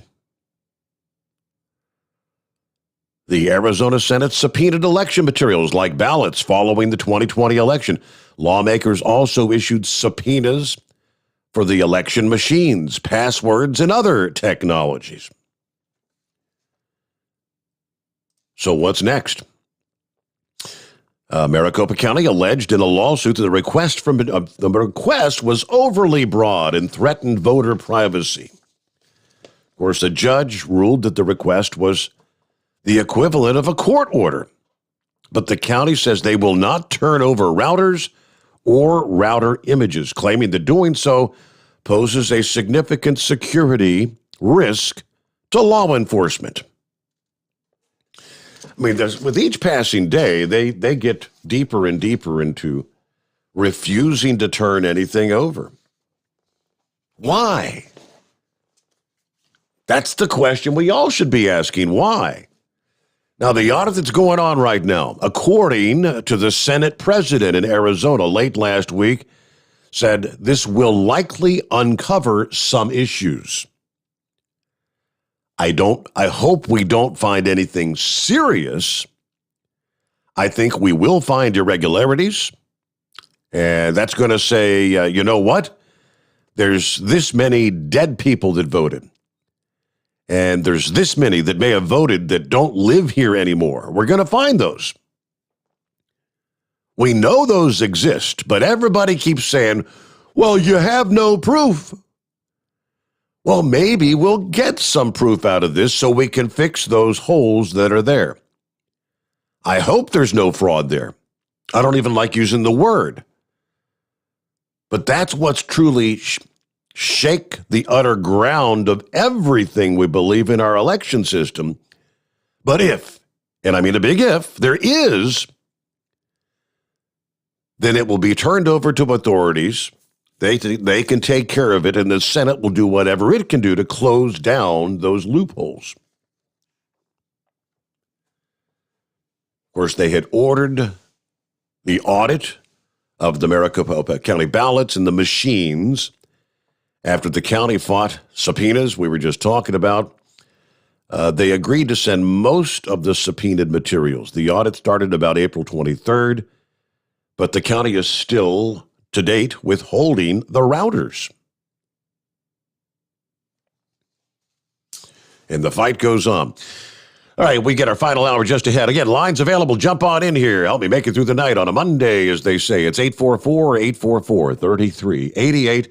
Back after this. The Steve Sommers over. I know there's been a lot of talk about that, but also because they're being told they have to wear masks and still have to exercise cautions that probably in many parts of this country you don't have to do. You look at San Francisco, 20 cases a day, more than 70% of the population vaccinated, very good testing in place. They don't need mask ordinances indoors anymore, and certainly not outside. You're listening to USA Radio News. Hi, I'm Wayne Alaroot, and I'm in the best shape of my life. I love working out hard every day, but I turned 60 this year, and working out can cause some serious aches and pains. I was commiserating with my buddy Jay Schrader, the Super Bowl champion and former Raiders quarterback, about the challenges of staying in great shape for anyone over age 50. Jay said I had to try sonsoflibertycbd.com, and it would heal my body, mind, and soul. He was right. No more aches and pains. I feel like $1 million. Finding quality CBD, not easy, but Sons of Liberty CBD, highest quality CBD I've ever seen. CBD is not pot. It won't get you high. It's 100% legal. It's 100% American made. CBD is mainstream and it works. For my listeners, sonsoflibertycbd.com is offering a discount of 15% off every product if you use the code WAR15 at checkout. Even better, you can combine this discount with their subscription discount for 25% off. Please support veteran-owned, service-disabled, small business, Sons of Liberty, CBD.com. Just say WAR15 to get 25% off. The horse that won the Kentucky Derby could be disqualified after failing a post-race drug test. Jeremy Scott has more. Hall of Fame trainer Bob Baffert said he found out Saturday that Medina Spirit tested positive for excessive amount of the steroid betamethasone after the Kentucky Derby. We did not give it. My veterinarian, nobody here. That matter of fact, Medina Spirit has never been treated with betamethasone. Churchill Downs has suspended Baffert. He promised to be fully transparent. I don't feel embarrassed. I feel like I was wronged, and we're gonna do a complete, our own investigation. Churchill Downs officials said in a statement, if the findings are upheld, Medina Spirit's results in the Kentucky Derby will be invalidated, and Mandaloun will be declared the winner. From the USA Radio News Oregon Bureau, I'm Jeremy Scott. Only one other horse who won the Derby was later disqualified for medication, Dancer's Image, in 1968. You're listening to USA Radio News. Hi, this is Wyatt Cox. Each and every day, the USA Radio Network produces 3 hours of the greatest radio programs of all time. Comedies, drama, suspense, it's all there. Classic radio theater. Now, if your radio station doesn't carry the program, you can find them anywhere podcasts are served, including iHeartRadio, Spotify, Spreaker.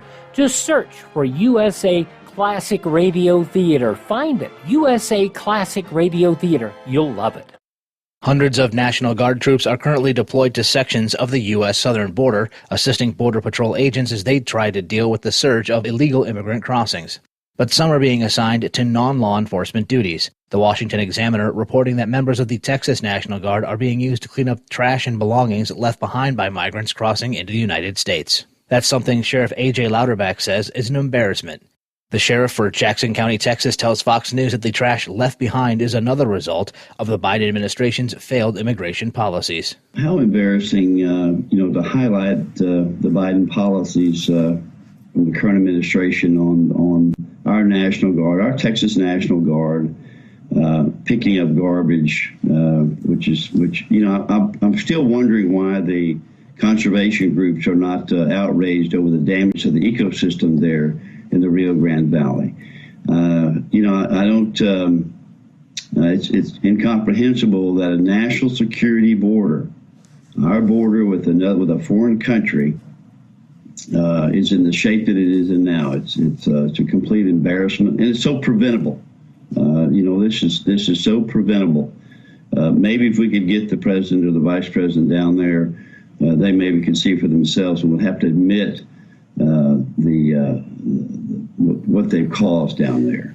For USA Radio News, I'm Dan Naraki. At Hot Shot Secret, we share the science behind common diesel problems and their solutions. For example, ultra-low sulfur fuels. The primary function of diesel fuel is combustibility. One of the little-known aspects of fuel is its role as a lubricant to metal-on-metal moving parts. The introduction of ultra-low sulfur fuels diminishes the fuel's ability to lubricate because sulfur, which has been mostly removed, has lubricating properties. Hot Shot Secret Everyday Diesel Treatment with LX4 delivers unmatched lubricity. Third-party testing confirms that it takes 3 times the amount of leading fuel treatment to match the lubrication benefit of 1 dose of Hot Shot Secret. Everyday Diesel Treatment is a fully formulated 6-in-1 premium fuel treatment for every fill-up, every time. Everyday Diesel Treatment is available at truck stops, Tractor Supply, O'Reilly's Auto Parts, and online at HotShotSecret.com. Hot Shot Secret, powered by science. The Overnight Drive with Steve Summers, live from the Hot Shot Secret Studios. Call Steve now, 844-844-3388. That's 844-844-3388.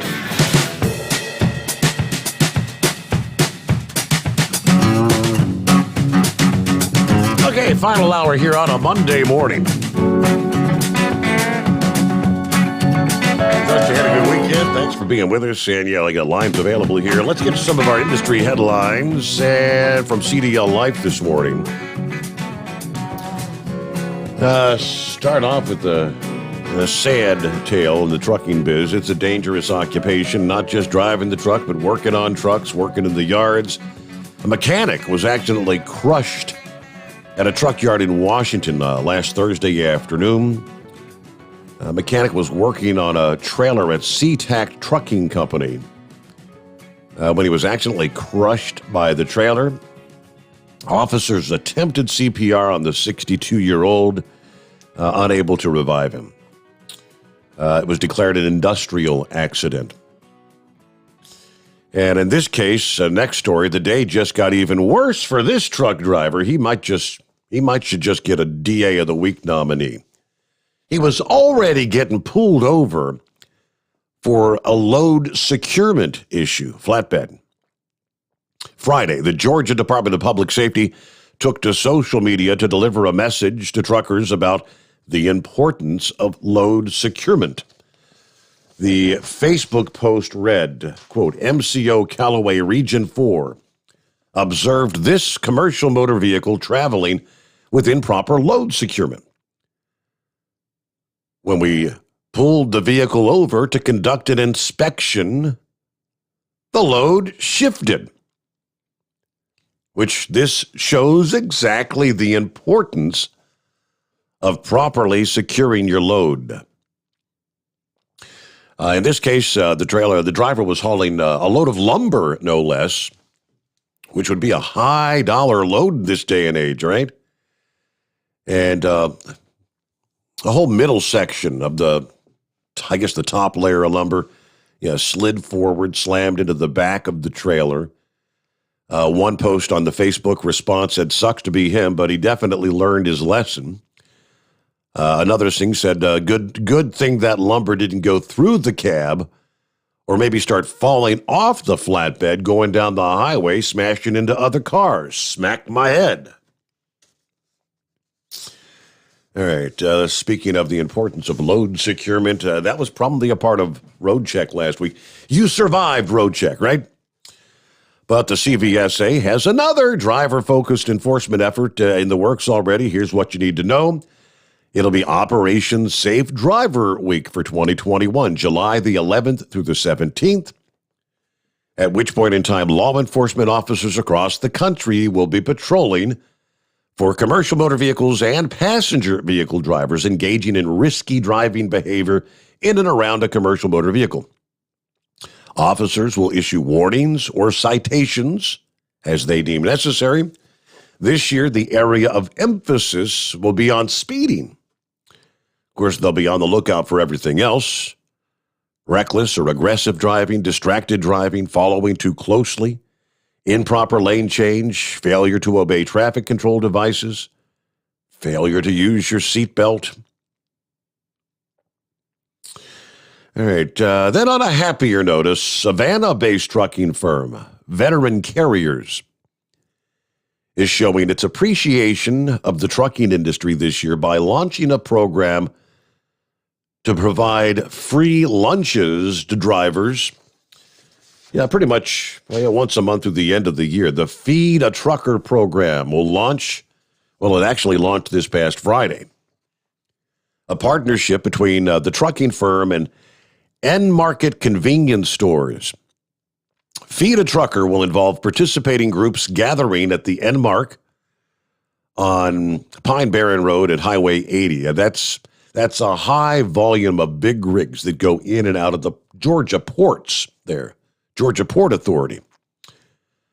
On the first Friday of the month for the rest of the year, they say, truckers can pick up a free boxed lunch between 11 a.m. and 2 p.m. Volunteers will help support the program and hand out the meals. The first group of participants last Friday were the Veterans Council of Chatham County. They say through 2020 and 2021, truckers have kept us fed and supplied, even during the darkest, most frightening days of the pandemic. We wanted to do something, however small, to acknowledge the sacrifice and determination these truck drivers have demonstrated. We wanted it to be all for truck drivers, not just our own drivers, but all truck drivers. And we worked out a way for volunteer groups like the Veterans Council of Chatham County to participate so that the truckers will know that this community at large appreciates them. The president of End Market said the convenience store chain was delighted to participate. End Market never closed its doors during the lockdown. As an essential business, our employees were there selling gas, selling food, but we could not have done it without truckers keeping us supplied. So yes, we are pleased to join this expression of appreciation. So there you go, some of our industry headlines.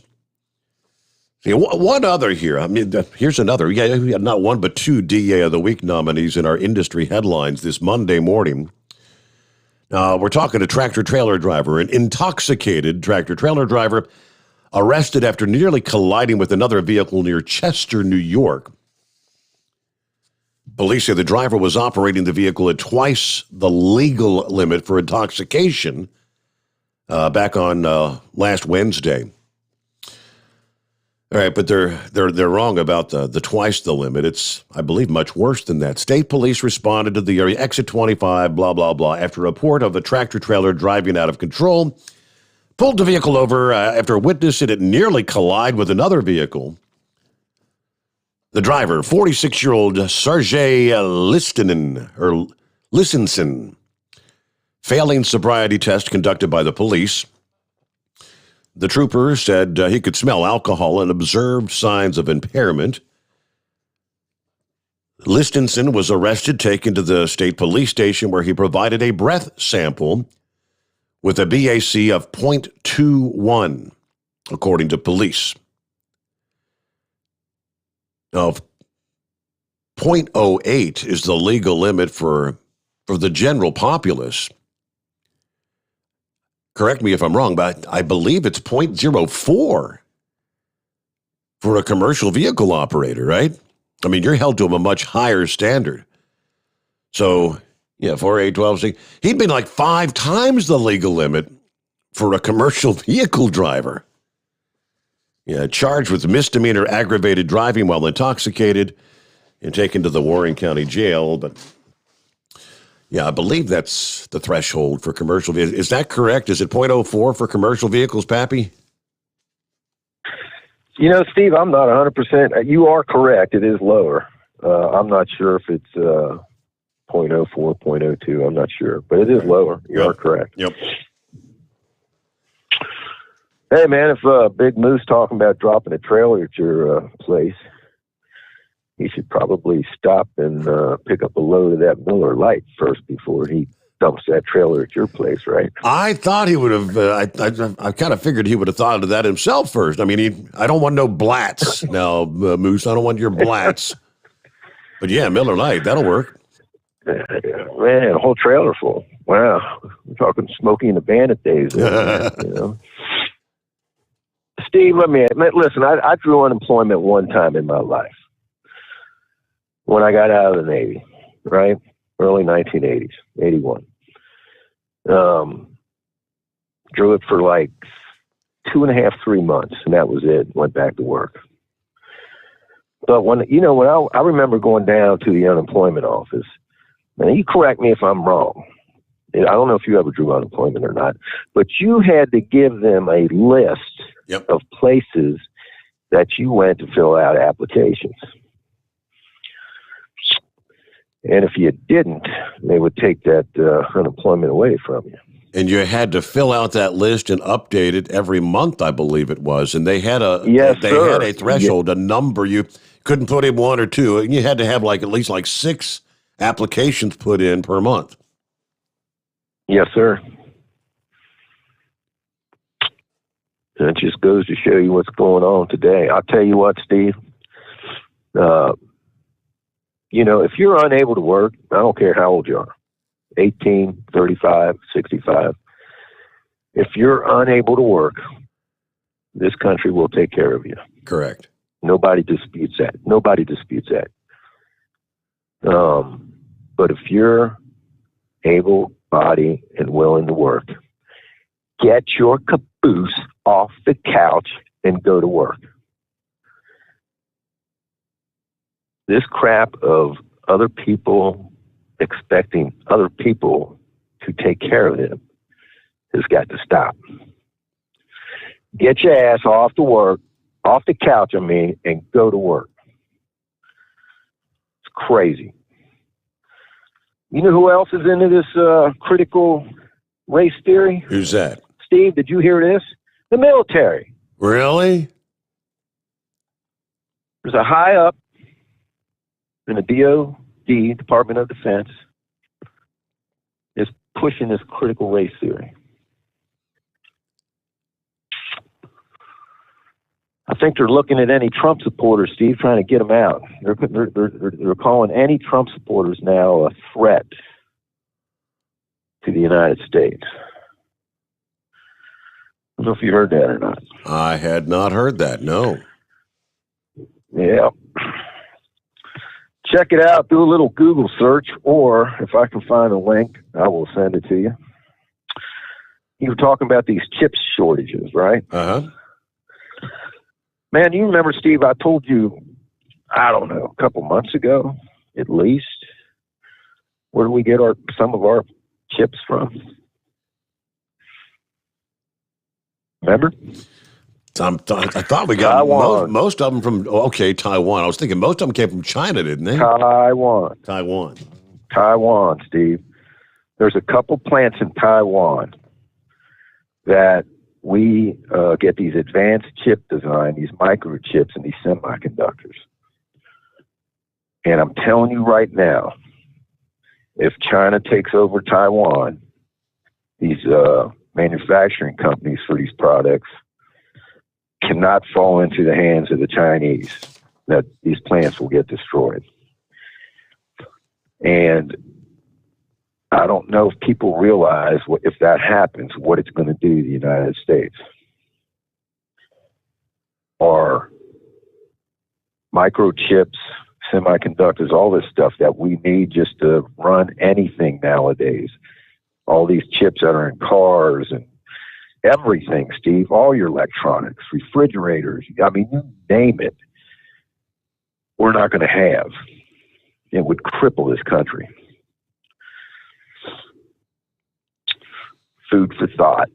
So we have essentially over the years, with in the name of world trade and whatnot, and all these trade deals, we've put ourselves in a position to totally rely on the likes of China, Taiwan, foreign countries almost for our literal survival. And when push comes to shove, they probably know they've got us over a barrel with that, right? Yes, sir. You remember a year ago when when the virus hit, and what were we having troubles maybe getting, Steve? Antibiotics. Remember that? A lot of the medications are coming from China. All the antibiotics, 80% from China. I think the other 20% was India. We have zero antibiotic manufacturing here in the United States today. Steve, the Chinese have played us like a fiddle. In the early 80s, and it was actually Reagan. Well, it started when Nixon went to China back in one of his last terms. Well, it was like 72. Whenever he went to China, China was a dismal place, Steve. Dismal in the 50s and 60s. Nixon went, established relations with them. Unfortunately, I think it was like 1982 when Reagan was the president. They felt that if we opened free trade, had free trade with China, that they would see the democracy way, so to speak, and maybe go towards democracy. Well, they played us like a fiddle. They allowed all our manufacturers to go overseas. And the American manufacturers were willing to do this, too. They were going to get rich doing it. They kind of threw our country. All our jobs were lost. Everything was going overseas. And we thought that it might work. But in, 92? Tiananmen Square? Yep. Remember that, right? The Chinese people started getting a taste of democracy. And, the communist government didn't like that, And it was George H.W. Bush that was president at the time.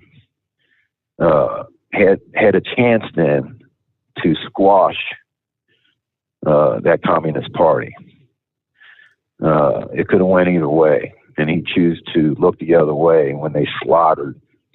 There's estimates of over 10,000 people in China to stop that revolt. And if he would have went the other way and pressured them, we might have been able to destroy and take down that Communist Party. But hey, it is what it is. It didn't happen. Mm-hmm. So now we're dealing with them today, and we still got our manufacturing companies,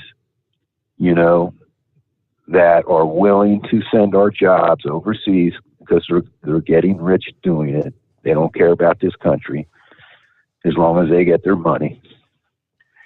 And, that's, when Trump came in here to try to turn that around, he's the first president that came out.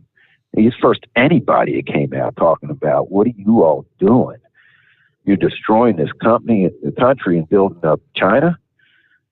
What is the matter with you fools?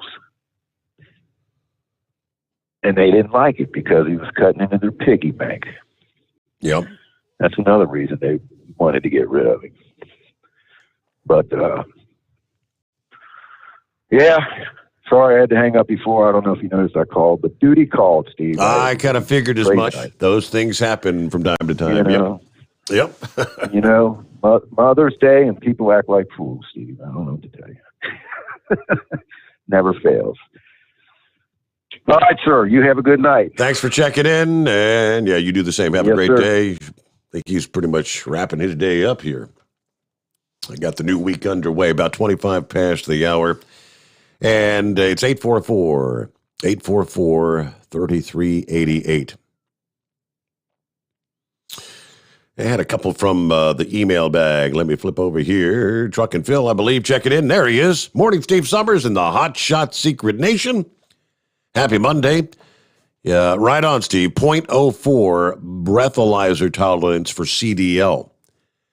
Now, as far as companies having vehicles stockpiled that need the chips put in them before they can go to the sales lots.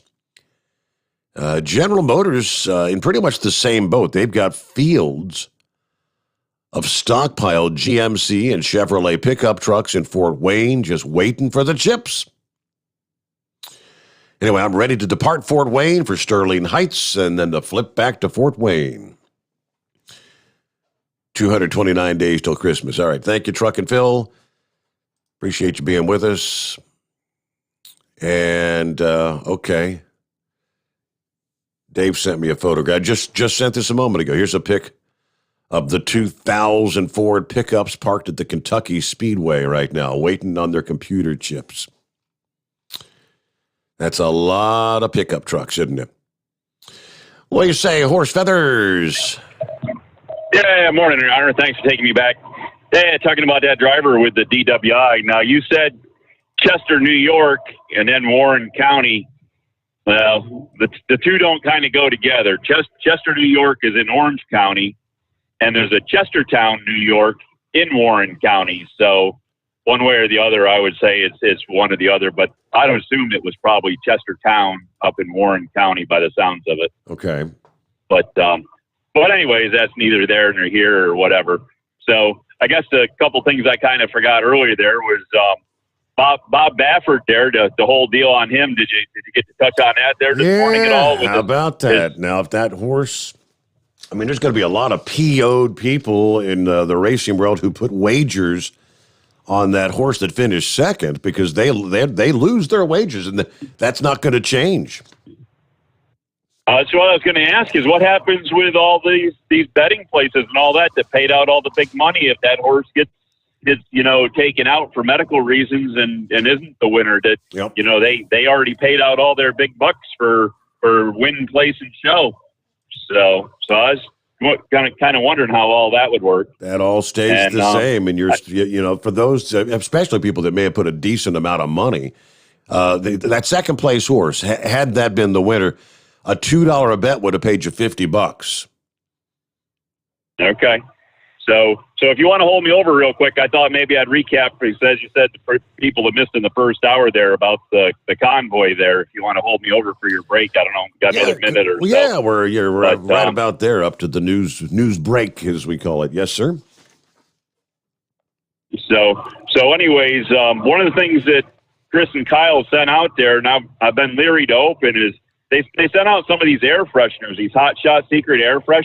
Yeah. And I remember back in the day, we had these things called Bozo balls, and these air fresheners are all sealed up in a package, and I haven't got the nerve to open one yet for fear, remembering what happened with Bozo balls when you opened them there, right? Have no fear. These do not smell like urinal mints.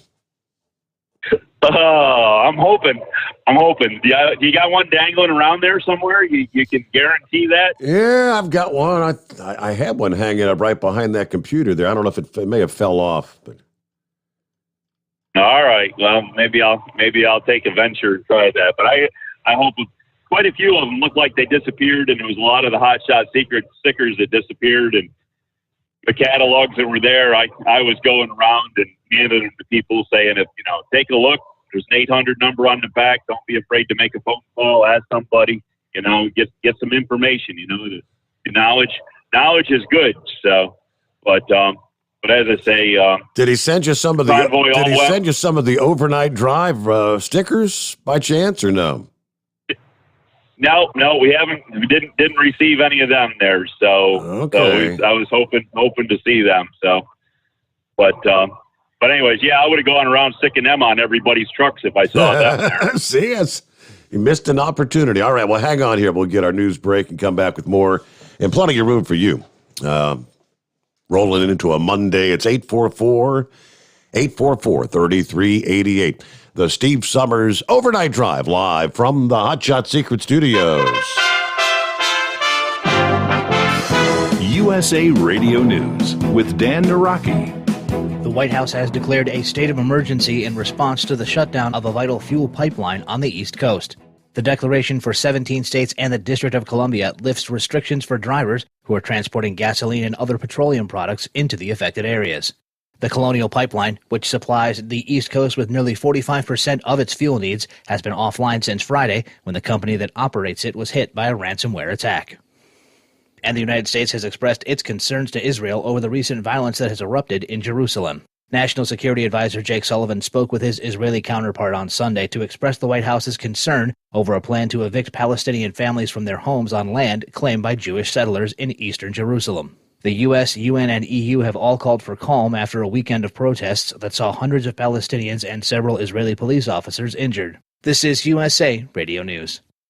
Do you have an idea for an invention or new product? Do you think companies would be interested in your idea? Do you want to try to get a patent? Then call InventHelp now. InventHelp keeps your idea confidential and explains every step of the invention process. We create professional materials representing your idea and submit it to companies who are looking for new ideas. We have more than 9,000 companies who have agreed to review ideas in confidence. If a company shows interest in manufacturing your invention, we can negotiate on your behalf. We have helped over 10,000 clients receive patents. We also offer services including 3D modeling and animation demonstrating your idea, prototyping services, and we use state-of-the-art technology to show InventHelp client ideas to additional companies. Join the thousands of people just like you who chose InventHelp to pursue their idea. We are experienced. We are working for you. We are InventHelp. Call us for free information at 1-800-460-1663. That's 1-800-460-1663. Again, 1-800-460-1663. You're listening to the Overnight Drive with Steve Summers. At Hot Shot Secret, we share the science behind common diesel problems and their solutions. For example, Hot Shot Secret Diesel Extreme. Today's ultra-low sulfur fuels leave injector deposits causing frequent DPF regens and low throttle response. Diesel Extreme is a once every 6-month treatment that will clean your entire fuel system, including the tank, lines, pump, and the injectors. Hot Shot Secret Diesel Extreme is available nationwide at truck stops, fine farm and auto stores, and online at hotshotsecret.com. Some say their truck reflects who they are, dependable and reliable. That's why you trust Blue Def. Now the best just got better. Introducing Blue Def Platinum, a revolutionary innovation with advanced system shield technology to significantly reduce harmful deposits. To maintain fuel economy, save money on costly repairs, and sustain the life of your SCR system, there's only one DEF to choose. Blue Def Platinum. The best just got better.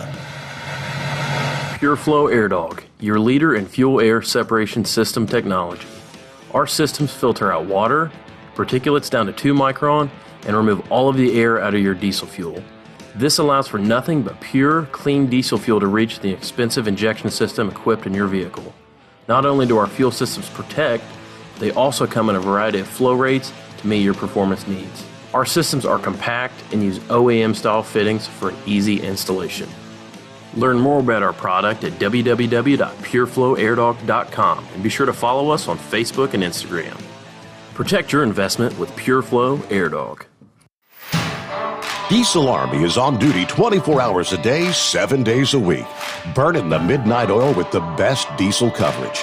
All the tech, all the torque. Diesel Army, where there's smoke, there's fire. For the latest news and event coverage, as well as feature and tech articles, sign up for the newsletter and don't miss a thing. Visit dieselarmy.com from the Power Auto Media family of digital magazines. Again, it's dieselarmy.com. Dean Michael, the tax doctor here. I have one question for you. Do you want to stop worrying about the IRS? If the answer is yes, then look no further. I've been around for years, I've helped countless people across the country, and my success rate speaks for itself. So now you know where to find good, honest help with your tax problems. What are you waiting for? If you owe more than $10,000 to the IRS or haven't filed in years, call me now at 888-557-4020 or go to mytaxhelpmd.com for a free consultation and get your life back. For anything diesel, take it to Scheid Diesel. They provide a wide variety of services and diagnostics to determine what the problem is with the latest technology. From simple oil changes and preventative maintenance to fuel system diagnostics and repairs, engine rebuilds and cylinder head repairs, and rebuilds with our in-house machine shop. They also have on-site DPF cleaning for exhaust issues and DOT inspections. If your diesel is asking for some attention, Scheid Diesel has the specialist you need for anything diesel. Located in Terre Haute and Lafayette, Indiana, and Effingham, Illinois, Scheid Diesel has you covered. Drivers, you demand that your equipment's reliable and dependable, and that also applies to your headset for communication. Well, our friends at Stellar Electronic have you covered. The Pluto Duo headset bundle is the best communication headset you can find in the industry. No matter the challenging environment you're driving in, the Pluto headset will make you sound crystal clear all the time thanks to their 99% noise cancellation. And the Duo's not only a stereo converter for the headset, but also a power bank so you can charge as you go. Learn more at StellarElectronic.com or visit them on Facebook. At Hot Shot Secret, we share the science behind common diesel problems and their solutions. For example, diesel particulate filter regeneration. The DPF catches particulates left over from combustion. The DPF regeneration cycle cleans the filter with temperatures exceeding 1,000 degrees Fahrenheit. A computer sensor triggers the DPF regen, which is often accompanied by a loss of power and fuel economy. The frequency of DPF regens are in correlation to the cleanliness of the fuel burn. Under heavy operation with the dirty burn, DPF regens can occur multiple times per day. Hot Shot Secret Diesel Extreme Fuel Additive promotes a more complete combustion, creating fewer emissions and therefore fewer DPF regens. Vehicles using Diesel Extreme experience 83% less DPF regens. Hot Shot Secret Diesel Extreme is available nationwide at truck stops, fine farm and auto stores, and online at hotshotsecret.com. Hot Shot Secret, powered by science. Because Channel 19's a little congested. Call Steve now at 844-844-3388. The Overnight Drive.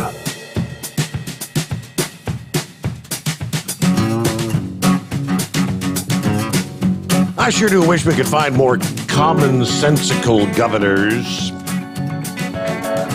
like Florida's governor. DeSantis, in my book, just continues with each passing day to prove, he's right up my alley with standing for America, standing for integrity, America first. Remember all the flack that the state of Georgia took when they passed their new voter identification law. Oh, that's a horrible thing. That's racist. You're making it more difficult for people of the black community to vote and minority communities to vote, which should really be insulting to those communities to even say that, if you want to be honest. But Ron DeSantis has again signed the new Florida voting law late last week, hailing the legislation's focus on election security, adding that this legislation adds the strongest election integrity measures in the entire country. We're making sure we're enforcing voter ID. We're also banning ballot harvesting. Good idea. We're not going to let political operatives go and get satchels of votes to dump in some drop box somewhere. We're also prohibiting mass mailing of ballots. We've had absentee voting in Florida for a long time now. You request a ballot, you get a ballot, you mail it in. But you just indiscriminately send them out to everybody is not a recipe for success. The new law will require votes to be tracked as they come in real time. And the new legislation provisions will strengthen that. Not the results, but we know who's voting, what your registration is. We follow the turnout so that when the election's over, we know the universe of votes that have been cast, and it makes it so someone can't dump 100,000 votes 2 or 3 days later. Simple as that. In this past election, the state had 11 million votes, 99% counted by midnight. So the new law will make it even better as we go forward. We're proud of the strides we've made. We're not resting on our laurels, though. And signing this bill says your vote counts. Your vote is going to be cast with integrity and transparency. He went on to say, I'm not a fan of drop boxes. But the legislature wanted to keep them while tightening how they're used and where they're located. Drop boxes, according to the legislation, must be geographically located to provide all voters in the county with an equal opportunity to cast a ballot and be monitored in person, though. The drop boxes will be available only when they're monitored during regular voting hours. You just can't leave these boxes out there with no supervision at all hours of the night. So more changes there in the state of Florida. I'm sure the left is just outraged with that. But, all right, back to Horse Feathers. Yeah, and Horse Feathers was there able to attend the 2021 Mother's Day Convoy. Give us a recap. Absolutely. So it ended up being another great day. The AccuWeather gods gave us a few showers in the early morning and cleared it all off for the convoy to get out on the highway. So thank you to Steve and your AccuWeather gods, because it made it for a nice out riding around. The sponsors were all good. Had a lot of good things there with that. And thanks again to Hot Shot Secret, lubrication specialties with Chris and Kyle and everything for the additional that they added to it. Definitely be looking forward to continuing with them. And I don't know, it was all a good day, and it's a building year from the COVID of last year that was all virtual. So next year, with the amount of property they have at the Mannheim Auto Auction, they're hoping to break their record, that 600 truck record from 2019. They're hoping to break that, and hopefully at least 700 trucks maybe next year if we can pull it off. Wow. So I know it'll be a good deal, and so everything should be back on track, and hopefully have all the Wish Kids there and be able to have all their carnival and everything that they like to do, and be able to raise a little bit more money, because they were a little shy this year from what they do in previous years, but they were happy with what they got this year. So everything worked out good. So thank you to you, and as I say, Chris and Kyle and everybody there back in the office at Hot Shot Secret that we don't ever see working behind the scenes, that must do an extremely amount of great work back there, because things look like they're growing and going, and so we greatly appreciate it. Absolutely. Yep. So did but they? Anyways, hey, were with that, they able to? Did you have like your chicken dinner and stuff? Did they have all that, the food and whatnot, or? They had meals set up for drivers. That was, you give a little donation if you wanted, and but as far as chicken dinners went, they were off site. So I saw a few people came back with some, so they must have gone and picked them up. But yeah, but I don't know how the whole chicken dinner thing went down, because that was all done off site at I think they did it at a church or something. Okay, all right. So, but no, other than that, everything was good. So made a couple of new friends, met a few new people. As I say, I was handing out the Hot Shot Secret catalogs as much as I could, because I still ended up with a handful of them I brought home, and I was trying to not bring any home, but you know how that goes. But it's good to have a few, because as I said earlier there, if I get around to my other truck events and stuff, I'll hang up the banner that I brought home with me and put some catalogs there, and hopefully people will realize about it. Heck, maybe I can even get them to look into sponsoring a couple of other things we got out here, because we got a place out here that does some dirt stuff there with 4x4 pulling and semi truck pulling, and they do a trucker day there, and they got tractor and truck pulling, and they do mud bogs and all kinds of crazy nasty things they do to vehicles there. But I guess it's all considered fun. The one thing they do there is they have a couple demolition derbies, and one of them they have is a combine demolition derby. So I don't know. If you want, bring your combine out sometime there in the middle of the summer, and you can get it in a demolition derby if you want. That would probably be kind of expensive. Be a pretty cool demolition derby. I've heard of those combine demolition derbies. Hot Shot Secret is a sponsor of the NTPA, the National Tractor Pull Association. They're already associated with that. If any of those events you've got down there are part of the NTPA, you'll probably already have a presence from our friends at Hot Shot Secret.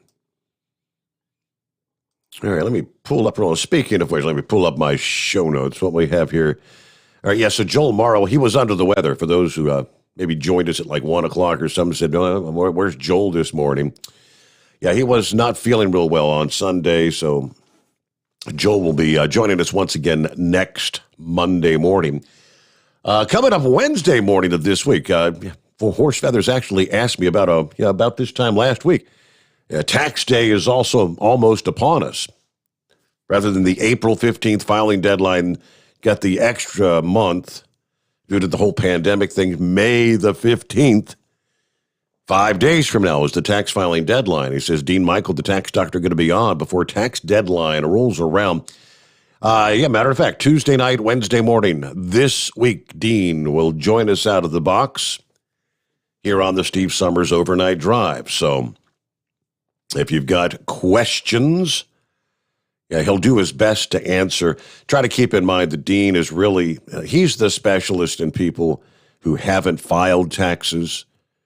You may be a year behind, you may be 2, you may be 10 years behind. His specialty, his forte is answering questions along those lines. He's not, totally up to speed on actual filing questions and things of that nature. I think he tries to stay up to speed with what's going on with some of the per diem, because that question always comes up every time he's on with us. All righty, so what else we got coming up this week? Of course, there you go. We've got, for those who are going to be placing orders, by the way, for Hot Shot Secret products, don't forget, always use the coupon code Overnight Drive at checkout. Get 10% off your order at hotshotsecret.com. And you can get an additional 10%, by the way, totally, to make it 20% off your order for military, first responders, CDL holders. Most of you would find yourself included in there. So, all right, how about the vaccine? For those who have not yet received the vaccine, the interest is continuing to wane. A whopping 80% of those who say they're not going to get vaccinated, which at last check, that was about 25% of the population. It's not as many as it was, say, 6 months ago.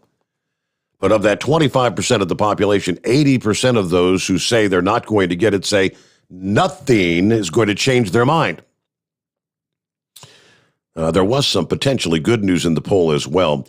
This was an Economist YouGov poll. Respondents who said they do not intend to get the COVID vaccine, when they were asked, is there anything that could change your mind and convince you to get vaccinated?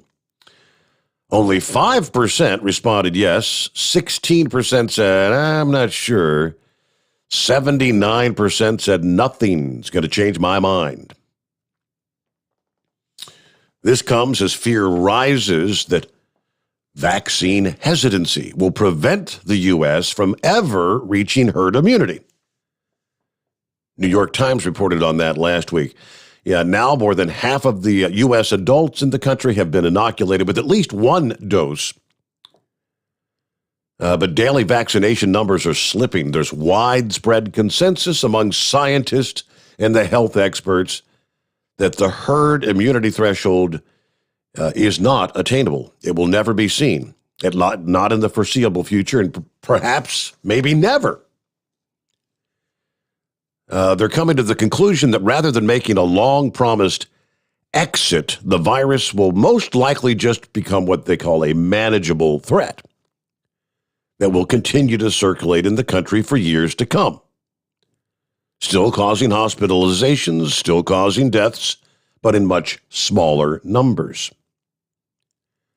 The theoretical threshold for herd immunity has also been rising due to the emergence of these variants.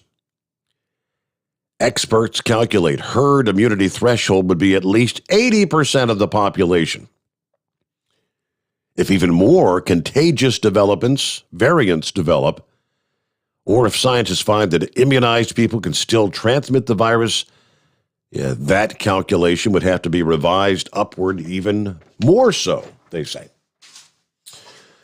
But that's millions of people. Keep in mind, when you're taking a quarter of the population, 80% of that quarter of the population say, there ain't nothing you're going to do, ain't nothing you're going to say that's going to convince me to be a guinea pig, as many refer to it, or take an experimental drug that we have no idea what the impact may be, 5 years, 10 years, or for the rest of my life, sort of thing. Knucklebuster, what's happening this morning? Morning, Mr. Steve Sommers. I've been advised by my lawyer that's all I really need to say to you is good morning. He's afraid I might offend somebody. I can't even say that's all of my baloney. He's afraid I'll offend the butcher there. Oh, yeah? But anyway, here goes. Yeah, hold my beer while I do something real stupid this morning. I ain't never really took his advice much, but he's a pretty good lawyer anyway there. Well, I don't know about all that, but he takes care of my business there. You know, I've been pulled over by all kinds of officers, black, white, Indian, you name it. They all wrote me a ticket, every one of them. There wasn't no racism there, right? Shoot, I don't know, Steve. World's gone crazy, man. It's just, I'm glad I'm near the end of my driving career there. I don't like it, but a few more years and I'll be able to retire there. So I don't know. I feel sorry for the younger generation having to put up with all this garbage there. The company I work for, well, I can't say a whole lot about them there because there ain't nobody but white people in management. That's the guy that owns it there, right? Mm-hmm. So I took care of that business, right? I guess it will have to do a critical race theory between me and him, right? Uh-huh. So I don't know. Yeah. So anyway, I'm gonna shut my big pie hole up this morning. Shoot, we almost got this thing whooped, don't we? Yeah, we're getting close here. We got about 5 minutes yet to roll, I think it is. Yeah, absolutely. Well, you can just as soon as you shut all that truck driving radio down, open that door, go jump in the bed with Mama Sommers and spoon with that girl and get a big hooter in that right hand, and you'll sleep like a baby all day. And that's all my baloney for today, Mr. Steve Sommers, whether the butcher likes it or not. Have a great day. All right, Knucklebuster, you're ate up. All righty, let me see here. We had all the discussion about critical race theory, right? We've had our plenty of discussion this morning. Numerous states, though, are joining in, banning that teaching on a statewide basis. Last week, I know Tennessee has outlawed it. I know Florida, of course. I think DeSantis was one of the first to outlaw it in that state. Oklahoma over the weekend outlawed it. I thought somewhere I saw that South Carolina may have also jumped in. I've got the story out of Oklahoma, though. The governor there, Kevin Stitt, signed a bill Friday banning the teaching of critical race theory in public and charter schools. The quasi-Marxist ideology that holds that racism is ingrained in the United States. Among other concepts, it labels people with white skin, including children, as oppressors who hold an inherent advantage over other races and should feel guilt due to their white privilege.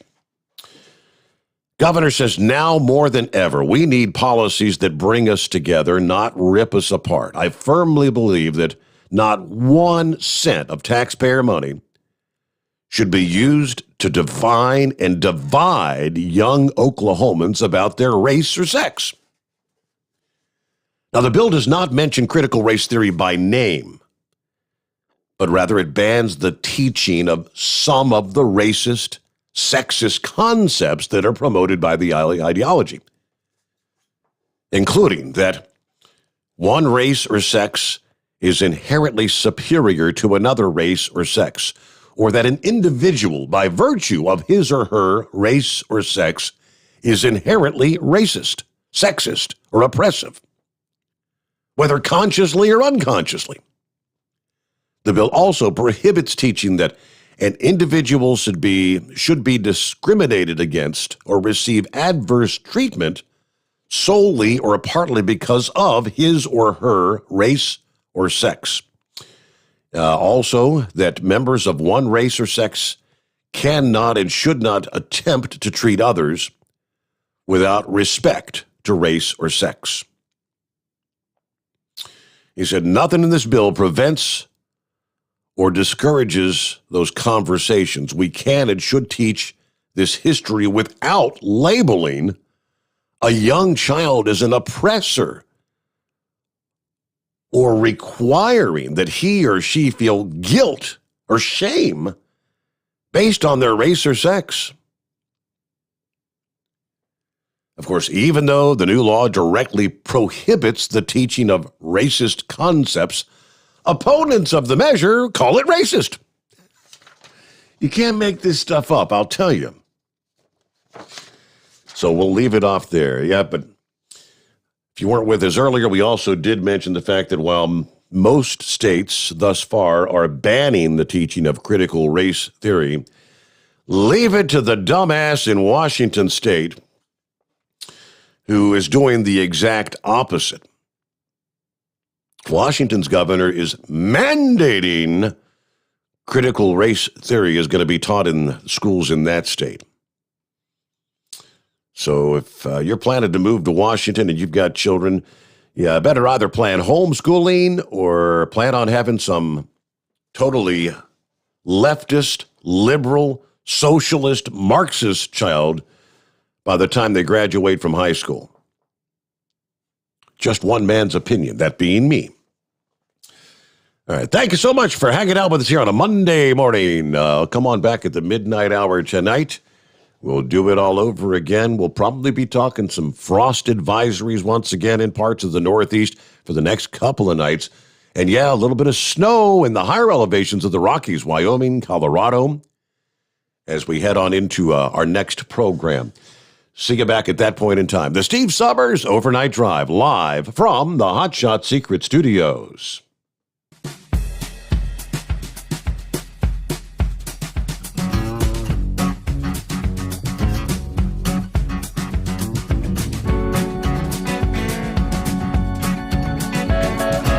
You'll never guess the places that I've been. You never guess the places that I've been. 'Cause everything is like a dream, yeah, but only in that dream that I live in. I'm never gonna let the day begin.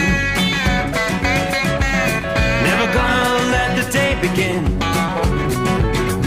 'Cause everything is like a dream, yeah, but only in that dream that I live in. Oh, don't wake me up before you go, and I'll just make this bed my home. Oh, darling, please just let me sleep. Give me my dreams.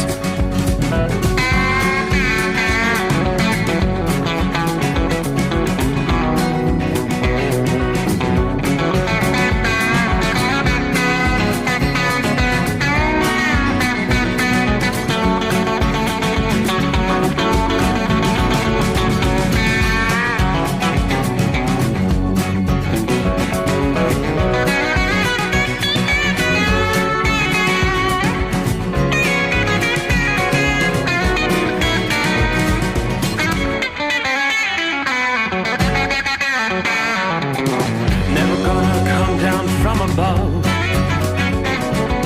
'cause everything looks better from above. Nothing's ever as it seems, yeah, except in that world that I dream of. Never gonna lose the ones I love. Never gonna lose the ones I love. 'Cause everything is like a dream, yeah, but only in that world that I dream of.